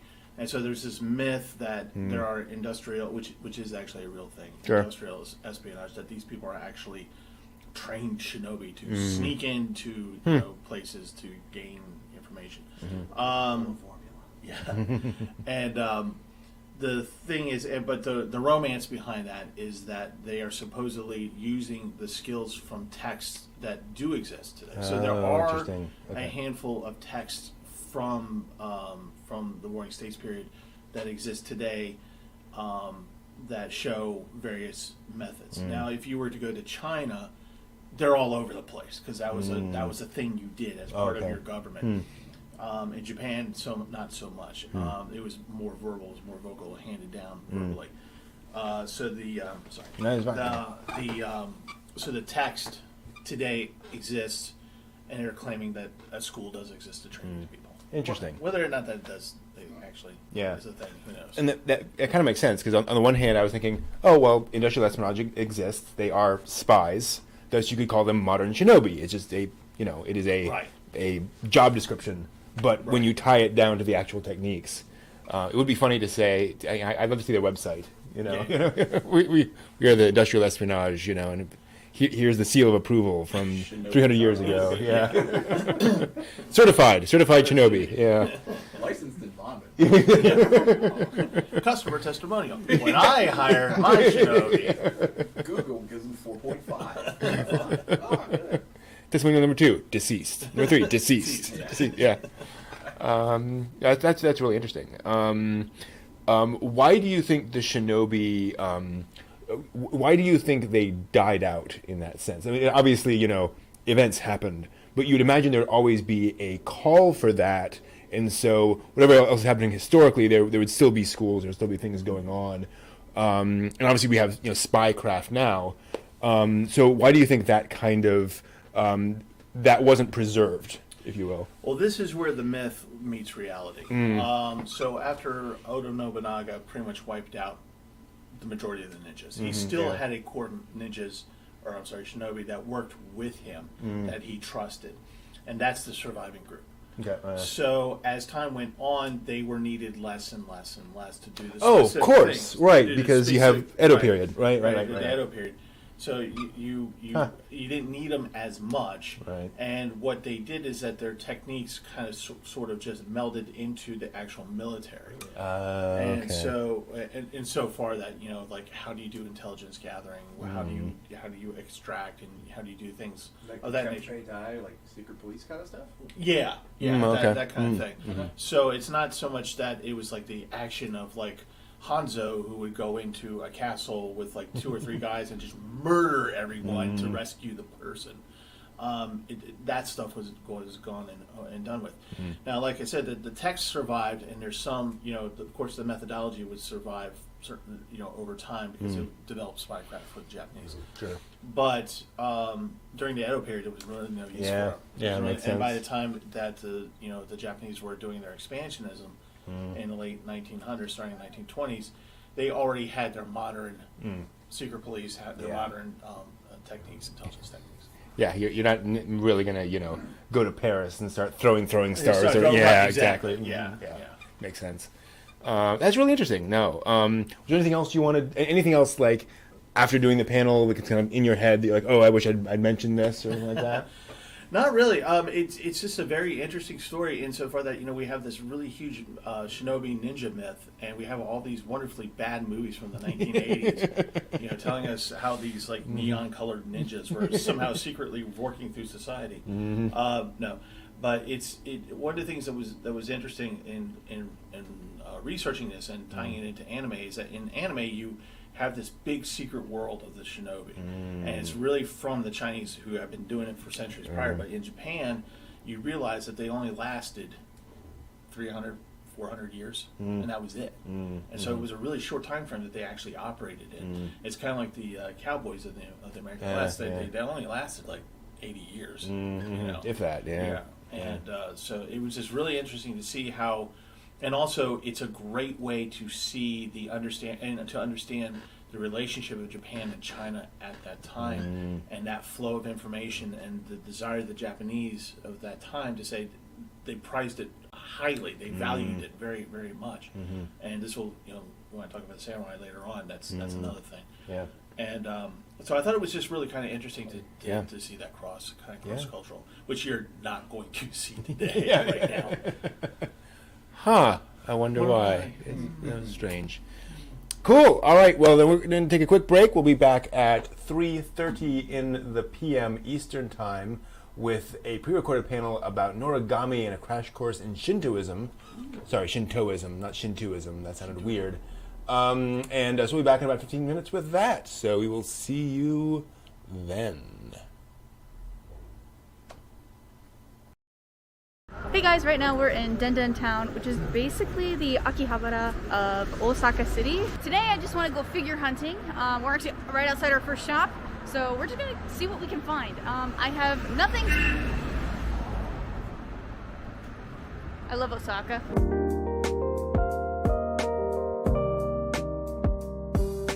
Look how old these ones look. These are OMG, no way. Arya? This is one of my favorite shows. Oh, she's only 500 yen. Man, if they had the set of these, like if they had Akari, who's the main character, I would probably get this, but I'm for some things, I'm very much a set person, so I'd rather just like get all the characters, but this is so cool. 500 yen, man. They even have read or die stuff. Like, I love the stores that have a bunch of old stuff. That's your favorite girl. It's a really nice. That's a really good pose. That is a nice one. Yeah, there's this one too, but she's just holding an iron rod. She's not doing Rogan on that one. 700 yen. That's yeah, it's huge for 700 yen. So they have Meg from Burst Angel, which is really cool. I actually love the design of Meg as a character, but the show is like okay to me. So I could take it or leave it, but this is a really nice looking figure.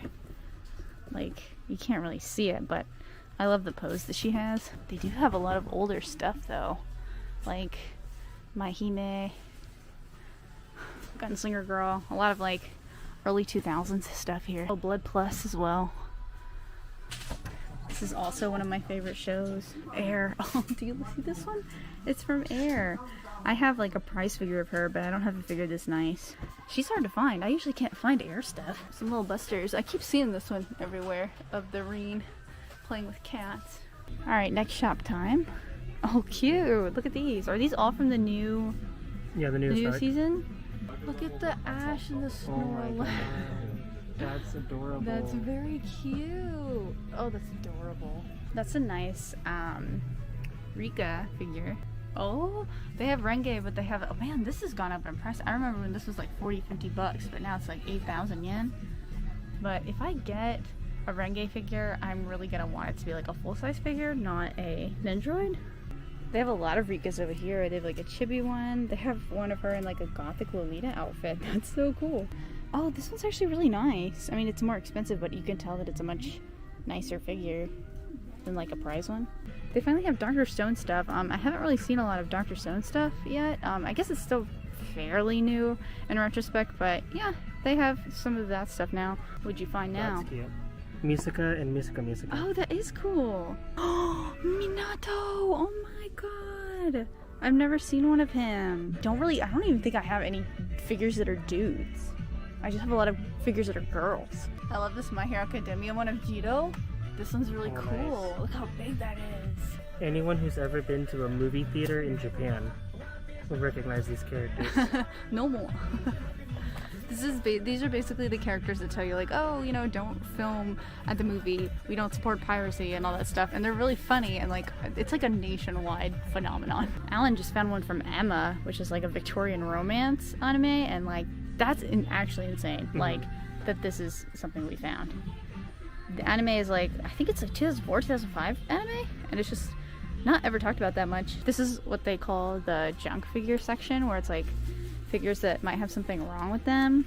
This is Lum, and I can't really tell. Maybe it's because she's got a lot of scratches on her, but this is a pretty good find for something like this. Even though they're calling it like a junk figure, I guess. But yeah, I guess it's like figures that maybe don't have boxes or might be missing pieces and stuff. Wow, I don't think I've actually ever seen Euphemia in this particular outfit as a figure. This is giant. Oh my gosh. I wonder how old this figure is actually. They give you a tiny discount for it being opened. Probably a couple bucks. But oh man, that is beautiful. I love this show called Bakuon. It's just really cute moe girls who ride motorcycles, and they have like a motorcycle club at school, and I love the figure with the motorcycle. That's very cute. Oh no, the price. Oh no. Oh no. Oh, it's lost in space. Oh man, I don't know if that'll ever go down. I'm gonna hope it does, because I really don't know how popular Kanata Astro Lost in Space is, but oh man, this is like, it's insane. This is like my current dream figure, dude. Oh my god. Look at her. Look at her. It's such a nice one too. It is so nice. She's under 100 maybe, but oh my god. She's worth that much, but I'm not gonna justify it now. If you watch my last figure video, you'll know that I picked up an Eve figure from Black Cat, and I thought that was the only Eve figure in existence, but yeah, apparently not. Apparently this one also exists, and it's also really affordable. Like, this one's cool. I definitely would have gotten I still like the one that I have, but I would have also picked this one up had I seen it. Very cool. These Nekopara ones are really cute. They're huge, and I just love their cute outfits. They're so big that their hair has to be like clipped on manually. Oh, this is the Euro Camp opening. Alright, we're in the next shop, and I noticed this Kino's Journey figure. I actually have never seen this show yet, but it seems right up my alley, and everyone keeps recommending it to me, so it'll probably be next on my list. Robotic notes. Any Yeah, Science robotics Adventure notes. series fans out there? Bunny Girl Senpai stuff. This show is so good. There's another Bunny Girl Senpai up there. That's the Cowboy Bebop set I have, but I have the set, but I don't have Ed, remember? Oh, yeah. I found the set in America, and the girl gave it to me for like $5 or $10. It just didn't have Ed. Gosh, with Ed, it's 7,200 yen. Oh my gosh, I didn't realize that this was this rare. This is the first time I've seen this since I bought it. In America. That's crazy. Oh, I'm actually super jealous it has Ed. Ed's my favorite, and I just still bought the set without Ed, but oh man, look at that. That's so cool. The Bungo Stray Dogs figures are really nice looking, actually. Whoa, Journey. Yo, do you remember when I played that game in college? Oh, crap. Journey. That's cool. pretty. Is this the Cat Returns right here too? Yeah. Wow. That's pretty old. Lots of Vocaloid. All the time. Everywhere. So many Mikus. I've always thought this Asuka figure was really cute. Her in the little, like, plug suit inspired kimono or yukata. That's so cute. Look at the Shaman King ones. These are pretty new. These just came out. Because, you know, Shaman King's getting its second season soon. So I love those. These Yokos are cute in her normal outfit. Usually Yoko figures are pretty expensive, but that one's only 19 and this one's like 16. Oh, they have Clannad ones, but of course I own both of these. It's weird that they have two different boxes for them, but I think she's basically the same figure, but I do own these, so. I got quite a bit of Clannad. Oh, okay, they have Rio too. I have her, I think. Do I? Crap. I think you have one of her. Pretty I don't know sure if you I have have her. this exact model though. Oh man, I don't know. this is why I need to take a picture. It's worth it to dig sometimes. Oh, okay, this is Bunny Girl Senpai.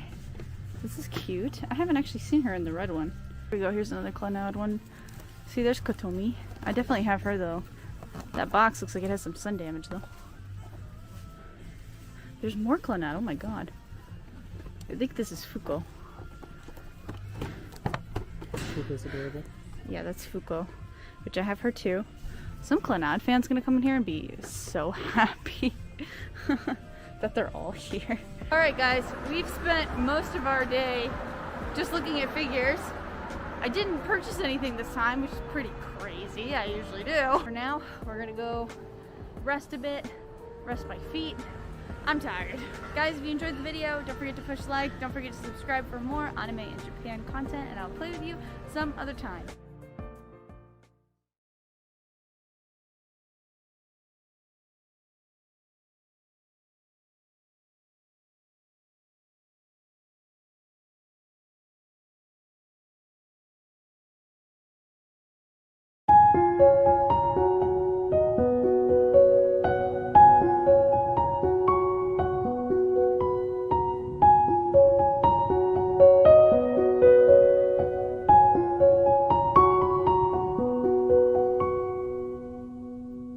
Hello guys, today I'm kind of freaking out because I am at the Fruits Basket Cafe today. I'll be honest, I wasn't a big fan of the original series, but I've been watching the remake of the series that's currently airing and I really love it. I'm really into it.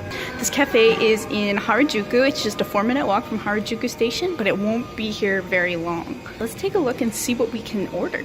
So a lot of this food is based off of food that Toru cooks in the anime. For example, she cooks a lot of onigiri and she has really nice miso soup. So it's based around stuff that she makes. I love the kyo curry. It's so cool. Neko kare. That is adorable. I'm personally a fan of Yuki, and I kind of wanted ice cream because it's a really hot day today. So I think I'm gonna get the Nezumi Parfait. Nezumi meaning mouse. They also have Momiji and just a whole bunch of the main characters, and all of this food looks really, really good. But again, I'm most likely going to get this ice cream because it's so hot today. The Toru drink looks really cute and well put together. It looks so adorable, but I think it's just maybe too hot for that. Again, normally with these anime cafes, if you order a drink, you get kind of like a cup holder for free with it, so any random character, and we'll see which one I get. So of course they give you a paper mat, which a lot of anime cafes tend to give you. This is really cute. And yes, these are what the coasters look like. So there's more characters than I thought. I have no idea who I'm gonna get, but we'll have to wait and see. Until the 21st, you have these characters. And then the next week, they're going to have, I guess, different characters. It's a secret.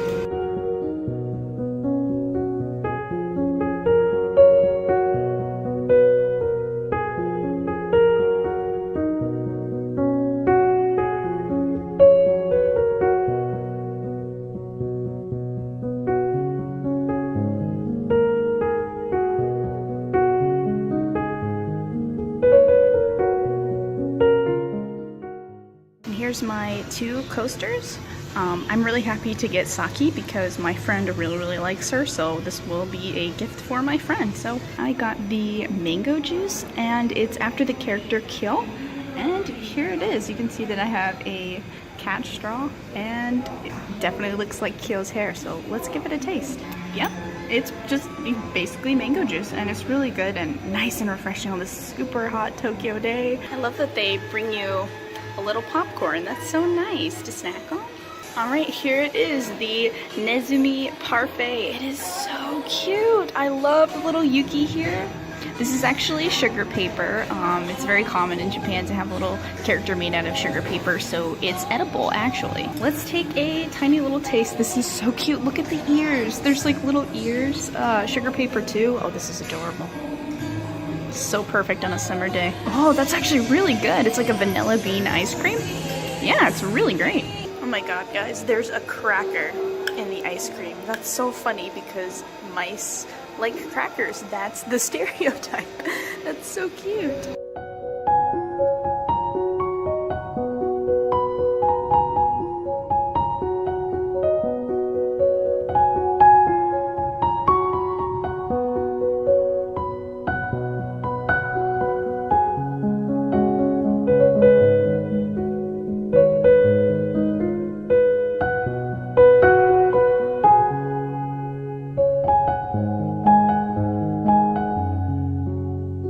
Alright, all finished. I really liked the mango drink and the mango parfait. Both were really excellent. Now it's time to pay and go check out the shop.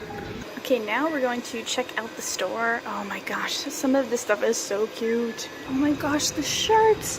32 is a bit more than I'd want to spend on a shirt where I'm not like obsessed with the anime, but this is a really adorable shirt. And it has the Zodiac on the back. Oh, that's a good shirt. So I definitely have to pick up something for my friends. I really wish I could pick more individual characters because my friends really like Saki and Arisa, but I might just have to go in blind. Maybe I should. Maybe I should just get one of these. All right, you know what? Yeah, 3 buttons. I'll get 3 buttons for my 3 friends that love Fruits Basket, and they will be welcome to change characters when they get them.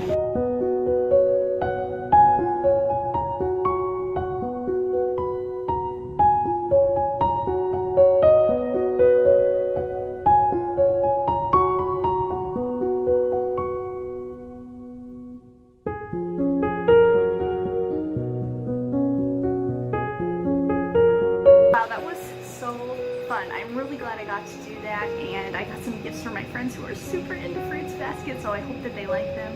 I hope you guys enjoyed this video, and if you guys want to see more cafe videos, please push the like button, and please comment down below, and I will play with you some other time.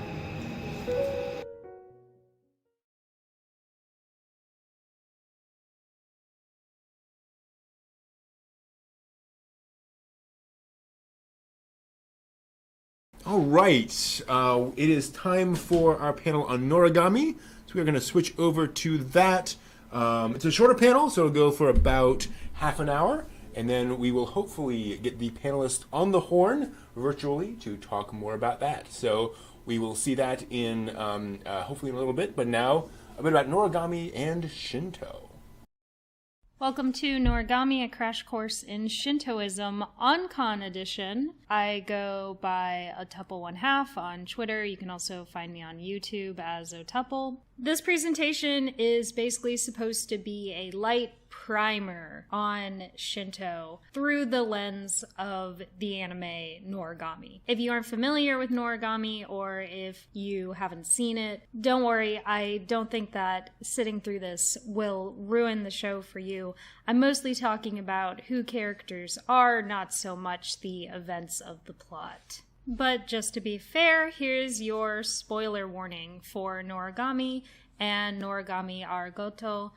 I'm just going to be talking about the anime. I'm not going to be covering the manga, though the manga is quite good. I do recommend that you check it out. I'm not going to be talking about Yato's identity or anything like that, but I am going to be ruining the endings of some Japanese myths. So if you haven't finished reading your ancient sacred texts, I will be spoiling those. So that said, let's get into it.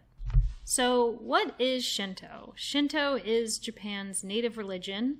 It is a broad amalgamation of all of these ancient local folk religions that became more and more uniform to one another over time, and eventually came together to create Shinto as we know it today. Shinto is really, really old, like archaeological evidence dating back to 300 BC old. It has no known founder and no single text as its basis. So there's no equivalent to Jesus or the Bible in Shinto. There are texts about Shinto, though. The oldest surviving being the Kojiki, which is from 712 AD, and 8 years later, there's the Nihon Shoki. But these are not scriptures. These are essentially record books from those times, recording things like important events and important people and important folklore. So for a lot of the myths in Shinto, these are considered the main primary sources for them. Shinto is unique in that it has not really left Japan. It hasn't spread the same way other religions have. However, a lot of religions have come to Japan and influenced Shinto. In particular, Buddhism. A lot of Shinto gods are borrowed from Buddhism, but it's also influenced by Hinduism, Taoism, Confucianism, basically any neighboring religion. But pretty much everyone in Japan takes part in Shinto in one way or another. Even if you're not religious, you probably still visit a shrine at least once a year, probably for New Year's. Everyone in Japan also takes part in Buddhism in one way or another. But because of the time and scope of this presentation, I'm not going to be delving into Buddhism. I'm just going to be focusing on Shinto. So because Shinto is so ingrained into Japanese culture, it's easier to think of it as a nationwide set of traditions as opposed to a religion in the Western sense. I also think it's important to mention state Shinto. Shinto became the official religion of Japan from the Meiji era to World War II, and this was a tactic to rally patriotism, to the point that Shinto is still kind of associated with right-wing politics even today. So one of the most important elements of Shinto is kami. Kami basically means gods. The Kojiki defines kami as any being whatsoever which possesses some eminent quality out of the ordinary and is awe-inspiring, which, is pretty vague. Collectively, the Shinto gods are referred to as Yaoyoruzu no Kami, the 8 million gods, basically implying that there are infinite gods. Shinto gods can take the form of all sorts of things, from ancestral ghosts to natural features like mountains and rivers, but basically, in theory, anything can have a kami. My computer can have a kami. The chair you're sitting in could have a kami. Oncon could have a kami just to watch over Oncon.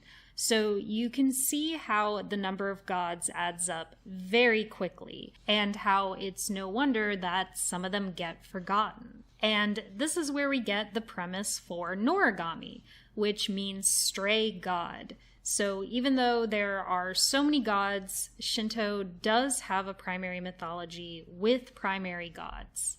So if you're going to know any myths from Shinto mythology, these are the ones you should know. So first we have Izanami and Izanagi. Izanami is the female, Izanagi is the male. Together they stirred the ocean with a jeweled spear, and when they pulled it out of the water, the drops off the tip splashed in the ocean and created the main island of Japan. The two then went there, got married, and had lots of children, some of which were other gods, some of them were the other islands of Japan, and this is basically Japan's creation myth. And this myth was taught as history in Japan until World War II. So Izanami and Izanagi, they are having a great time until Izanami gives birth to the fire god, and she is horribly burned and dies and goes to a place called Yomi. Yomi is underground, it is very dark, and lots of monsters live there. It is essentially the underworld. Izanagi misses his wife and goes to Yomi to get her back. He finds her and she says, "I can't go back with you because I've already eaten the food here. And those are the rules. Once you eat the food, you can't leave." But she says, "Wait here. I'm going to try to work something out with the guys in charge. But whatever you do, don't look at me." So what does Izanagi do? He lights a fire and looks at her and realizes that she is a rotting corpse. So he hightails it out of there. Izanami is angered by this and gives chase, but Izanagi outruns her and seals the entrance to Yomi with a giant boulder so she cannot get out.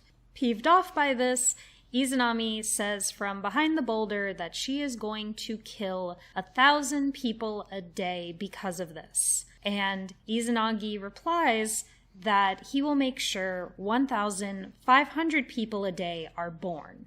So here we get Shinto's explanation for the life and death cycle, but this myth also illustrates the important point that kami are not these perfect ethereal beings. They are very human. They have human emotions. They have human reactions. They can get hurt and they can die. Another cool thing about this myth is that Yomi is a real place, or at least its entrances. The top image is how it's portrayed in the show. The bottom two are photos of the real location. So you can go and see the big rock that Izanagi supposedly put there. And no, you're not allowed to try to move it. So in Noragami, we go to Yomi and meet Izanami.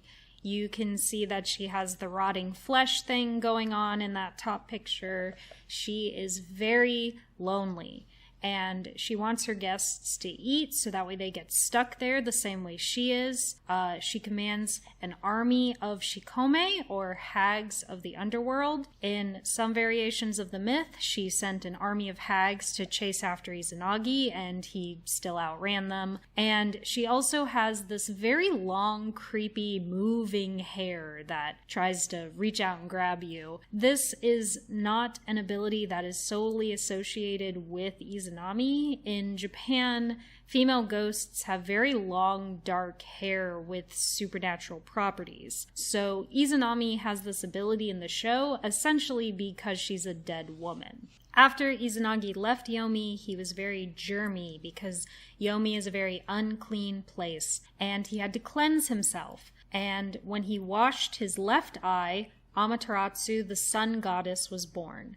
When he washed his right, the moon god Tsukiyomi was born. And when he washed his nose, Susanoo, the storm god, was born. Amaterasu and Susanoo end up having this really intense sibling rivalry going on, and Susanoo, being a storm god, when he throws fits, things get very messy.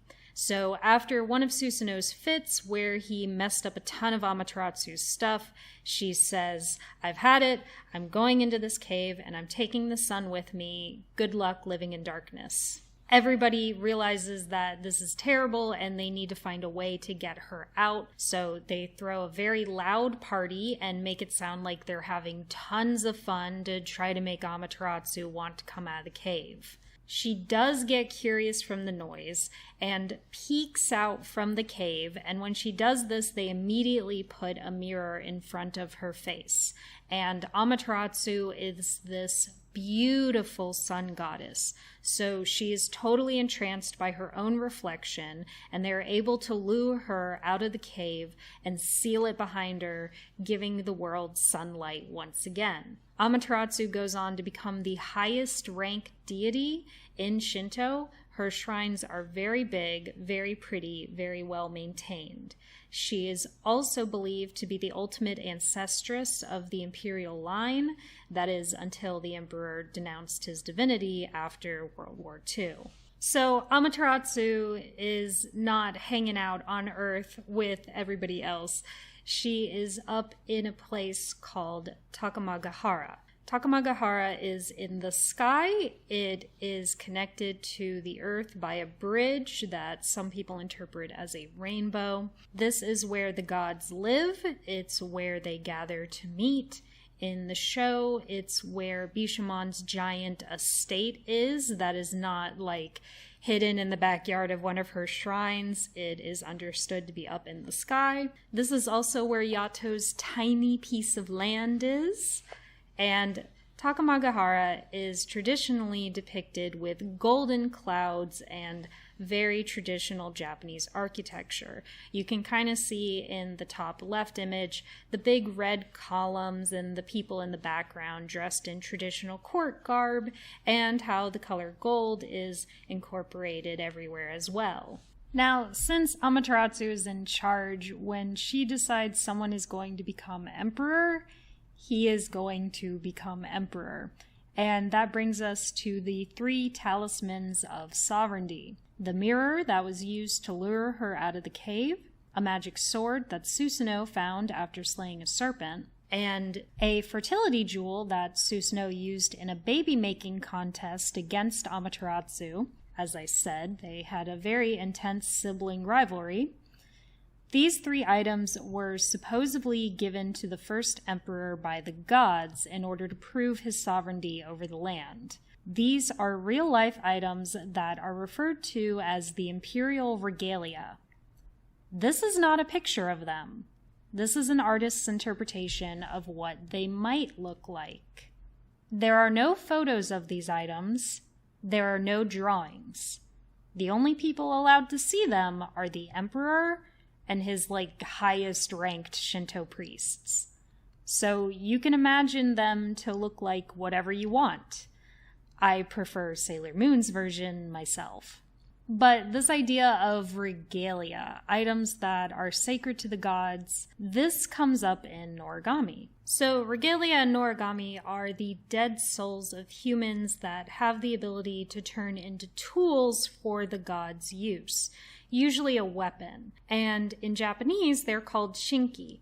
Shinki has multiple meanings in Japanese. It can be used to refer to gods themselves. It can be used to refer to a newly crafted item. And it can also be used to refer to the imperial regalia. It's a play off of these ideas of items that are important to the gods, but also these lives that have been crafted into something new after death. Now, let's take a look at some of the gods that wield regalia in the show. First up is Ebisu. The traditional depiction is on the left, Noragami's depiction is on the right. He is one of the 7 gods of fortune and is the only one out of the 7 that is derived from Japanese mythology. The rest are derived from Buddhism and Hinduism. He was originally named Hiruko, and he was the first child of Izanami and Izanagi. But he was born without bones, so they threw him away.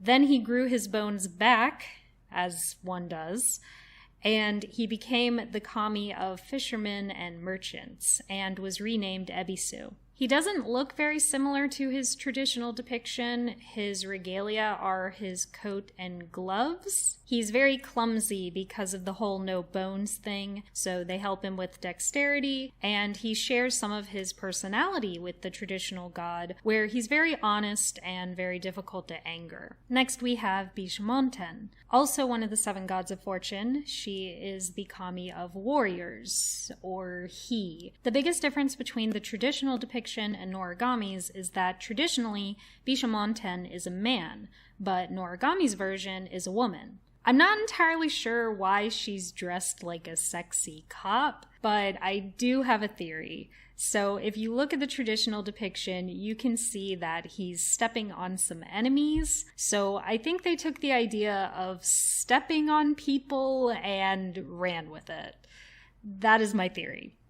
So Bishamonten is derived from one of Buddhism's 4 heavenly kings. He is a great warrior that has amassed a huge hoard of treasures and weapons over the course of his journeys, and he always triumphs over evil. And we see this reflected in Noragami's version, where Bishamonten has so many regalia at her disposal. She's also very dignified and holds herself to a high standard to the point of being obsessed with triumphing over evil, which becomes a problem when she thinks Seato is evil. So next we're going to go over the rest of the gods of fortune. They aren't very important in the anime, most of them don't even have lines, but I still want to go over them.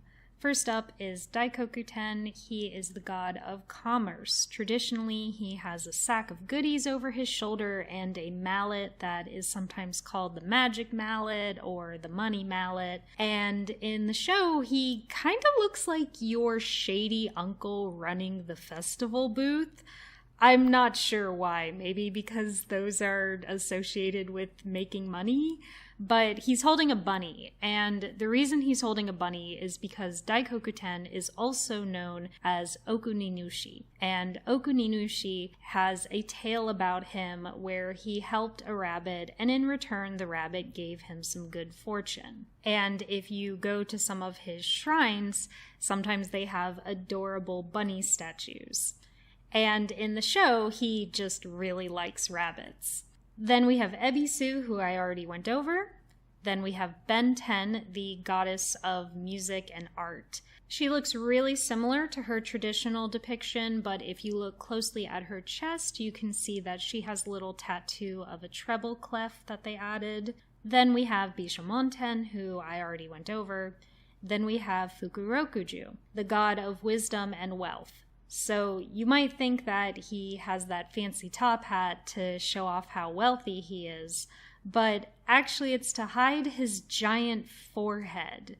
He has a really big forehead. That is how you recognize him in traditional art. So yeah, the hat is not to be fancy, it's to cover that up.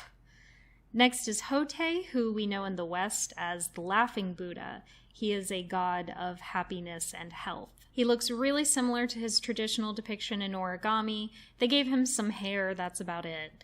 Then we have Jurojin, the god of longevity, who in traditional depictions is a little old man with a cane, and in Origami he's a little old man with a cane. Then during New Year's, they all get in a big flying boat and pass out presents to the good children. I have no idea how this works in real life because Japanese kids don't get presents for New Year's. They get cold, hard cash from their relatives, but that's the story. The 7 gods of fortune, they get in a boat and bring presents. Next up is Kofuku. Kofuku is a bimbogami. She's a kami of poverty. These are traditionally depicted as really dirty old men that have nothing to their name except a hand fan, and that's why her regalia is a fan.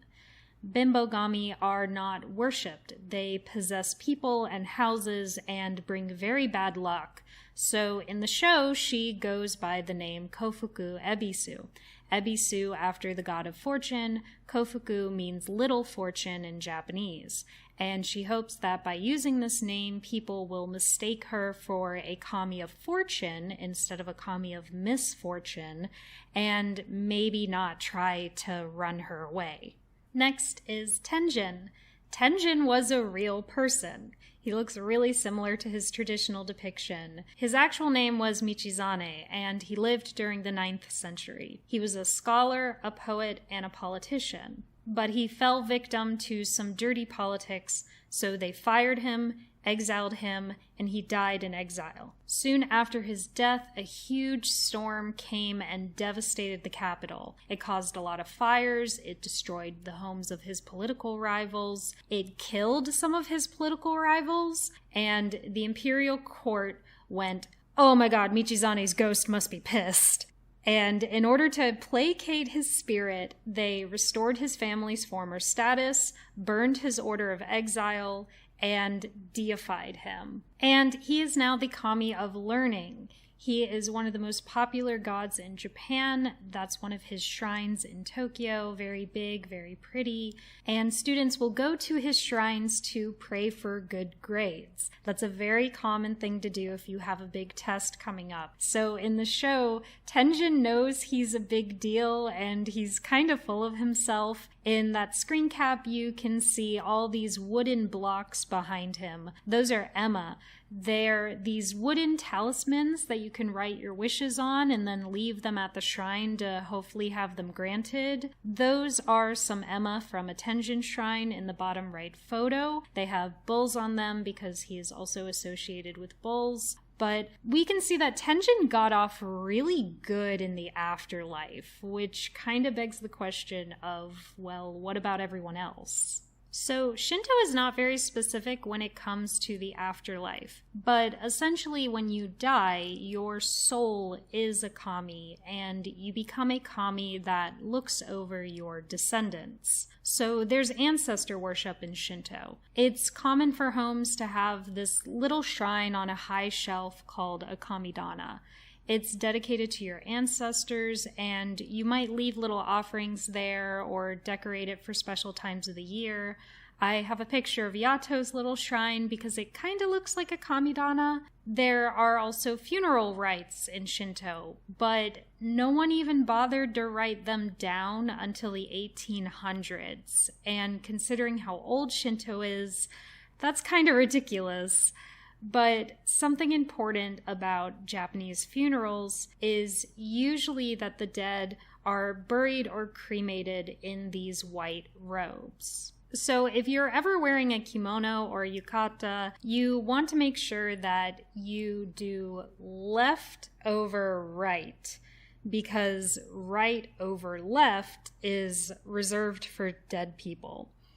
I recently came up with a personal mnemonic to help remember this, where left over right, tie your obi tight, right over left, you'll be left for dead.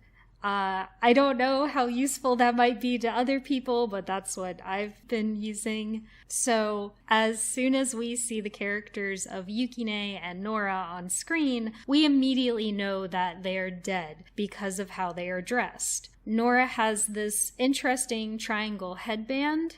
We don't actually know what those are, but we know that they were popular during the Heian period and that they show up a lot in art of ghosts, mostly from that period. There's theories that they were meant to ward off evil spirits and stuff like that, but what this is supposed to tell us about Nora's character is that she's probably been dead for a long time, so it kind of adds to her mystery.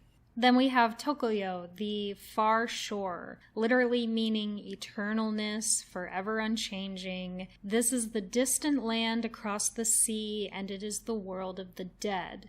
And in Noragami, this is where spirits can dwell and become corrupted and become phantoms. So in the Japanese, phantoms are referred to as ayakashi. Ayakashi has 3 meanings. The first is that it's a type of ghostly monster or yokai. It's also used to describe any supernatural phenomenon that is related to the sea, and it's also a mask in No. No is a type of traditional Japanese theater where all the characters wear specific types of masks. And an ayakashi is the mask for a male ghost or wrathful god. It's that terrifying picture in the top right. Masks are also kind of important in Shinto in general. People wear them for fun during festivals, but they also wear them for rituals. That red mask with the long nose is a Tengu mask. Tengu are believed to be the servants of gods. So sometimes when there's a procession, someone might dress up as a Tengu and help lead it and wear a mask like the one in the photo. So in Noragami, phantoms are these ghostly monsters from the far shore, so they're related to the sea, and you can control them with masks, and they're very wrathful and scary. So Noragami is playing off of all these different ideas that surround the word ayakashi. Shrines are a huge component of Shintoism, so if you want to go to a shrine, you're probably going to ask for some good luck, or maybe you have a wish you want to be granted, or maybe you're just going because it's New Year's and everyone else is going. But if you want to go to a shrine, you probably first have to pass through a torii. A torii is a big arch, and it's meant to act as a gateway that marks where you enter into the territory of a kami. Yato, of course, wants a really big, fancy one. That one in the upper right is Japan's most famous torii. It's really big, it's in water, you have to use a boat to go through it, but not all torii are fancy, especially if you go out into the countryside. A lot of them are simple, they aren't even painted red, so they come in a lot of shapes and sizes. You might also see shide hanging off of them, those zigzag white pieces of paper. They are there to mark the presence of a kami. So once you pass through the torii, you still can't go up to the shrine. First, you want to clean your hands and mouth. There's going to be some sort of fountain or trough that has fresh water in it and a wooden ladle so you can clean your hands and mouth before approaching the shrine. Purifying with water comes up a lot in Shinto. We see it in Noragami, where Yato uses it to help cure his blight. So you can finally go up to the shrine, and you're probably going to want to give an offering. You are essentially bribing the kami to grant your wishes. Common offerings are food, alcohol, or money. The traditional offering is a 5 yen coin. And 5 yen is nothing. It's about 4 cents, give or take, whatever the current exchange rate is. But the reason that 5 yen is the traditional offering is because 5 yen in Japanese, goen, is a homophone with goen as in the word for fate. So when you give a kami a 5 yen coin, you are symbolically placing your fate in that kami's hands. You're saying that you trust them with your fate, and that's why Yato is so happy when someone gives him a 5 yen coin, because it means that people trust him and are showing their respect to him. So you will approach an offering box, put your coin in, there might be a bell attached with a rope above it, you can ring the bell to get the kami's attention, and then you can pray. And the standard way of praying in Shinto is bow twice, clap twice, pray, and then bow again when you're done. This method became standard during state Shinto, and before that, there were a bunch of local variations. Shrines are not just buildings. There's the mikoshi, the portable shrine that people carry around during festivals, and I already mentioned the kamidana, the small shrine in your home. So that's something else that comes in a lot of shapes and sizes. So you visited the shrine, and while you were there, you might have seen a shimenawa, which is a rope meant to enclose a sacred space and protect it. We see one of these around Robo's tree. You see them a lot around trees. They can be very small, like the photo on the left with the stump, or very big to give you an idea of scale. Look in the lower right corner. That is a person posing under a very famous shimenawa at a shrine in Izumo. You also might see a miko, or a shrine maiden. Yato wants to have lots of miko to pamper him and take care of all of his needs, but miko do not serve the gods quite that directly. They essentially do odd jobs around the shrine. They help keep it clean. They also help with rituals, most notable the Kagura dance, which is a dance with a bell instrument that has a ribbon attached to it. That top middle photo, you can see some miko practicing the Kagura dance. You see miko in anime all the time, but they are not actually the ones in charge. The ones in charge are the kannushi, or Shinto priests. You don't see these in anime very often, presumably because they are not cute girls. Like, there's Ray's grandpa in Sailor Moon, and that's kind of it. But they are the ones running the show, they are the ones operating the shrine and leading the rituals. So you might want to get a souvenir from the shrine, like a lucky charm. Larger shrines will have things for sale, like omamori, which are these little satchels, and you can buy them for all kinds of good luck in school or career or love. I already mentioned Emma. You can pretty much write whatever you want on Emma or draw whatever, so it's actually pretty common to see anime characters on them, and some shrines totally embrace this. One example, there's a shrine that gets a lot of tourism because of the anime Anohana, so they have these pre-made Anohana Emma that you can get. You might also want to get a fortune, especially if it's New Year's. So from what I've read, this can vary depending on where you are. Sometimes they'll have a certain tree or a big fence that you can tie your fortune to, and depending on local tradition, you might get a good fortune and you want to tie it to let the kami know that you approve of it. You might get a bad fortune and tie it because you don't want to take it with you, you want to leave it at the shrine, and sometimes you just tie it no matter what, so this can vary. Yato loves all sorts of lucky charms, whether they work or not. And a big theme in Shinto overall is just repetition and routine. So whether or not you passed your last test, you might still be going to the Tenjin Shrine to pray every time. Or whether or not your fortune from last year was accurate, you're still going to get another one every New Year's. Shinto's not really about faith in the same way that other religions are, as much as it's about honoring tradition and leaving your fate up to your local kami, whatever that may be. Thanks for watching. I hope you learned something. Again, I'm Otuple on YouTube, or Otuple1/2 on Twitter. And yeah, have a good OnCon.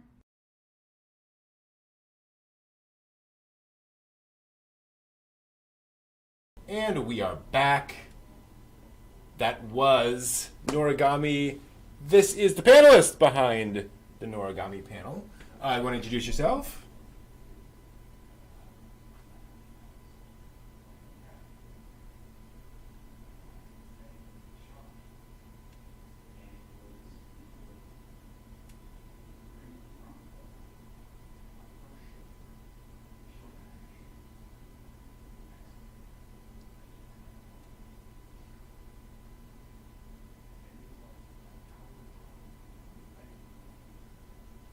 That is awesome. And folks in the chat, let us know. We're having audio issues, so 1 second. Always something, you know. So we will double check. That is coming in. That should be fine. Let us try something, and we will get there. So we need a probably. We'll try that. Nope. Nope. Oops, that's not going to work. Hold on. We will try this instead. And we will pull that from there. We'll see if that works. All right, we'll see if that works. All right, give us a try there on audio. That doesn't. It doesn't look like that's working either. So give me just a minute. Sorry. Yep. Sorry. Yes. Skype is apparently coming in on a different audio channel, so I just got to figure out a way of grabbing that. So always a little something unusual. Could we do? It's interesting. Normally there is another. Well, we'll try this one. Boop. And then we will use, that might be it. And transition over to that. All right, let's give that a try. Still nothing. This is really annoying. Oh, dang, I hate when this happens. Maybe I need, hold on. That could be it. Different thing. Transition over there. That might be a little bit better. Give that a try. Okay, so can you hear me now? Is it working yet? That looks like it's working. Okay. So, quick reintroduction. Hi, I'm Mary Minton. And yeah, I've been trying to make more anime stuff for YouTube and videos and stuff of late. Yeah, and doing a great job of it. So Noragami, I know, is an anime that's near and dear to you.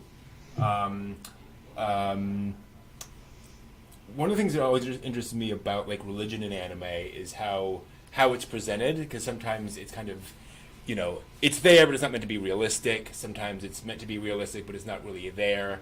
And it seems to me that Noragami like manages to walk that line really well, where Shinto's obviously a really important part of it, but you also recognize that there's a certain, you know, shonen-y aspect to the anime. Is that reasonably accurate?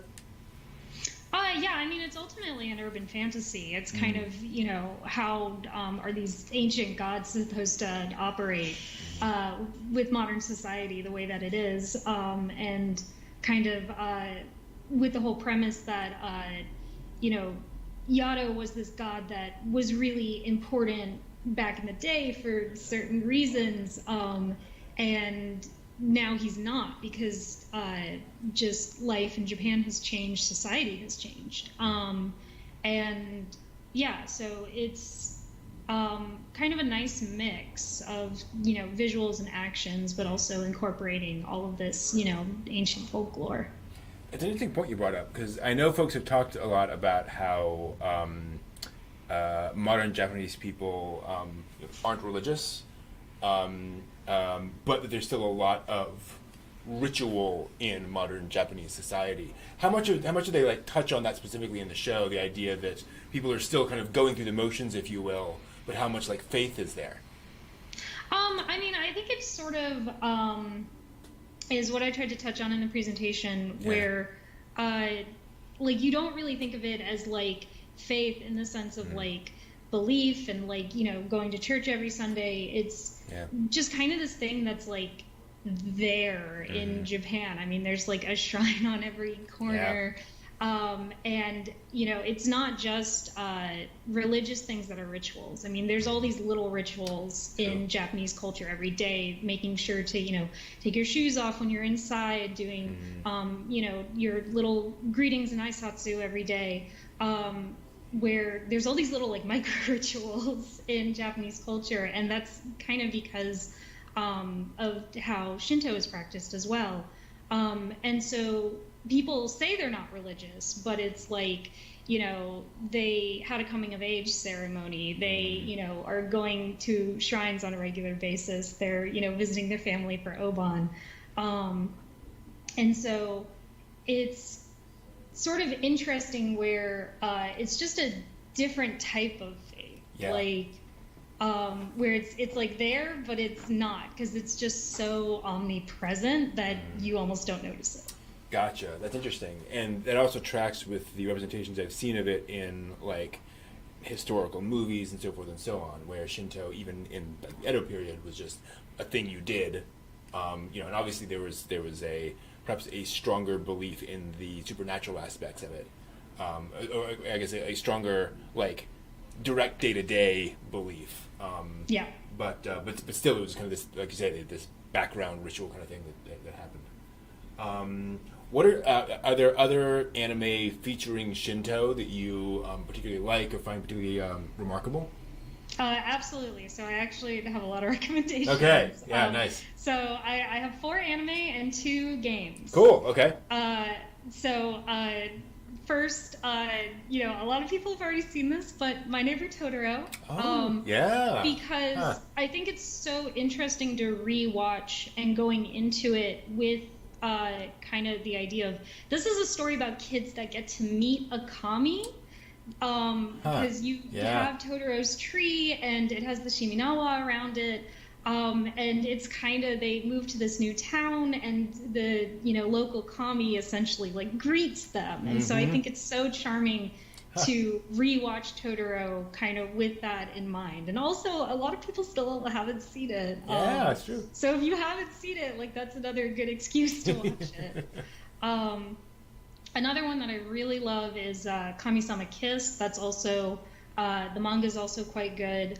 And it's a reverse harem anime, but it's about a girl that the local land god has gone missing, and so she gets recruited to be in his place, and she gets like all these fun like little servants, and like has all this hijinks with local yokai and stuff. Nice.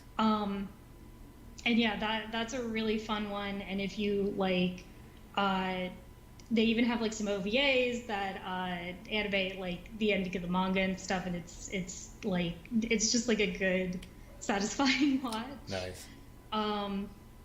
There's also Inari Konkon, which I always like kind of describe as like, it's Himitsu no Ako-chan meets Kitsune Magic, where it's like she gets these like kitsune transformative powers, and it's like a little magical girl-ish. Not really. It's kind of more about her putting on these disguises and the hijinks with that.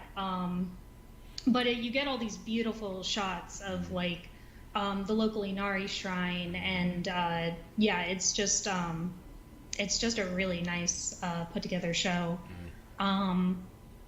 And then I also really like Matoi the Sacred Slayer, which is like a semi-recent, pretty obscure magical girl anime that is not the best writing-wise, but it's Shinto themed, where the main character, her powers, she basically just like calls on the power of the kami that are near her, and because the idea is that kami are everywhere, she just starts pulling like these beams of light from like vending machines and grass and all the nearby buildings and the pavement, and so she ends up incredibly overpowered because just it's that same idea of like kami are everywhere.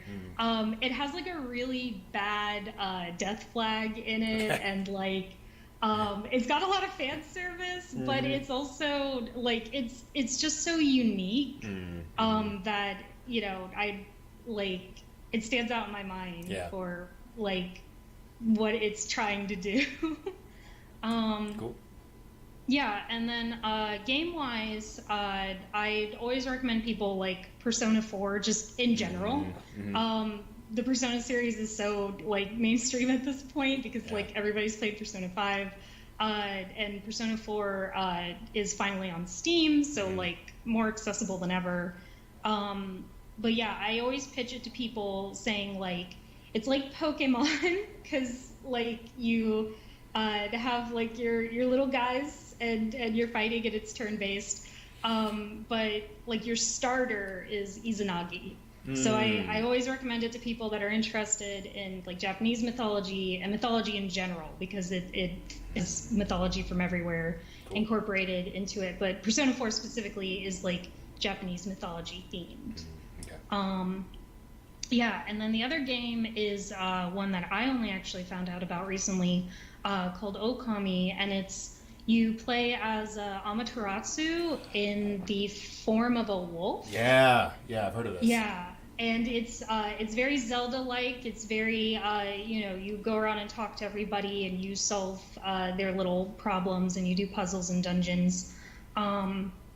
But there's so much Japanese folklore like just packed into it. And yeah, and it's like a really fun, like even just to watch someone play it, it's just a really nice game. That is really cool. Cool. Is there anything else that kind of came to your mind after doing the? I know every time I do a panel afterwards, I'm like, I forgot to mention this one thing. Anything like that that's kind of on your mind? Actually, yeah. So later in the anime, there's Tenjin has like if you. I remember like the first time I watched it, I think I just assumed it was like one of his regalia or something. But then I looked it up. He has this special like plum tree lady that helps him out. And that's kind of a side story to his exile, where he had this favorite plum tree that supposedly uprooted itself and flew to where he was in exile in order to be with him. And of course, there's a Tenjin shrine with the actual plum tree that supposedly flew there. And like you can see it in everything. And so I thought that was sort of nice that they incorporated that as well. That is really cool. Cool. Well, thank you so much for being here. Really appreciate it, and hope to see more panels from you at future OnCons. Yeah, sounds good. Where can people find you? Oh yeah, so my Twitter is otuple1/2. My YouTube is just otuple. You can also just type in Hypnosis Mike into the YouTube search, and my most popular video will probably pop up. And yeah. Awesome.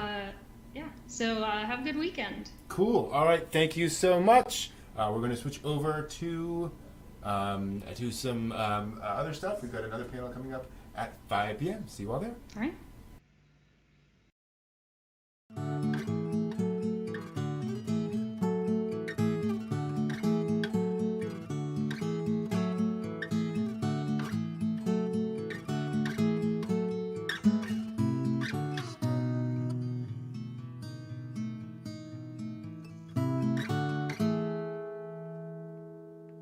Hey guys, today we are at the Arena Tanimura Cafe, and this is the single cafe that I'm the most excited for. Arina Tanimura is a popular shoujo mangaka, and I've really just loved her series for years. I started off with Full Moon. It was my first shoujo manga, so really excited to be here. So this cafe is surprisingly in a lot of cities in Japan, including Sendai, which almost never happens. So man, I'm so excited that they decided to put a really cool cafe in Sendai that usually does not happen. Anyway, let's take a look at the menu. It has an original Arina Tanimura artwork on here that I think she actually did especially for the cafe. So it has all of her basically bigger series on it, like Gentleman's Alliance Cross and Full Moon. So earlier I ate lunch. I specifically wanted to eat dessert here, and I have known that I want this item for a while now, so I'm going to get the chocolate bread whipped cream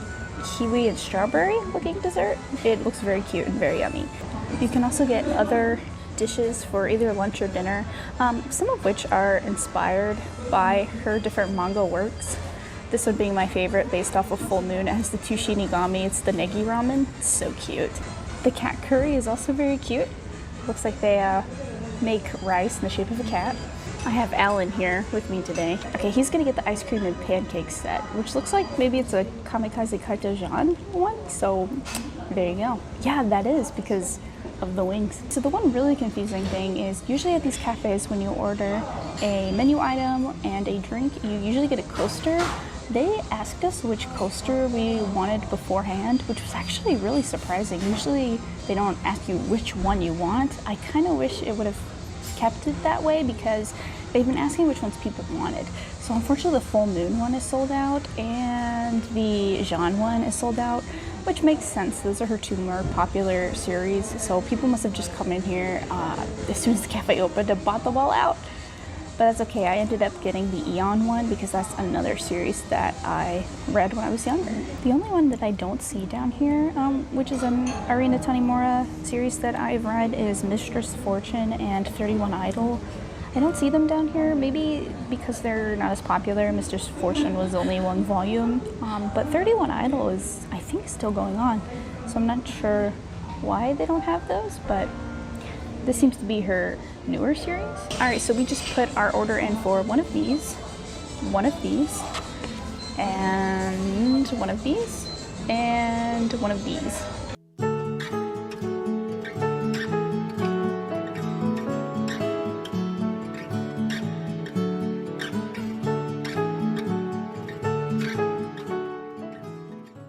Alright guys, we got our drinks. This is the Full Moon inspired drink, and that is the Kamikaze Kaito Jean inspired drink. I'm gonna give this a sip, and you give yours a sip. Yeah, I really like that. That's refreshing. Mine is like a lemon drink. I'm not sure what's at the bottom to make it darker, but there's little stars.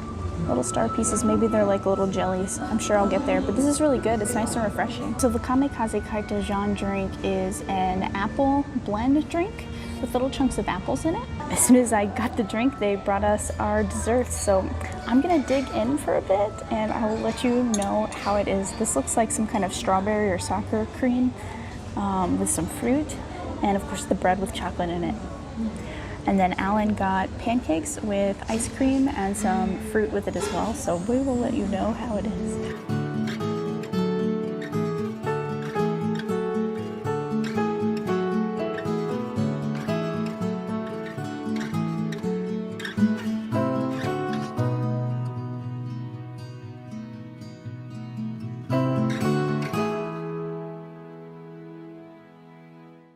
So starting with Alan's meal, he said that the pancakes were actually super high quality, very warm and fluffy, and a really nice butter and syrup to go with them, and that the ice cream just basically tops off the whole dish.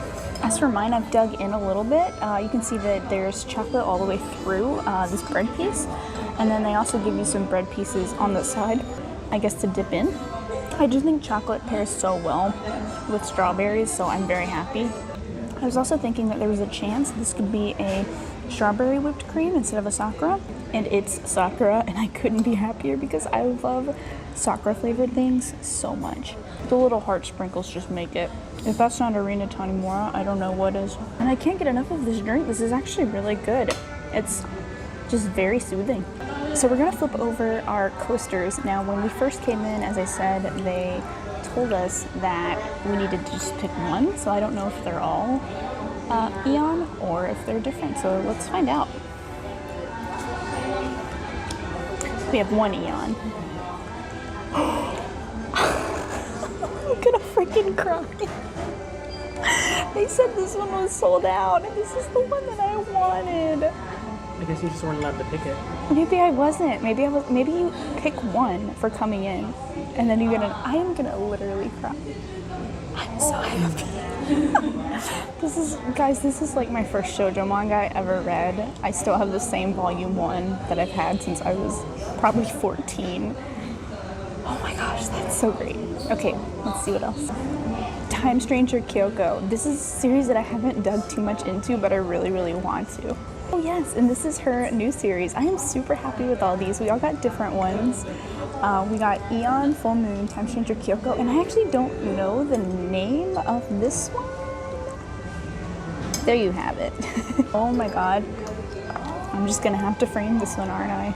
I cannot believe I actually got this one. I came in really disappointed thinking that they were out of them. Alright, well, excuse my used plate, but we both ate every single bite of our meals. They were both really, really delicious. And at the bottom of my drink, that purple you saw, that was actually all Jello. It was like a grape Jello. It was really, really good.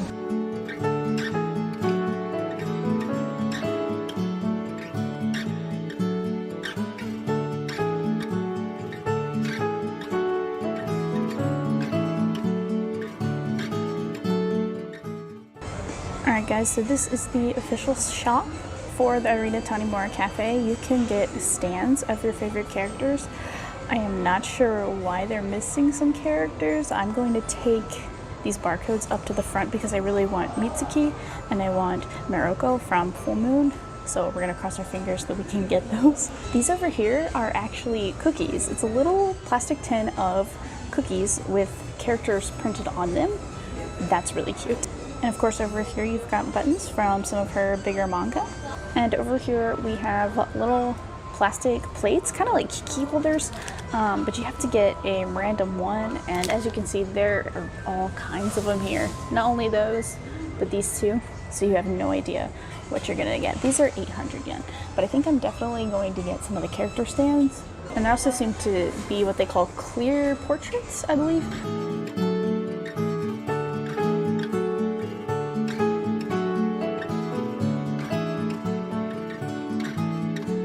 Alright guys, well there you have it, the Arena Tanimura Cafe. Unfortunately, it only went on for 3 weeks, so I could only catch one date for it. They actually give you a stamp card for every time you visit, or for however many items that you buy.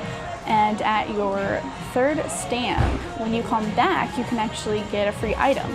But since we got 4 items, we were able to get a free item. Those free items were sold out. However, they're letting us come back before the end of the month when they restock and get more, including the stands that I bought. I bought 2 Full Moon character stands, but they were not on display because they were actually sold out. But you could go ahead and pay for them now, and then you can pick them up next month, so I decided to do that. I hope you guys enjoyed the video, and please stay tuned for more anime cafes. Check out one of these around me, and I will play with you some other time.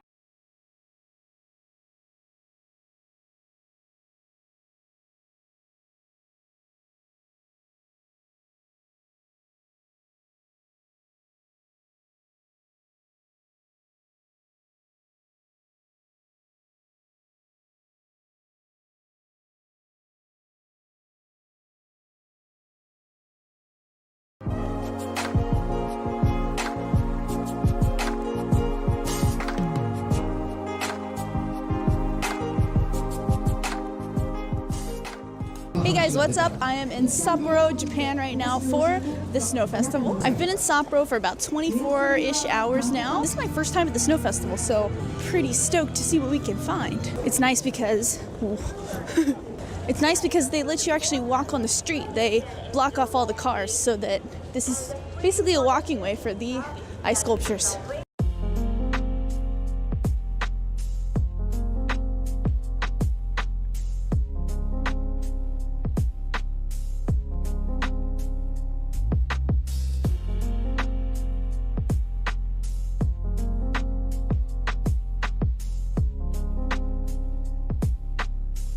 So I think here behind me they're actually fixing snow sculptures that may have either melted a little bit or had some chips fall off of it.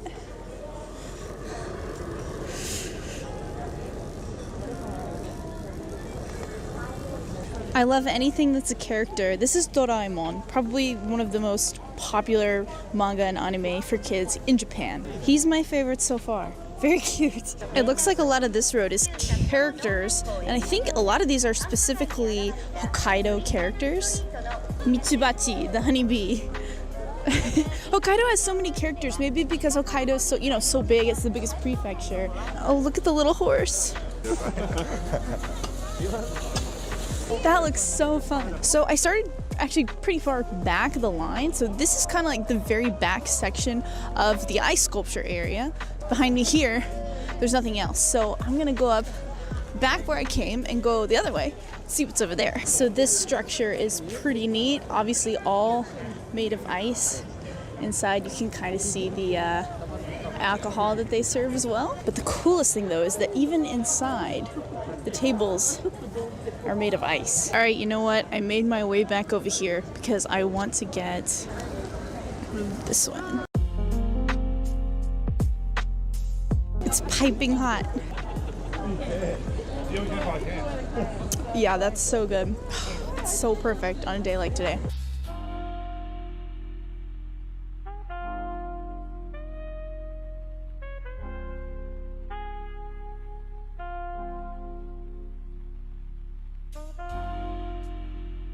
Starting to snow again, guys, as soon as I'm starting to walk back to my place. So that's just like half of the experience, right? Tomorrow we're gonna go take a look at the actual snow sculptures. But I am freezing, my hands are so cold, but I have one more thing I want to show you guys as a before bedtime snack kind of thing.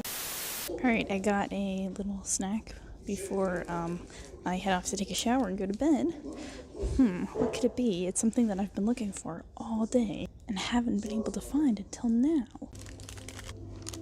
It is a Cinnamoroll bun, like Cinnamoroll, the Sanrio character, who I absolutely love. And I've been to like 3 other Lawsons today in Sapporo, and they didn't have it until the very last Lawsons I checked. I didn't get any filling. I bit his eyeball out. Alright guys, I'm off to bed. I will see you in the morning.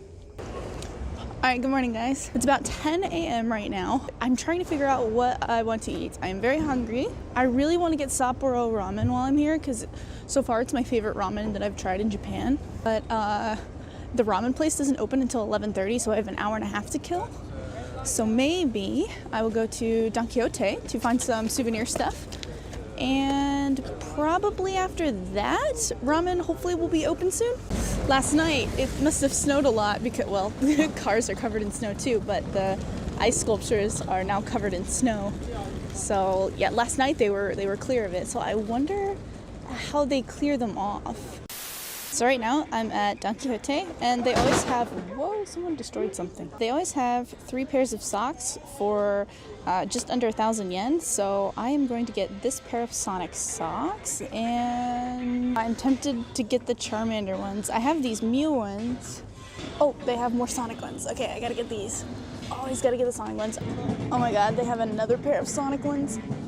Oh, and it's modern Sonic. Okay, I got 3 pairs of Sonic socks it is. Oh, it's really snowing now, guys. This spot right here between Tanuki Koji and the fish market, best place to take pictures, especially when it's snowing. The lighting's really good. And plus you can get the Sapporo TV tower in the background. All right, for real now though. No more getting distracted. Some dude just looked at me weird because I'm talking to my camera. Man, why can't it snow like this in Sendai? Just like this would be wonderful.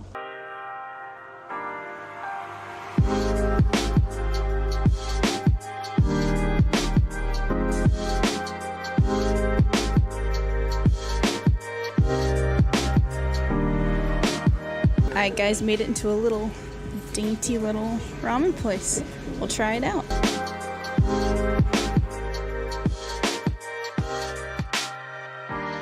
That was great. Let's keep on moving. Now we're going to head to the snow sculptures. Hopefully that ramen can keep me warm for now.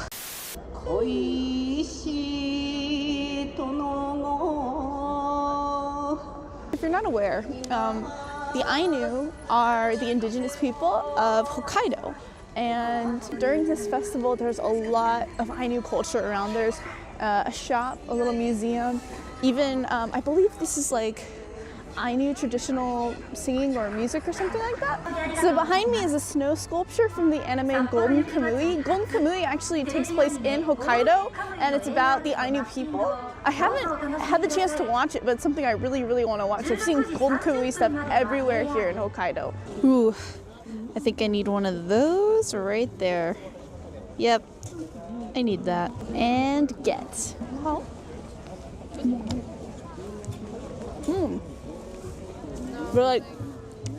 Really cold. So far, this is my favorite one. This is from Oregairu. Just so cute.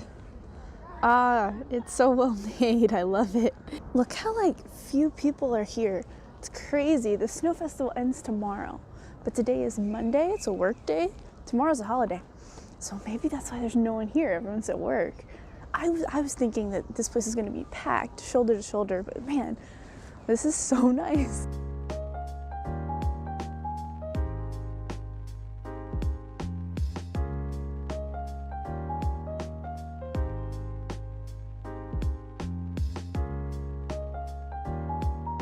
This ReZero one is probably my favorite because I'm a huge fan of the show. I think last year, even though I wasn't here, I saw pictures of a ReZero one, but this is a Hatsune Miku and ReZero crossover. At first I thought that this was Rem, but it's actually Miku. Here we have the My Hero Academia one. I think this one, I don't think My Hero Academia has had a snow sculpture before at the festival, so this is really cool.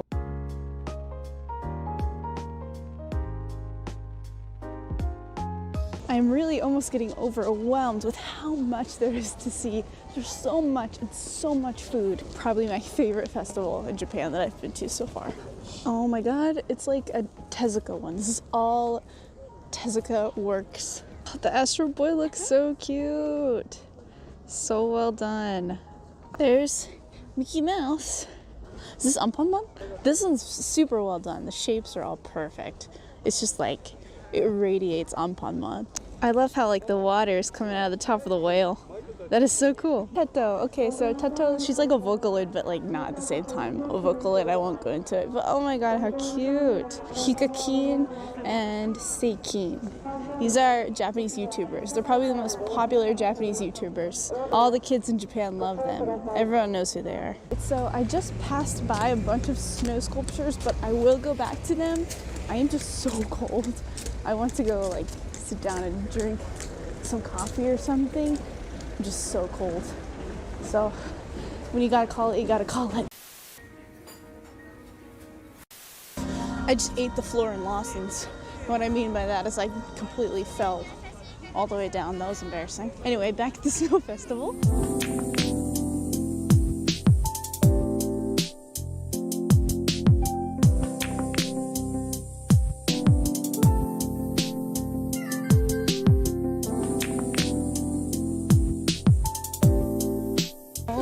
Goodness. Okay, I might have a new favorite. I just love that this year specifically there's been so much Kirby stuff in Japan. I love it. Oh, this is so cool. He looks like he's been through a lot. He's a little dirty. And then right next to Kirby is this Dragon Quest one, King Slime. Dragon Quest is so popular here in Japan, so no surprise to see this at all. Still that Kirby one though, I cannot get over how much I love that. We have Detective Pikachu! Not only do we have the other Pikachu from earlier, but the one from the Detective Pikachu movie looks quite sad. Actually, he looks very sad. That's a nice Pokeball though. For you Ghibli fans, Kaonashi. So I promise you, I'm not kidding you. I think in English it's literally No Face is his name. I don't know. I'm not the biggest Ghibli fan, so sometimes I don't know. I'm just going based off of what that says. So this area right here is the international snow sculptures. So for example, this one's from Hawaii in America. This one's from Indonesia. Here's the Finland one. And this one's from China. This one's also from America. This is apparently a sister city of Sapporo. And it's Portland.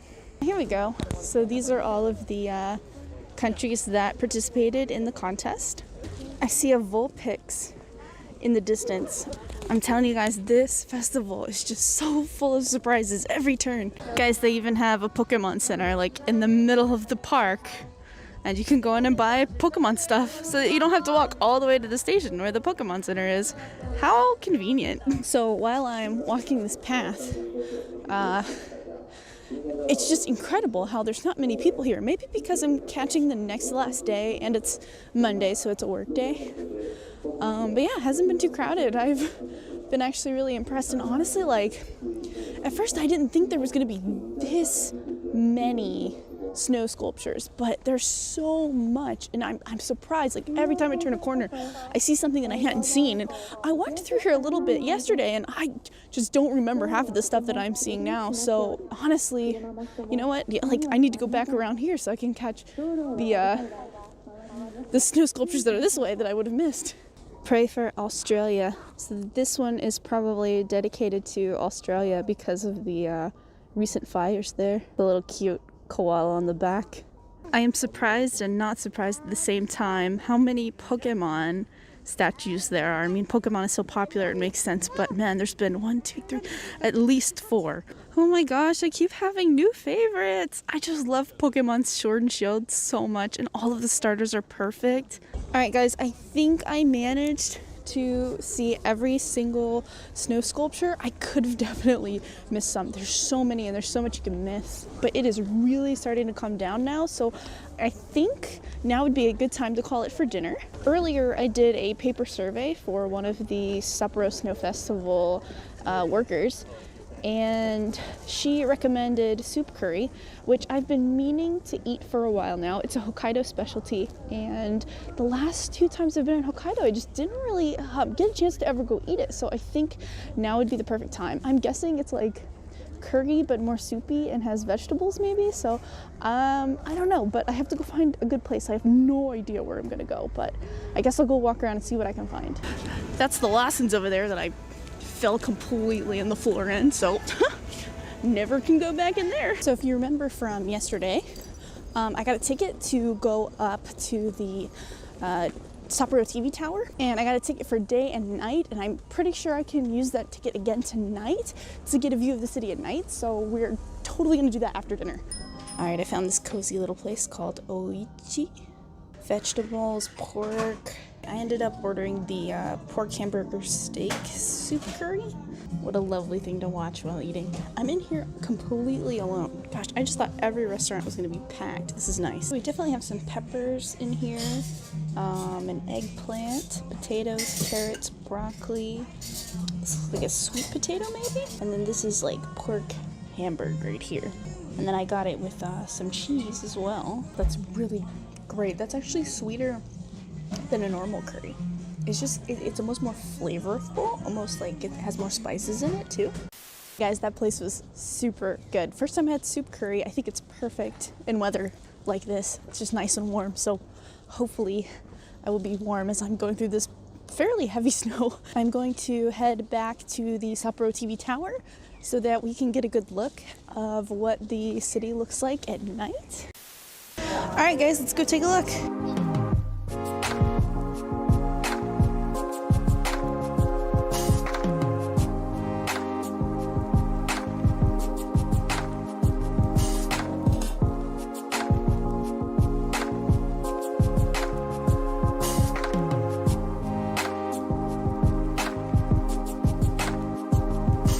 Well, that's it. That's my last night in Hokkaido. This is probably the most fun thing I've done in Japan so far. The food is good, the crowds aren't bad, all of the staff has been super nice throughout this whole event, and everything is like super easy to get to. Most things are free, like walking around looking at the snow sculptures is free, watching the ski show is free, the ice sculptures, looking at those are free. The only thing you really would have to pay for is obviously going up the tower and the food. I hate it that it has to be over. I planned this so quickly, like I didn't even know I was gonna do it until maybe 3 weeks out, so I'm already gonna start planning for next year. Alright guys, and with that, it's over and done, and I will play with you some other time. See ya.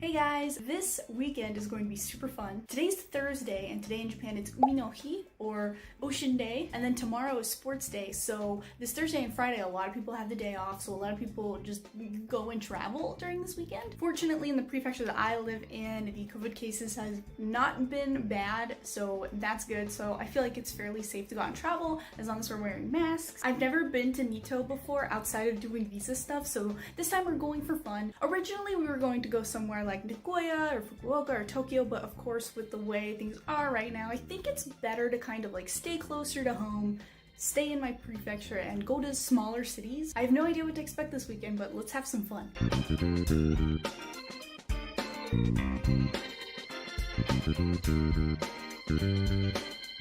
Alright guys, we're gonna do something I've never done before. We're gonna take the Hitachi train, which is different than like the normal local trains. It's like more of a rapid service train. It costs extra to take it, but it'll get us to our destination a lot quicker, and I've never taken it before, so it sounds super fun.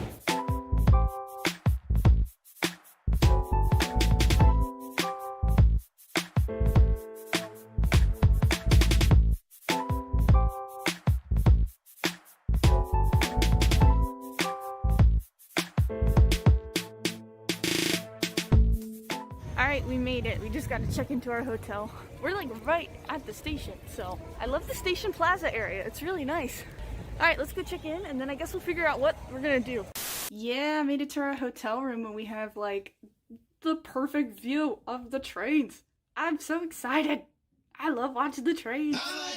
The best thing about this hotel room is that it is like literally connected to the station, and below the hotel is like a shopping mall with arcades and stuff, so you're literally just right here. So if you ever come to Mito, this is a really convenient place to stay. Alright, we're at the arcade, like right under our hotel.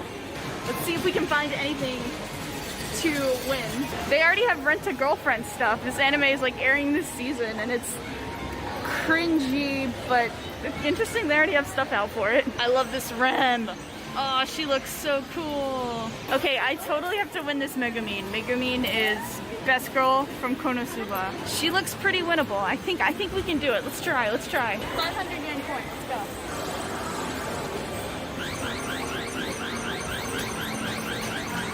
We got nowhere, but we still have 4 more tries. I'm going for a middle approach this time. That did not go very well. How do I make it turn? You gotta grab, like halfway grab it.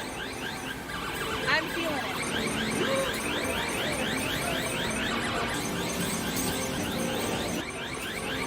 Alright, one more try. Alright, this is not the one. This is not the one. Straight, but it has to go back and up. You gotta know when to quit. You just gotta know when to quit. It's okay, we tried. We tried so hard. The Kirby is so cute and flat. I love the Sonic one, but I'm pretty sure I have a Sonic plushie just like that at home, so I don't know if I want to go for the Sonic. But it's nice to see that they have Sonic stuff. Now we're heading to a store called Dashinban. Dashinban, there's just a bunch of anime merchandise, plushies, keychains, and figures, my favorite. Let's see what we can find there. This is so cute. Hanamaru's from Love Live, but they always have this like thing where she has Sonic, and that's so cute, but I would not pay 500 yen for a folder, but it's still very cute. You know, I could just buy a Megumin figure instead of trying to win it a million times.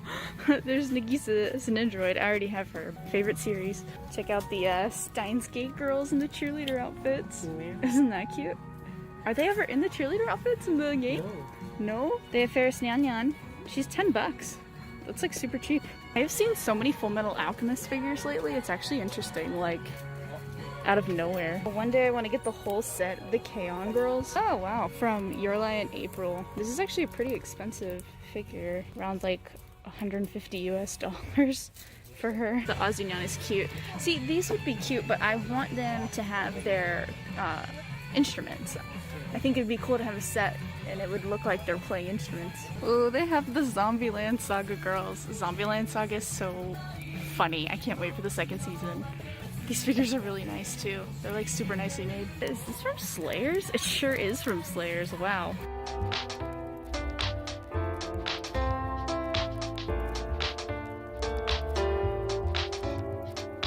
Alan just went back to the hotel to take some of the stuff that we bought at Rashinbang up to the hotel. Later, when we're back in the hotel room, we'll show you what we bought. So if you ever come to Mito and want to do some like anime and weeby things, there's a Sega arcade near the station, there's an Animate near the station, there's the Rashinbang near the station, so you could probably spend a good half a day shopping around those areas for stuff. I wouldn't say that it's worth the trip from Tokyo to come here because the shops are really small, but if you're ever just in the area and you want to kind of like get out of the crowds of Tokyo, then yeah, there's definitely some anime shopping here to do. Gosh, we found another arcade on the way to dinner, so gotta stop by. This one is way less busy than the Sega one, and I am all for that. But maybe they don't have as cool stuff. Oh, I do love the Sleeping Piplup. The Inosuke plushes are cool. Okay, not as many cool stuff at this one, so back to dinner plans. Alright guys, we finally decided on where to eat. We're gonna have yakiniku, one of my favorite things to eat in Japan. Alan's currently figuring out what's on the menu via the tablet, and they bring as much food as you order for the next 90 minutes, so fun stuff. These are the sauces. We've got like a sweeter sauce, we've got lemon, and this is like a spicier sauce. I kind of like burn all of mine on purpose. I kind of like that charcoaly taste. So don't judge me for literally overcooking or burning all of my meat. Put one of these on too.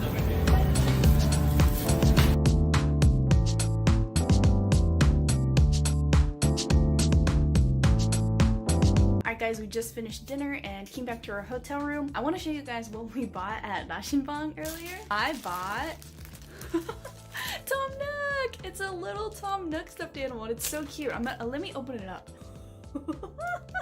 He's so cute. Look at his little face. I love him. He was like 2,000 yen, so about 20 US dollars, and I thought it was totally worth $20 because my house, I already have like some Nintendo-y Animal Crossing specifically stuff in my house, like a pillowcase and a blanket and stuff in my living room, so this will go so cute in there. Okay, Alan, what did you buy at the store? I got this Wano Kingdom Luffy figure. Wow. For only 500 yen. Wow. Which is crazy. Alright guys, well there you have it. There is our first day in the Mito area in northern Ibaraki. Tomorrow is going to be super fun. We plan on going to the beach, and we're going to a town that is the setting for the Girls into Panzer anime. You may know it. I hope to see you in the next video, and I will play with you some other time. I guess we just kinda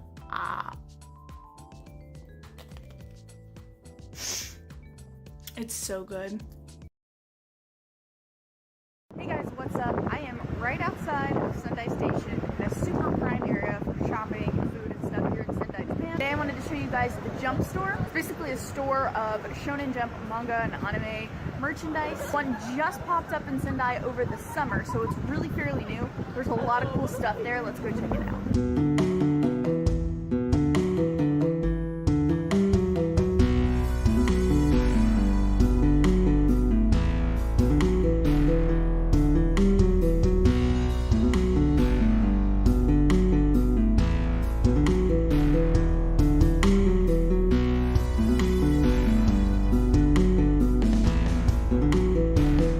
Right now Luffy is dressed up as Santa because today's actually Christmas Day. It's such a cute idea.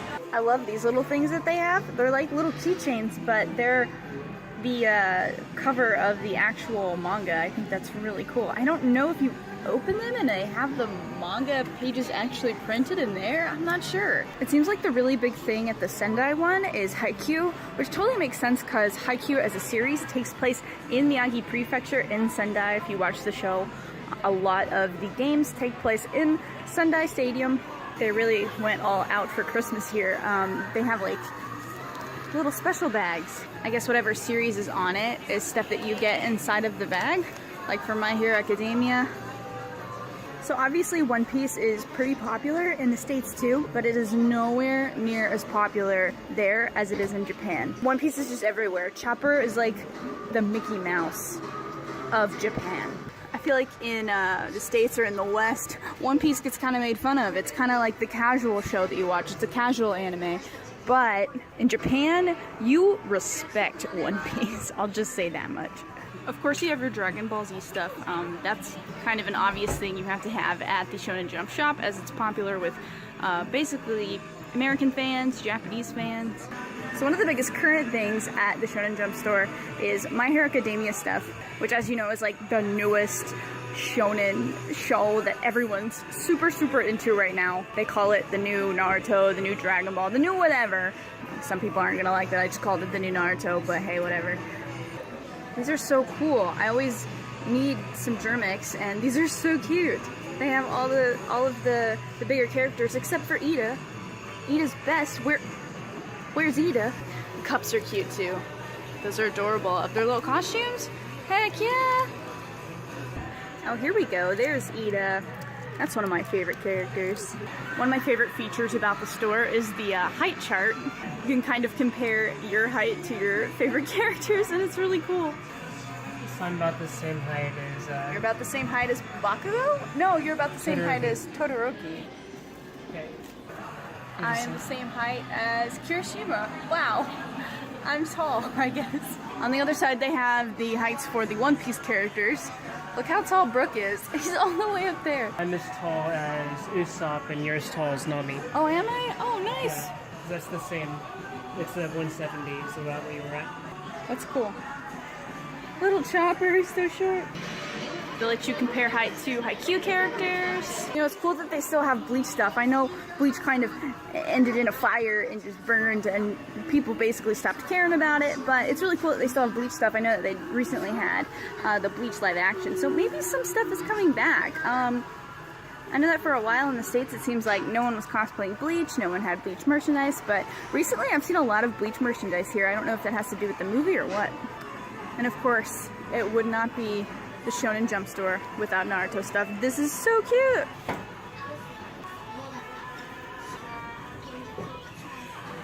Okay, so we talked about the big three, but how about stuff in Shonen Jump that isn't talked about as much, like Slam Dunk? It is cool that they have a small section of Slam Dunk stuff. Just something that you don't hear about as often. This section seems to be an assortment of different random series for Shonen Jump. We've got some Yu-Gi-Oh! We've got Food Wars. There's more Food Wars down here.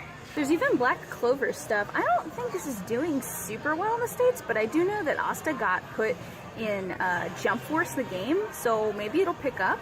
But yeah, it is cool that they do have the Black Clover stuff. Oh, speaking of which, this whole section is Black Clover, actually.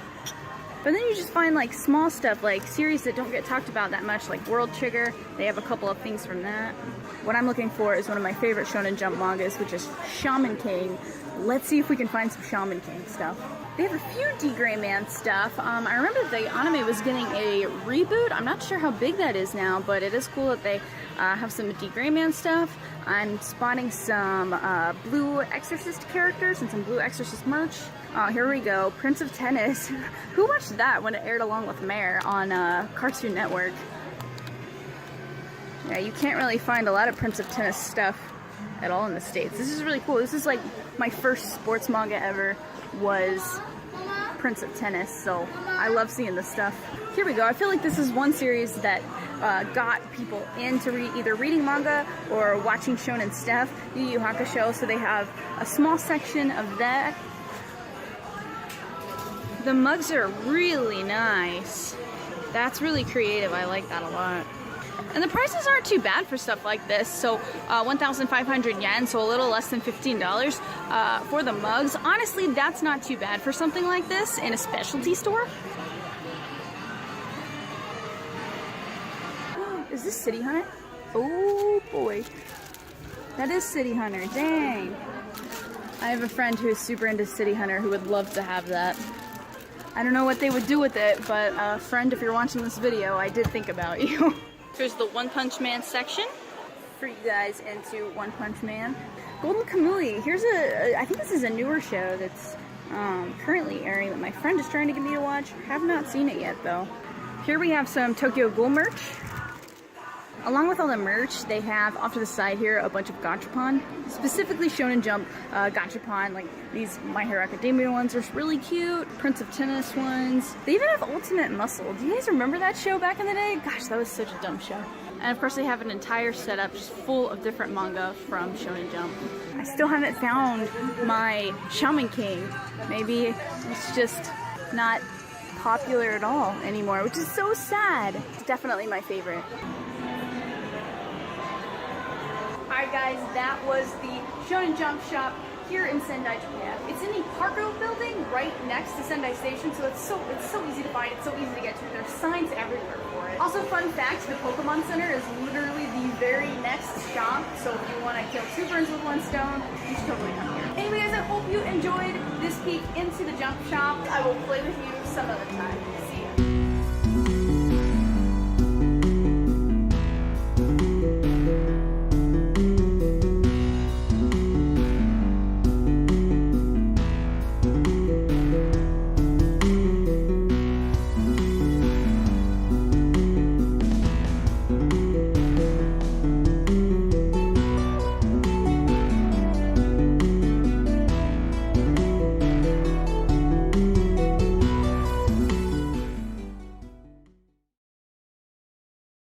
Alright, hello everyone, we are back.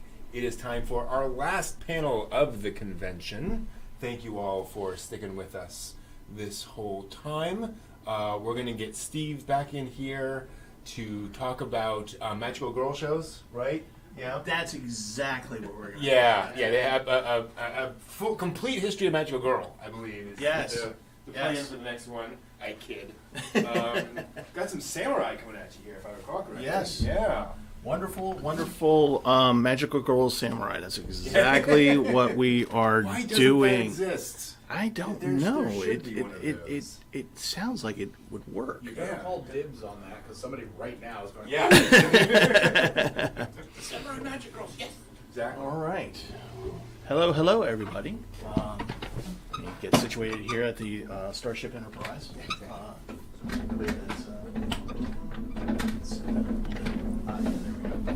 Thank you. All righty. I hope everyone had a great OnCon. I had a fun time. I'm actually here in Brent's place, and it is quite magical, I have to tell you. No, seriously, we had a great time today, and I hope you're having a good time as well. So let's go ahead and get started with talking about the samurai, how they went from being these great, wonderful warriors to sad, bloated sacks of bureaucracy. So, yes, that's essentially the history of the samurai right there. So when we think of samurai, we think of basically a very stoic character. We think of a man who has a purpose, a mission. He is very capable. He can, but reserved, very action-oriented, kind of wise. So a very, very stoic kind of person. And this image is what we get whenever we think about samurai. And when we think about samurai, what country do we think of? We think of Japan. Now, that's by no mistake, obviously, but there's actually a propaganda reason for that. And the reason for that, and the reason why we get such characters in anime that are samurai, is because of this. And it has to do with the Meiji Restoration. So when the Meiji Restoration came in, and they wanted to modernize Japan in any way that they could, but they also did some things with the feudal system which caused the samurai to lose power. But to get the people of Japan to buy into what the government was doing, which is to provide like transportation, trains, to have new improvements in agriculture, to science, technology, and all that wonderful fun stuff. They needed the people to buy into it because it was going to be a major project to take the people out of one form of government that they've been in for millennia, and basically, in terms of time, overnight, put them in a new world to be able to compete with nations like the United States. Remember, in 1853, Perry shows up. Admiral Perry, Commodore Perry shows up. He says, he delivers a note and says, hey, you're going to open your nation to us or else, basically. And they come to the conclusion that they're going to live in the world. They have to be in the world. But in order to get that, you have to buy the people. So what's something that, what's an iconic image that the people can rally behind it that seems like a symbol of the power of the empire, of the power of the emperor and the imperial court? Something that you can trust. Well, everybody knows you can trust a samurai, right? So the Meiji government, from the imperial court on down, basically said, okay, well, we're going to capitalize the heck out of the samurai. So they created a lot of myths around the samurai, and the idea of showing loyalty, fealty, which are virtues of a samurai, and they wanted that from the people, so they would not necessarily question when the government said, we're going to take your land so we can run a train through here. And instead of them fighting against it like they've been doing for centuries, they would say, okay, maybe this might be a good idea. So they would use the samurai in propaganda to help them sell being modern. And it was kind of an interesting way of using the past to sell for the future. So this is why when we watch anime, we get the samurai that we get. A very powerful man, a guy who is skilled, smart, wise, loyal, very, very, few and sparse with words, knowledge of Buddhism, just the perfect guy that you want to follow. Never surrender. Never surrender, yes. A guy you want to... That's right. So following a leader, and this is what the samurai represented, and the samurai represents the imperial court, which represents the government.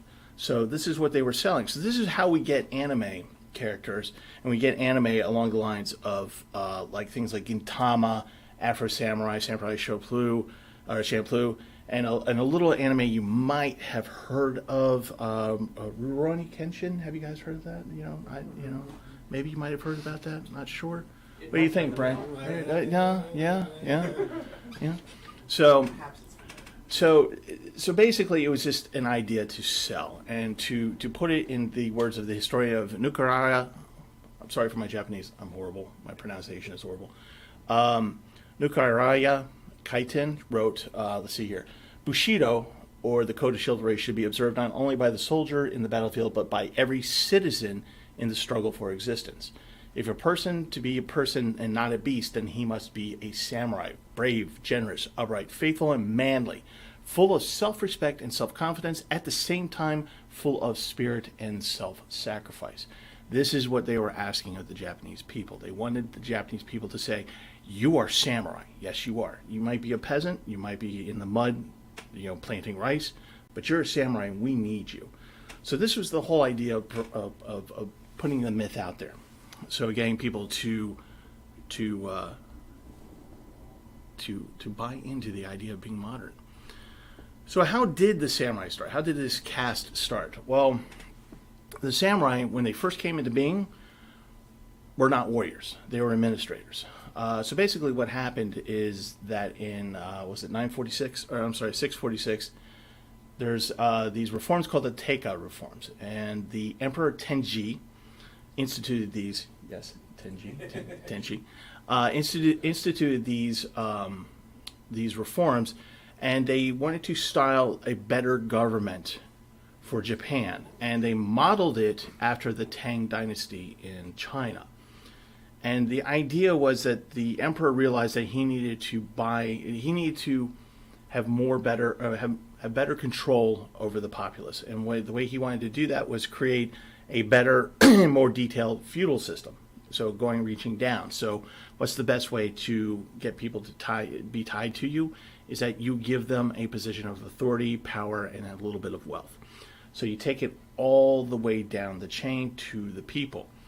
Now, in the Tang Dynasty, there is various levels of bureaucrats. Because the Tang Dynasty was so huge, there are very many levels of it. The Japanese didn't need that many. They needed only 12.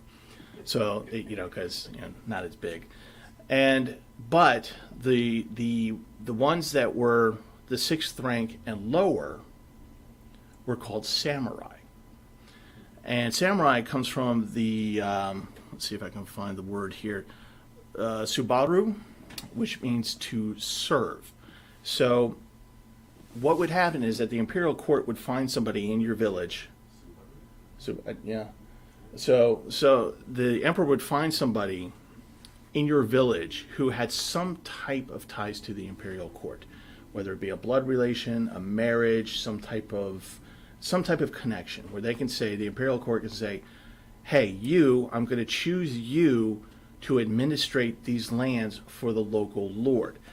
While you are helping the local lord, administrate his lands, you are going to also report back to the imperial court. So the guy was kind of put in a tough situation a little bit. He would, on day-to-day basis, would make sure that the farms are going, that the taxes are being collected, and things like that. And at the same time, he would do a report for the local Daimyo and saying, hey, here's how things are going, maybe we can do these things better. And while he's giving that report, he's giving the same report to the emperor. So this way, you control, the emperor and the imperial court is able to control pretty much daily life. This would go on until about 1000 AD, when the emperor at that time decided to go, I'm going to focus on making flower arrangements and maybe do a little bit of justice, court justice kind of things. And, I'm going to appoint this guy, call him a shogun, and he's going to run the day-to-day stuff. So the shogun, at this point in time, becomes the actual authority in Japan. The emperor becomes more or less a figurehead of his own choice. So the samurai start reporting back to the shogun. Now here's the kicker. Up until this point, the local lords like to live well.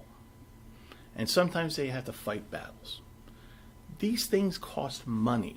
So what happens is that the local lord will go back to his lands and go to the farmers. I need money, so I'm going to tax you. And often what happened would be that farmers would be taxed to the point where they would lose their lands and become basically unemployable and homeless. This caused peasant rebellions, at which point the samurai would be tasked to hire warriors to come in and quell the peasant rebellions. Now, these were just like really small rebellions, per lord. It wasn't like a big national thing, but it would happen from time to time in various other places. And the imperial court would rely on the local nobles to take care of it, because Japan really didn't have a standing army at that point.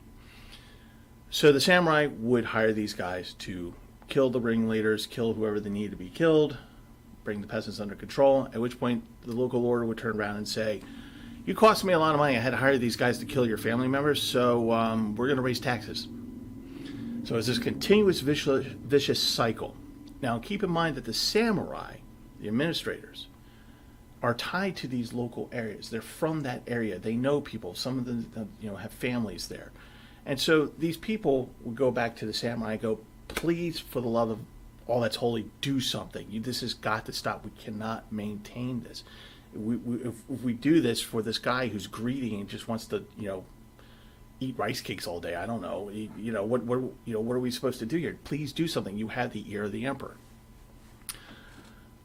So the samurai turned around and said, okay, well, every time there's a rebellion, we're going to hire these warriors, right? How many of these warriors are actually local? It turns out that a lot of them are. So the samurai says, well, I'm of this rank in the bureaucracy.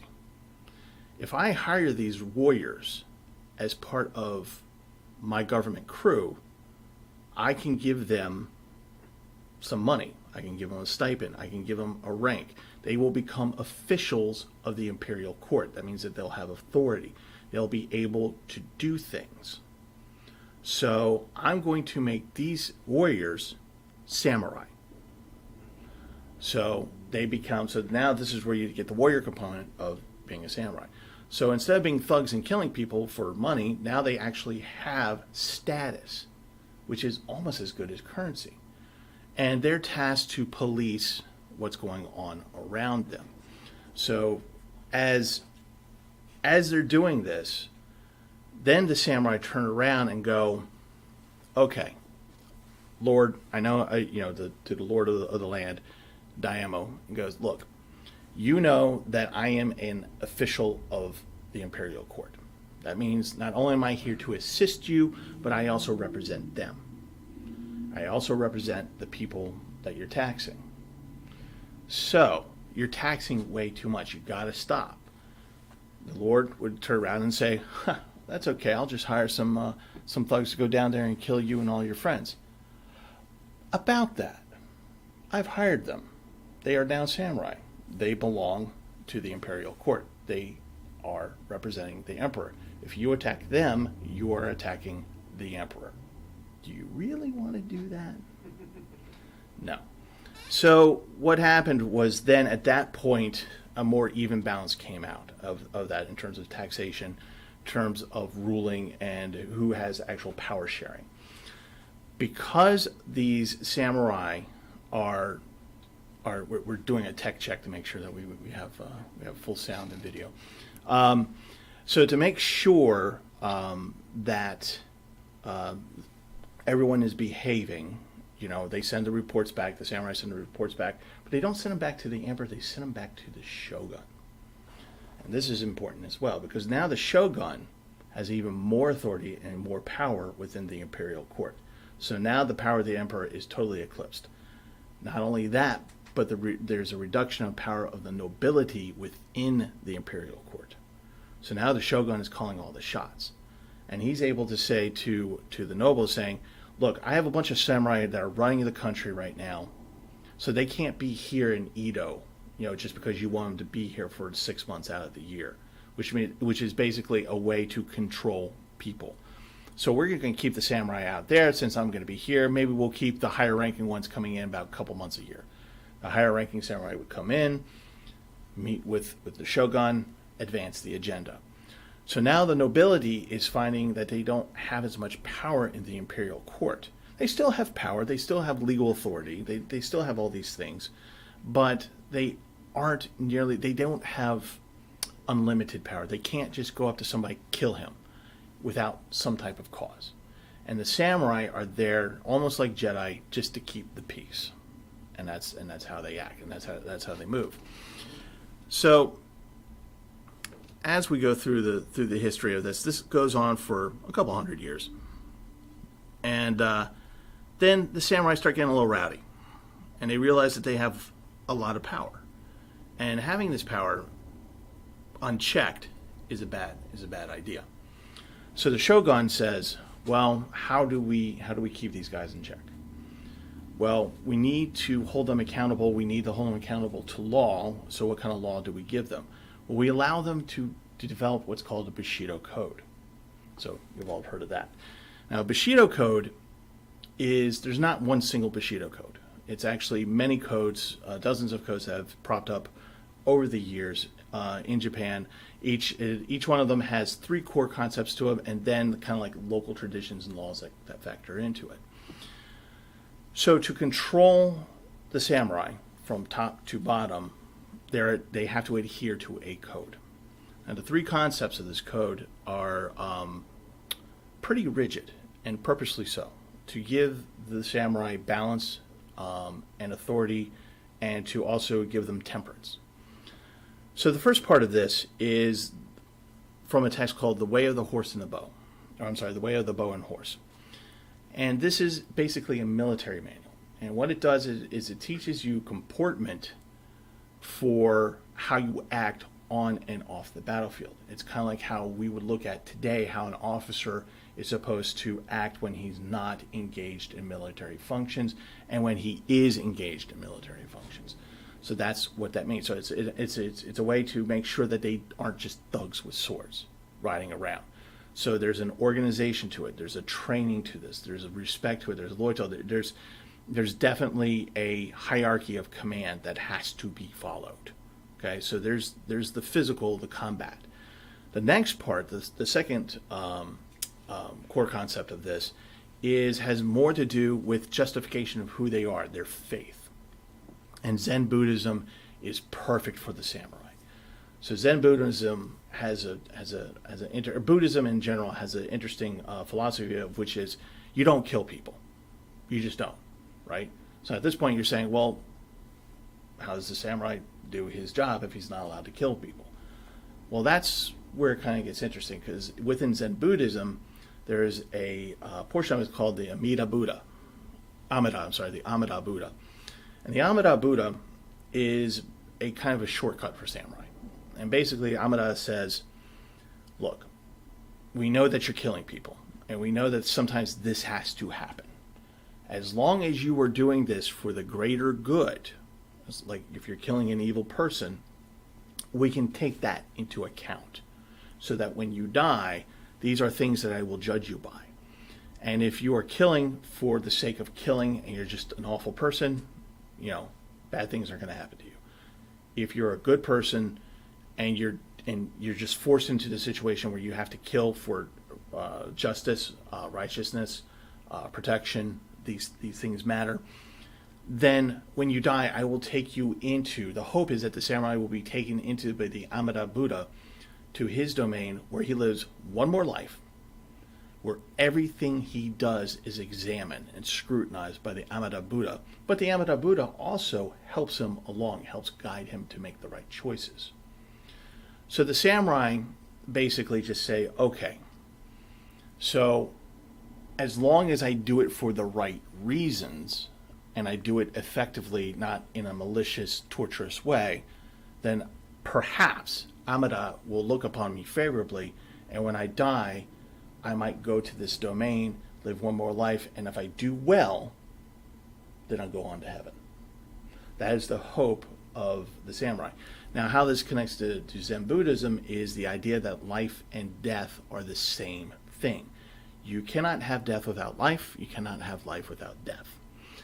And because samurai deal in death, they realize that Zen Buddhism basically allows them to be the harbingers of death. Like they are actually performing a service, a spiritual service almost. It's kind of a weird way to say, oh, it's okay, I can kill these people because spiritually speaking, I have to mete out death because death is part of life.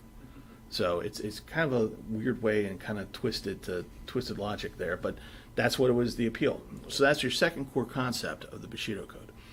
The third core concept that you're going to find anywhere has to do with Confucius. And the idea behind Confucius philosophy, not religion, is that, again, if you are going to be a samurai warrior, you want people to follow you because you are representing the imperial court, you're representing the government, you want people to stand in line. Now, if you're just a thug with a sword or a pike or a bow and arrow or something of that nature, and you're just just muscle, basically, that's all people are going to see you as. And that's not what the samurai want to be. So Confucianism provides you refinement. In order to be a leader, you have to have an education. So this education talks about cultural education, talks about literal education, reading, writing, arithmetic, things of that nature. To be a samurai, you have to be literate. You have to be able to read Chinese philosophy, which is a very big deal, actually. Because at this point in time in Japan, Chinese philosophy, thought, poetry, art, technology, government is highly valued by the Japanese. So to have these, so to be able to lead the people, you have to be able to be a good example. And to be a good example, you have to learn. You have to be literate, learn to read and write.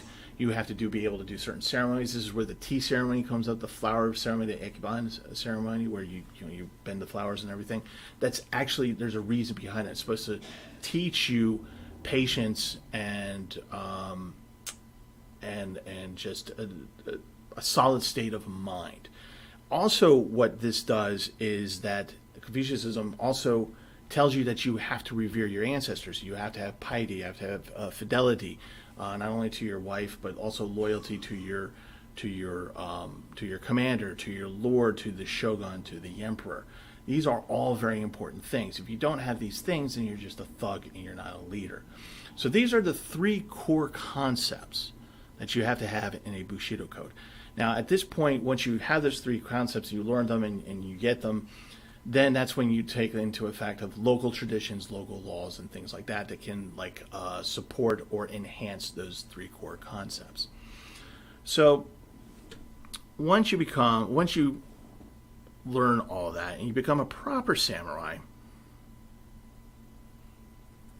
the question remains, how do you become a samurai? I mean, do you just get to go show up one day and you learn these 3 core concepts and that's it, and you get to be a samurai? No. So there are basically 3 ways to get it. Generally speaking, three ways to be a samurai. The first one is that you're born into a samurai family. So remember, these were originally imperial appointments. So then you have the ability to be born into, and it's hereditary. So your sons or your son could be a samurai as well.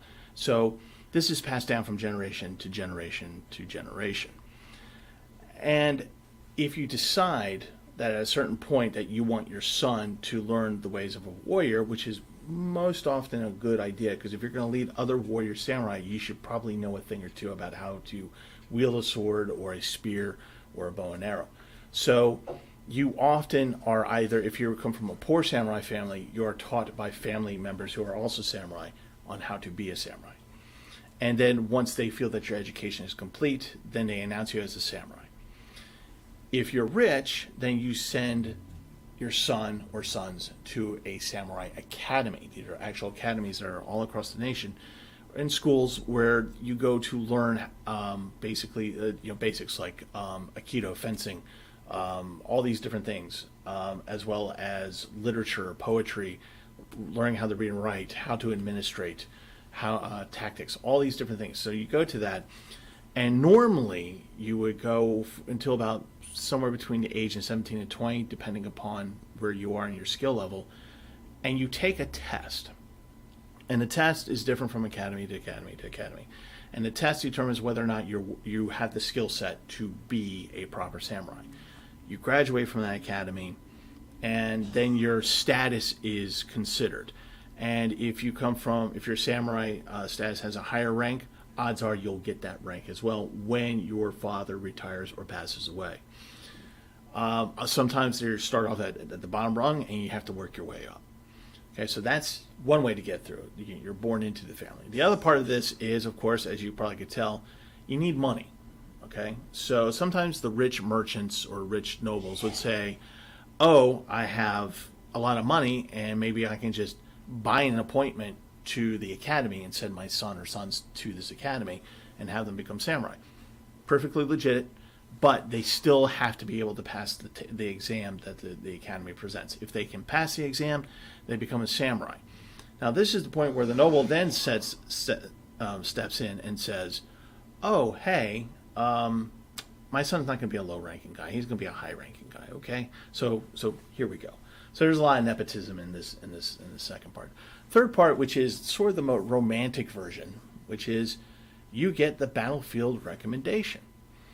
So let's say you're some poor schmuck who gets recruited by the samurai to help fight in a battle, and you carry a spear, you walk into battle, and you do really well. You actually know what you're doing, and you comport yourself well on the battlefield. You don't look like a sadist. You look like you know how to handle a spear. People follow you into battle. Those kinds of things. The samurai or commander or officer of your unit might recognize that and go, you know what? This guy might make a good samurai. So you don't have to be that young. You can actually be in your teens or your 20s and still get to be a samurai. So what they do is they come back after the battle, particularly once the battle is won, and you go to the commanding general or the noble and say, hey, this guy here did really well. You tell him about the guy's deeds, and you say, I petition him to become a samurai.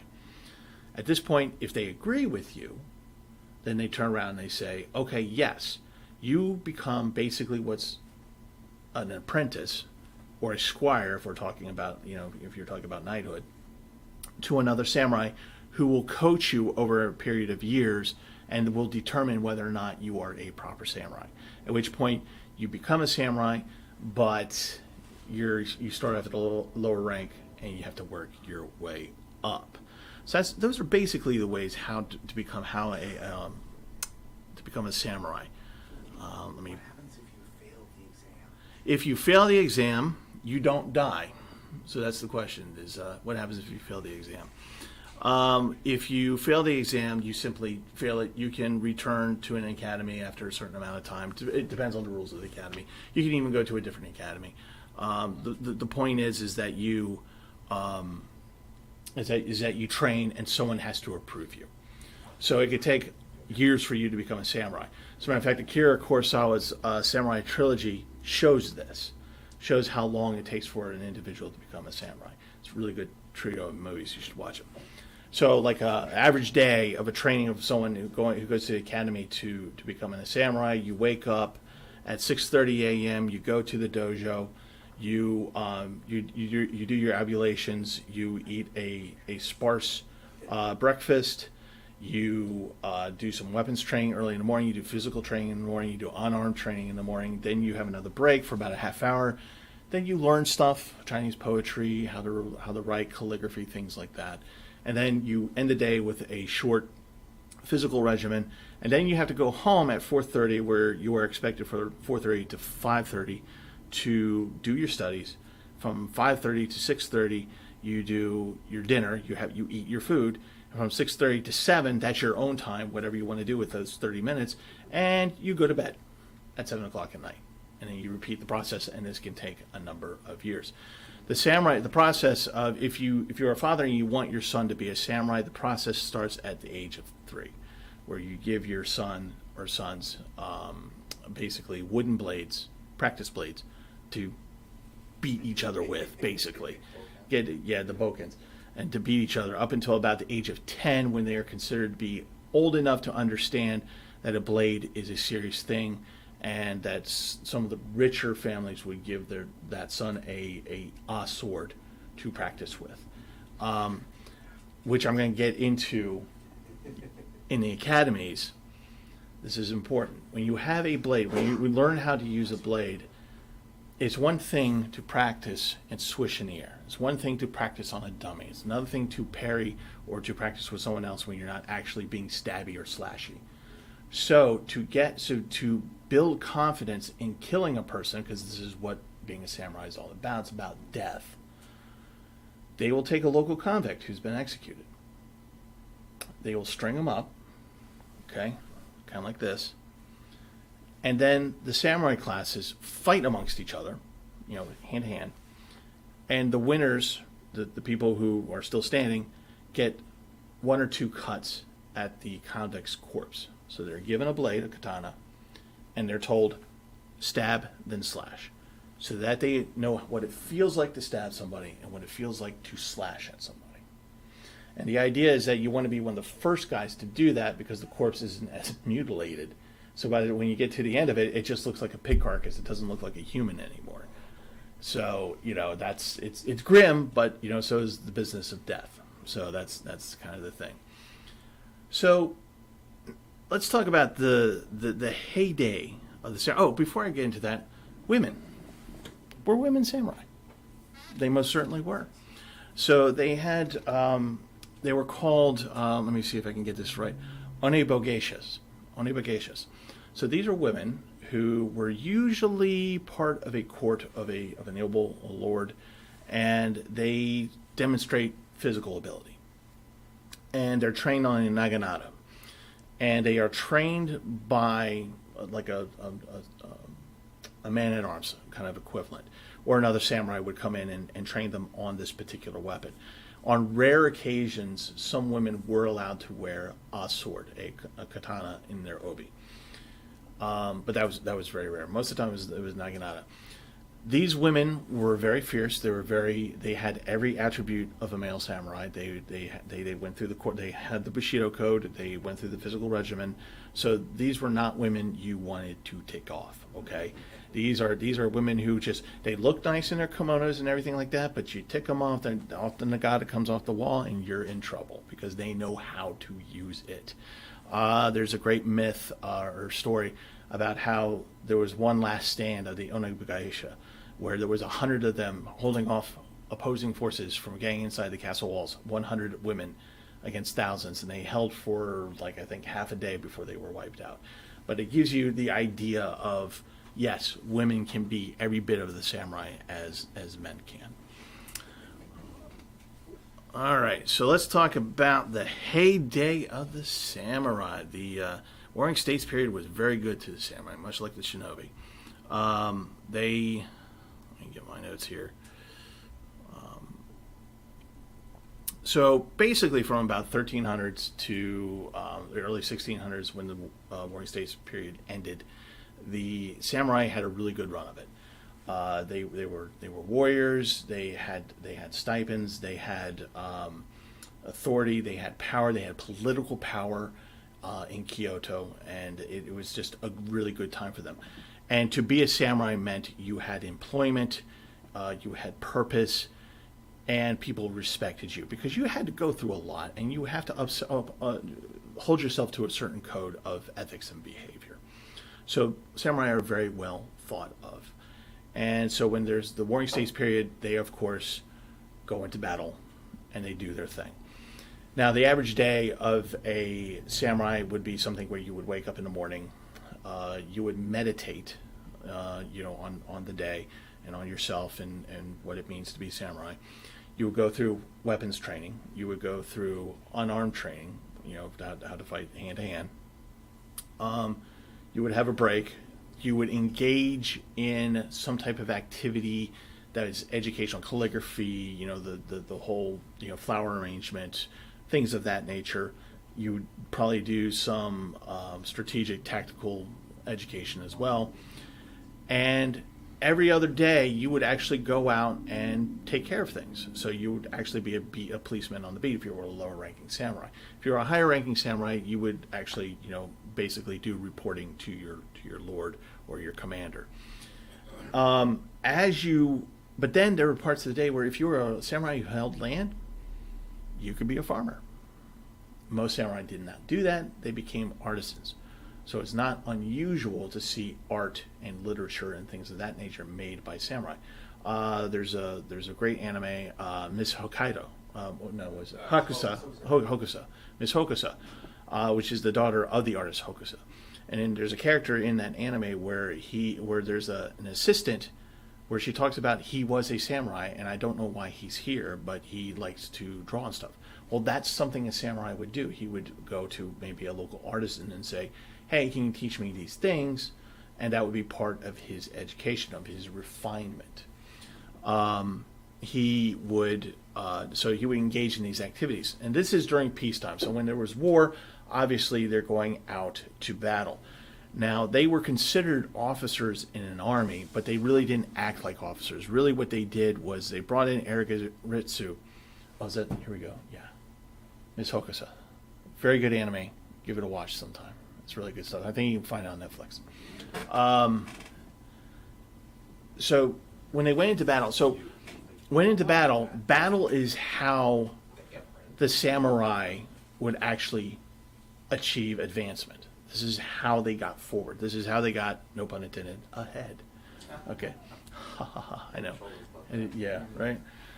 So basically what they would do is they would go into a battle. They would lead a unit of Erigaritsu, which are poorly trained soldiers. They would direct them into battle with another group of them. And then once they started being stabby with each other, then the samurai, would look for another samurai on the opposite side to do battle with. Because you don't get honor, you don't get benefits for killing a simple soldier. You have to go after other samurai.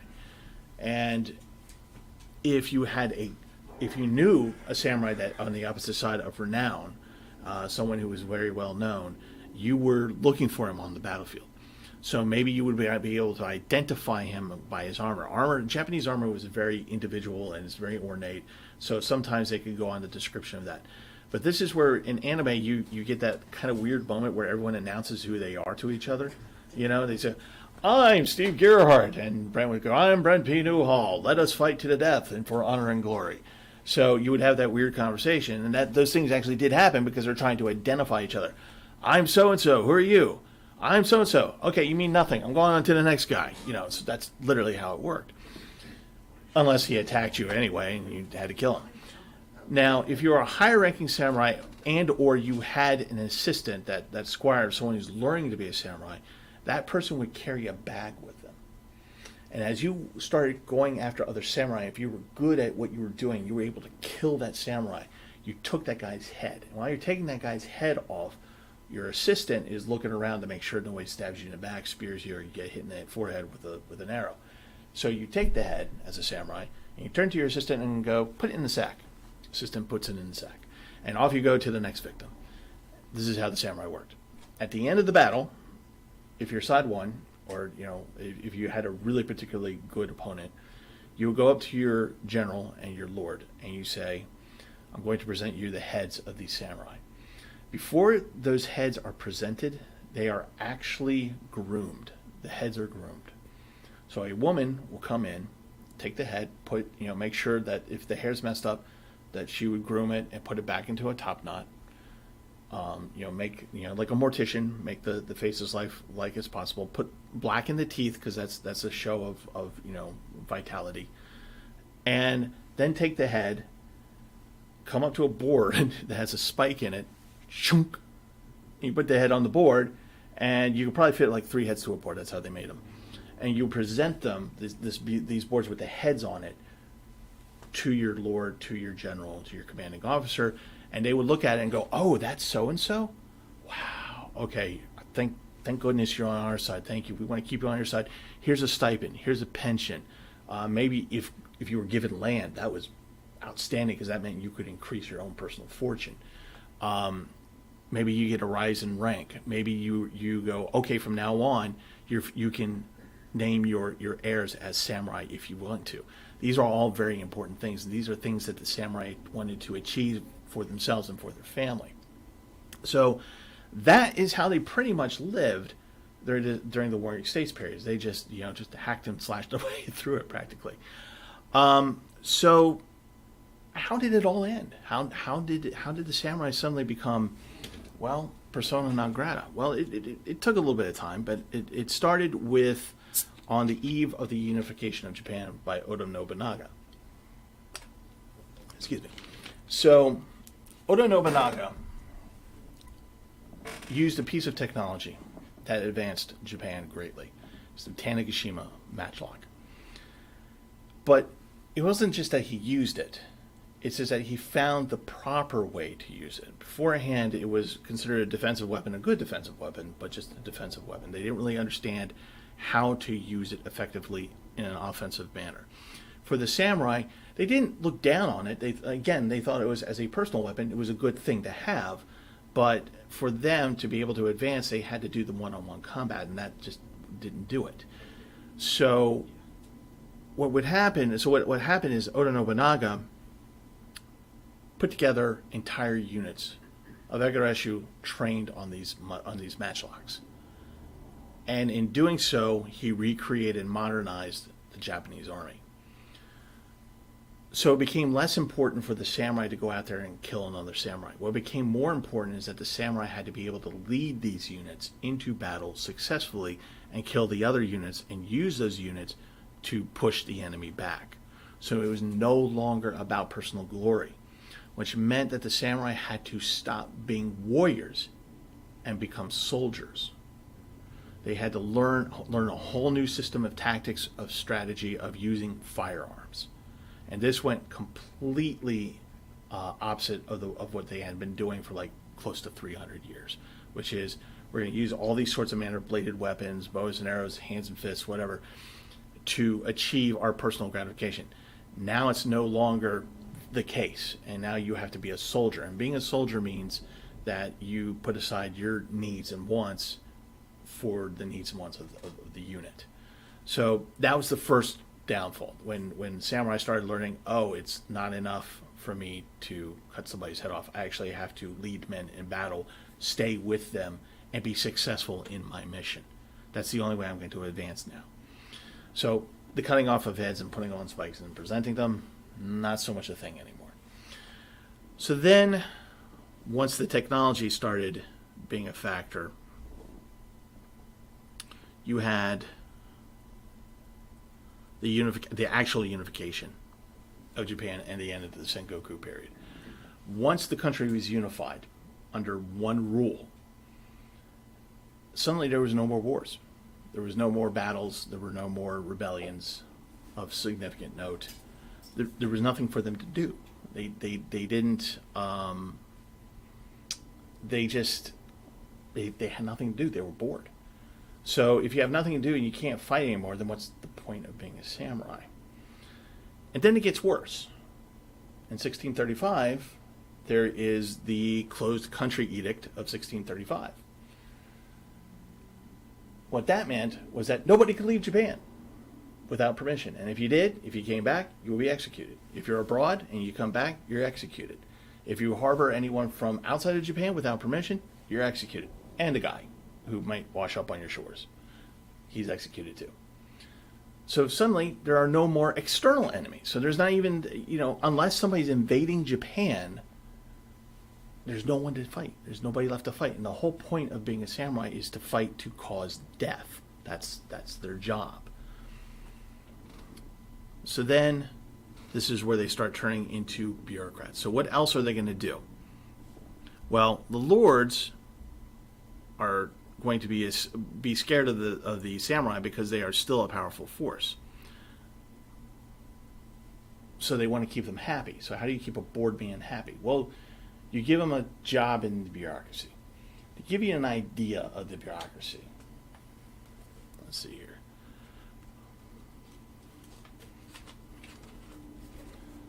Oop, hold on.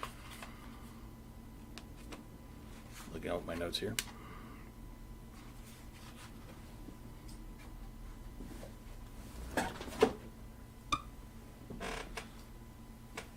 I get to look like I actually know what I'm talking about. Put on the glasses here.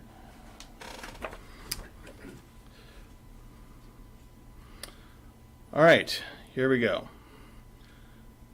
The most authoritative decree issued by the Bakufu, which is tenth government, to control the peasantry was the Keion Proclamation of 32 articles promulgated in 1649. It enjoined peasants to obey Bakufu decrees, consider the payment of land taxes their primary responsibility, work diligently at their farming, rise early in the morning to cut grass, cultivate the fields during the day, and make straw ropes and sacks at night. That was law. That's what you had to do. Except when sleeping, they were to devote all their time to farm work, and neither they nor their wives and children were to drink sake or tea.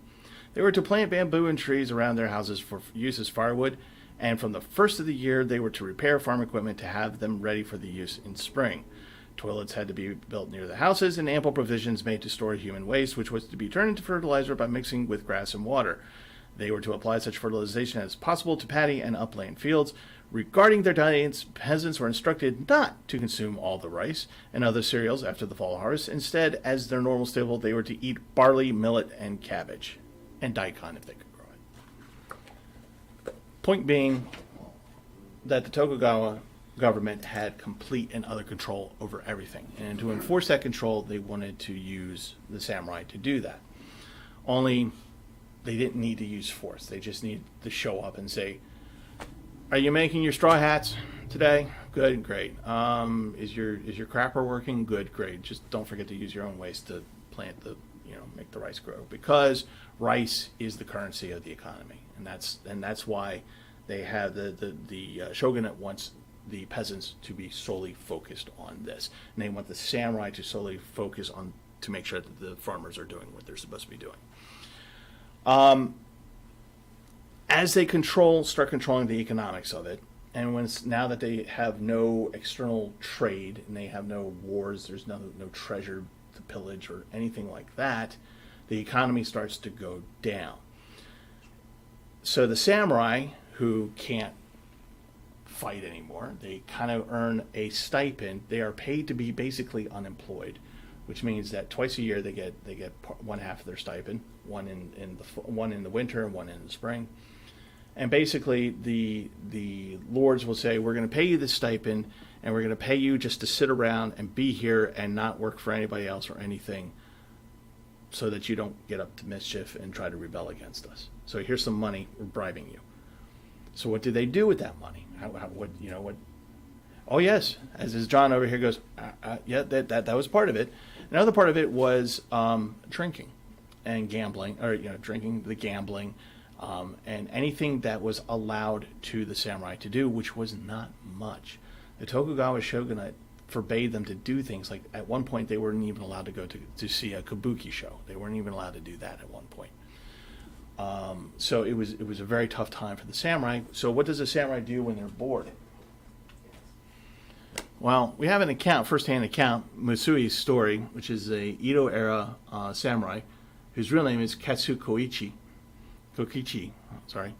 And one of the things he talks about in here is that they gamble, and they spend money because there's nothing else to do. They spend money on fine swords and clothes and things like that. So, like, one point he says, challenging students from rival schools was getting to be a regular occupation. That meant that he was just like literally picking a fight. Night after night, I roamed the streets with my followers in tow. Every so often, just to keep them in their place, I took them to the home of Master Hirayama Shiru to hear them tell stories of Japan and China. My foolishness was dragging me deeper into debt. I wouldn't stop. What he basically was saying there is that he's paying for these meals for not only for the people who are following him that are supposed to be his students, he's not teaching them anything. And he's taking them to a guy who's respected, but an older guy, so he has to pay for that guy's meal. So he's paying a lot of money that he doesn't have. And he goes, I wouldn't stop, even then, and borrowed money with no prospect of being able to repay. I was 21 and penniless. I had no choice but to sell my everyday sword, the Moromitsu I'd bought for 41 ryo from the dealer Oriyakunoman. Sorry for this slaughter of the Japanese language. At the last moment, I couldn't bear to part with it, even to make an appearance at the commissioner's house. I had only the clothes on my back. To take my mind off my woes, I went to Yoshiwara, which is a gambling district. Because, when you're deep in debt, that's what you do. You gamble more. But you could win big, yes. Or you could do what happened to the rest of the samurai and sell all your possessions. So what would happen, what Matsui did, was that to make money, he profited off the misfortune of other samurai.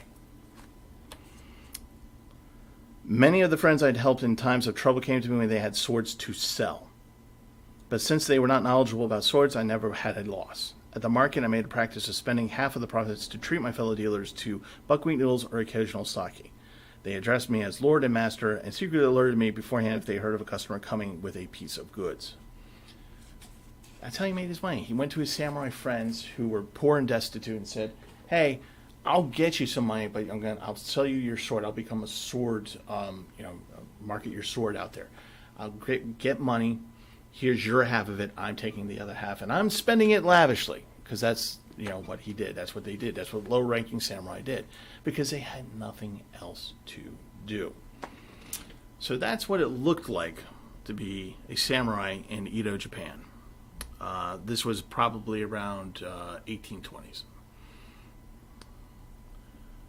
So what really sealed the deal for the samurai was the opening of Japan by the United States. So in 1853, again, Perry shows up, and he comes up with a small squadron of the black boats, with cannon, up to date technology, a show of force, and he steams into the harbor, and he goes to the emperor, not realizing that it's still the shogun who's in control. But he goes to the emperor and he says, look at my telescope, look at the telegraph, see how this works? And here's a steam locomotive model engine. Isn't this cool? Here you go.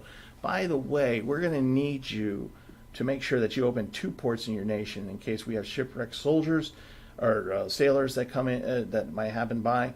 And we're going to need to be able to trade with you. We're going to need to be able to make provisions with you. So we're going to be gone for the next 6 months, and we're going to come back, and you should have an answer for us.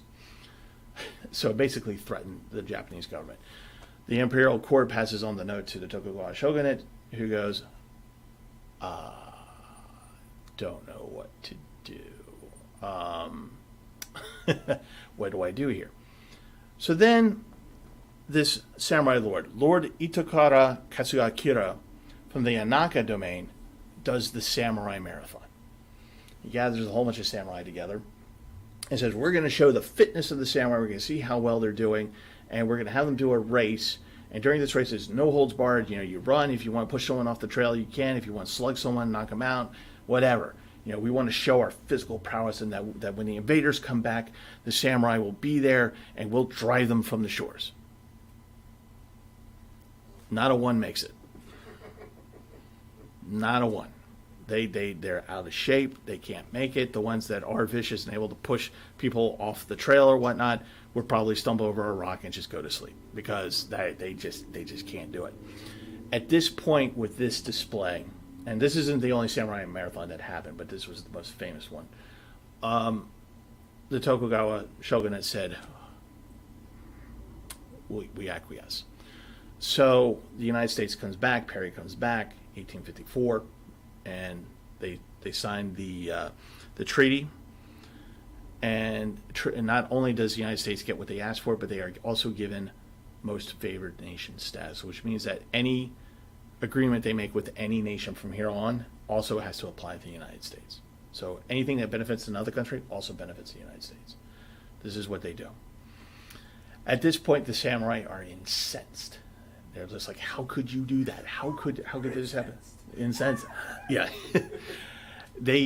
How could you do that? We are Japan. We don't bow to anybody. Why is this happening? You know what? And they looked at the Tokugawa shogunate and said, it's your fault. This is your fault. So the emperor at the time had two major clans that supported him, the Chosen and the Satsuma. Was it Satsuma? Yeah, Satsuma samurai. So these two clans fully supported the emperor. In 1876, they bring the emperor in and they declare him the actual authoritative ruler of Japan. They dissolve the Tokugawa shogunate, and the Tokugawa shogunate goes, hold on, just wait a second. We got samurai too. And they attack the Satsuma forces, which are led by Saigo Takamori. We're going to talk about him in a moment. Running a little over time. So this causes the Boshin War. And the Boshin War is basically how the Meiji Restoration starts. And the emperor, his forces win over the Tokugawa shogunate. There's a little bit of forces up in Hokkaido that make the Ezo Republic. Saigo Takamori, under the service of the emperor, goes back up there, kicks their butt, and the Meiji Restoration takes into effect. The Meiji Restoration, of course, is what modernizes Japan, and this is what we're talking at the beginning of it. And they start putting in new institutions, new technology, new ways of doing things. And one of the things that they did was do away with the feudal system, the vassal system, which meant that the samurai were no more. That's it. They were done. The samurai were banned. Now, this doesn't mean that they were jailed or anything like that. As a matter of fact, if you were a high-ranking samurai, you could probably find a post in the government. If you're a lower-ranking samurai, you could probably find a post in the local government. So it wasn't like you were kicked to the curb and out on the street, but what it meant to be a samurai, the whole point of being a samurai, the honor, the loyalty, the fealty, all that, gone. A lot of samurai were upset about this. One of them was Saigo Takamori, who devoted himself to the emperor. He didn't like modernization that much unless it was affecting the military, which case he was a fan of it. But if you were talking about trains, for some reason he really hated trains, don't know why, but he had a problem with them. So he did not like the modernization to begin with, but because he was a great samurai, he was considered one of the greatest of his time, he followed the emperor. Okay, the emperor said this: I am going to retire gracefully. I'm going to set up schools across Japan for samurai to go to learn new trades, new things. And so while they're learning new stuff, they're still doing their combat exercises. Now keep in mind that the Tanegashima matchlock is now part of that. So that technology of firearms is part of their training, including artillery. Takamori really liked artillery. He liked things that went boom and were very loud. So these schools, about 137 of them, cropped up all over Japan. Takamori's a popular guy. The people like him because he's one of the three great nobles that supported the Meiji Restoration. He fought in the Boshin War, basically won the Boshin War on his own. And so he was very well thought of. And he went into retirement. Everyone thought it was nice and happy. And then the samurai were banned. And Takamura said, okay, I'm going to retirement. Don't like it, but here I am. Now, how many of you have seen Gundam Origins? In the scene where Char Ensemble at the academy with Garma institutes a rebellion. Okay, and that leads up to the 1 year war, right? That is what actually that's a nod to what had happened for the Satsuma Rebellion. What happened was that Takamori was content in being retired, but his students were mad. They hated it, and then the government did something stupid and sent in police officers to investigate the students, and they thought it was a way to assassinate Takamori. So they got mad, hit the naval shipyards at Nagasaki and Kyoto, took the provisions, declared victory, sent a letter to Takamori, said, "We are in rebellion, lead us." Takamori reluctantly agreed. And he went into the Satsuma Rebellion, whereupon he died. I mean, he obviously he lost the war. But here's the thing. He is considered the last samurai. Right. The book says the real life story that inspired the movie, Last Samurai, Tom Cruise. Don't watch the movie. It's historically inaccurate. But he is considered to be the last great samurai. So in his rebellion, he did very well until, of course, the end when he had not as much supplies. He's being driven to the hinterlands. He's finally encircled. He gets a wound in his thigh, and he dies on the battlefield. And it is, as we talked about, getting the heads and putting them on a pike and having them delivered, it is a sign of showing the people it's over. We have his head. It's done. It's over. After he died on the battlefield, a couple other samurai cut off his head, hid the head, in an effort to prevent the imperial forces from finding it and declaring total victory. They can claim victory because they win the battle, but they're not able to convince the populace that the man is dead unless they have his head. That's kind of why they also, back in medieval Europe, they put heads on pikes to prove, yes, the dude is dead, so your rebellion's over. At first, they couldn't find the head. And so the rebellion was kind of still on, even though they did a last charge of 300 samurai and got totally wiped out. They finally found the head. Now, this is where it kind of gets into myth. They say that the head was treated well and was washed in a stream, and the emperor cried over him, and all this wonderful stuff. And here is such a man, such a man. Did not happen. Did not happen. Here's how the samurai ended with the last samurai. This is an account from Captain Hubbard, a captain of a vessel from Boston. He was there when the bodies of the samurai leaders were presented. This is what he had to say about Saigo Takamori. He was a large, powerful-looking man, his skin almost white. His clothing had been taken off and he lay there naked. It was a few seconds before he realized that his head was cut off. Next to Saigo lay Kirino the Mutsura. Saigo's was the only headless body, but the others were a fearful sight to look at. Their heads were dreadfully cut up, and it was quite evident that they killed each other. No doubt their heads would all have been cut off by their own people had time permitted. While we were looking at the bodies, Saigo's head was brought in and placed by his body. It was a remarkable looking head, and anyone would have said at once that he must have been the leader. And that is the end of the samurai.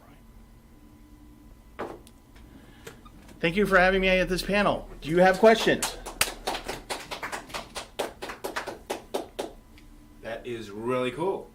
Thank you, Steve. So, I have a question. What's your question? What are some of your favorite samurai anime? Ooh, definitely Samurai Champloo. I've always enjoyed that one. It actually, we were talking about it earlier. It has a great.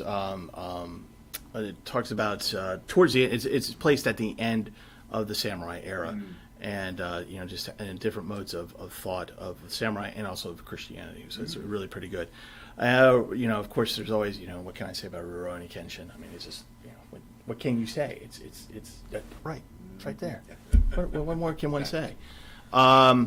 So yeah, it's anything.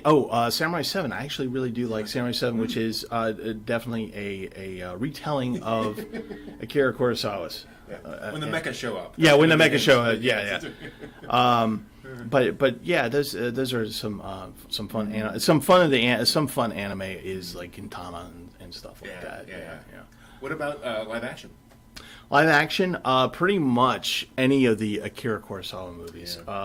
There's of course trilogy.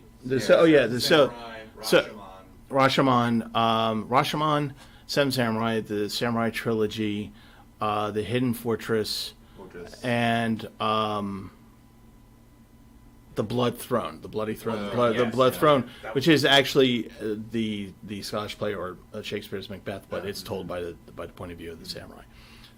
Those are very, very good movies. There's also another movie where if you want to watch it and see how well, because a lot of there was a question in chat, are there still samurai today? And the answer is actually kind of yes.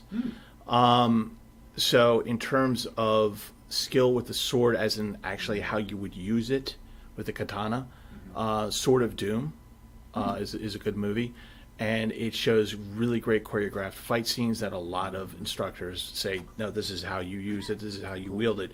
And it's a good movie in general. It just shows about the descent of madness of a samurai, but focusing on one particular sword.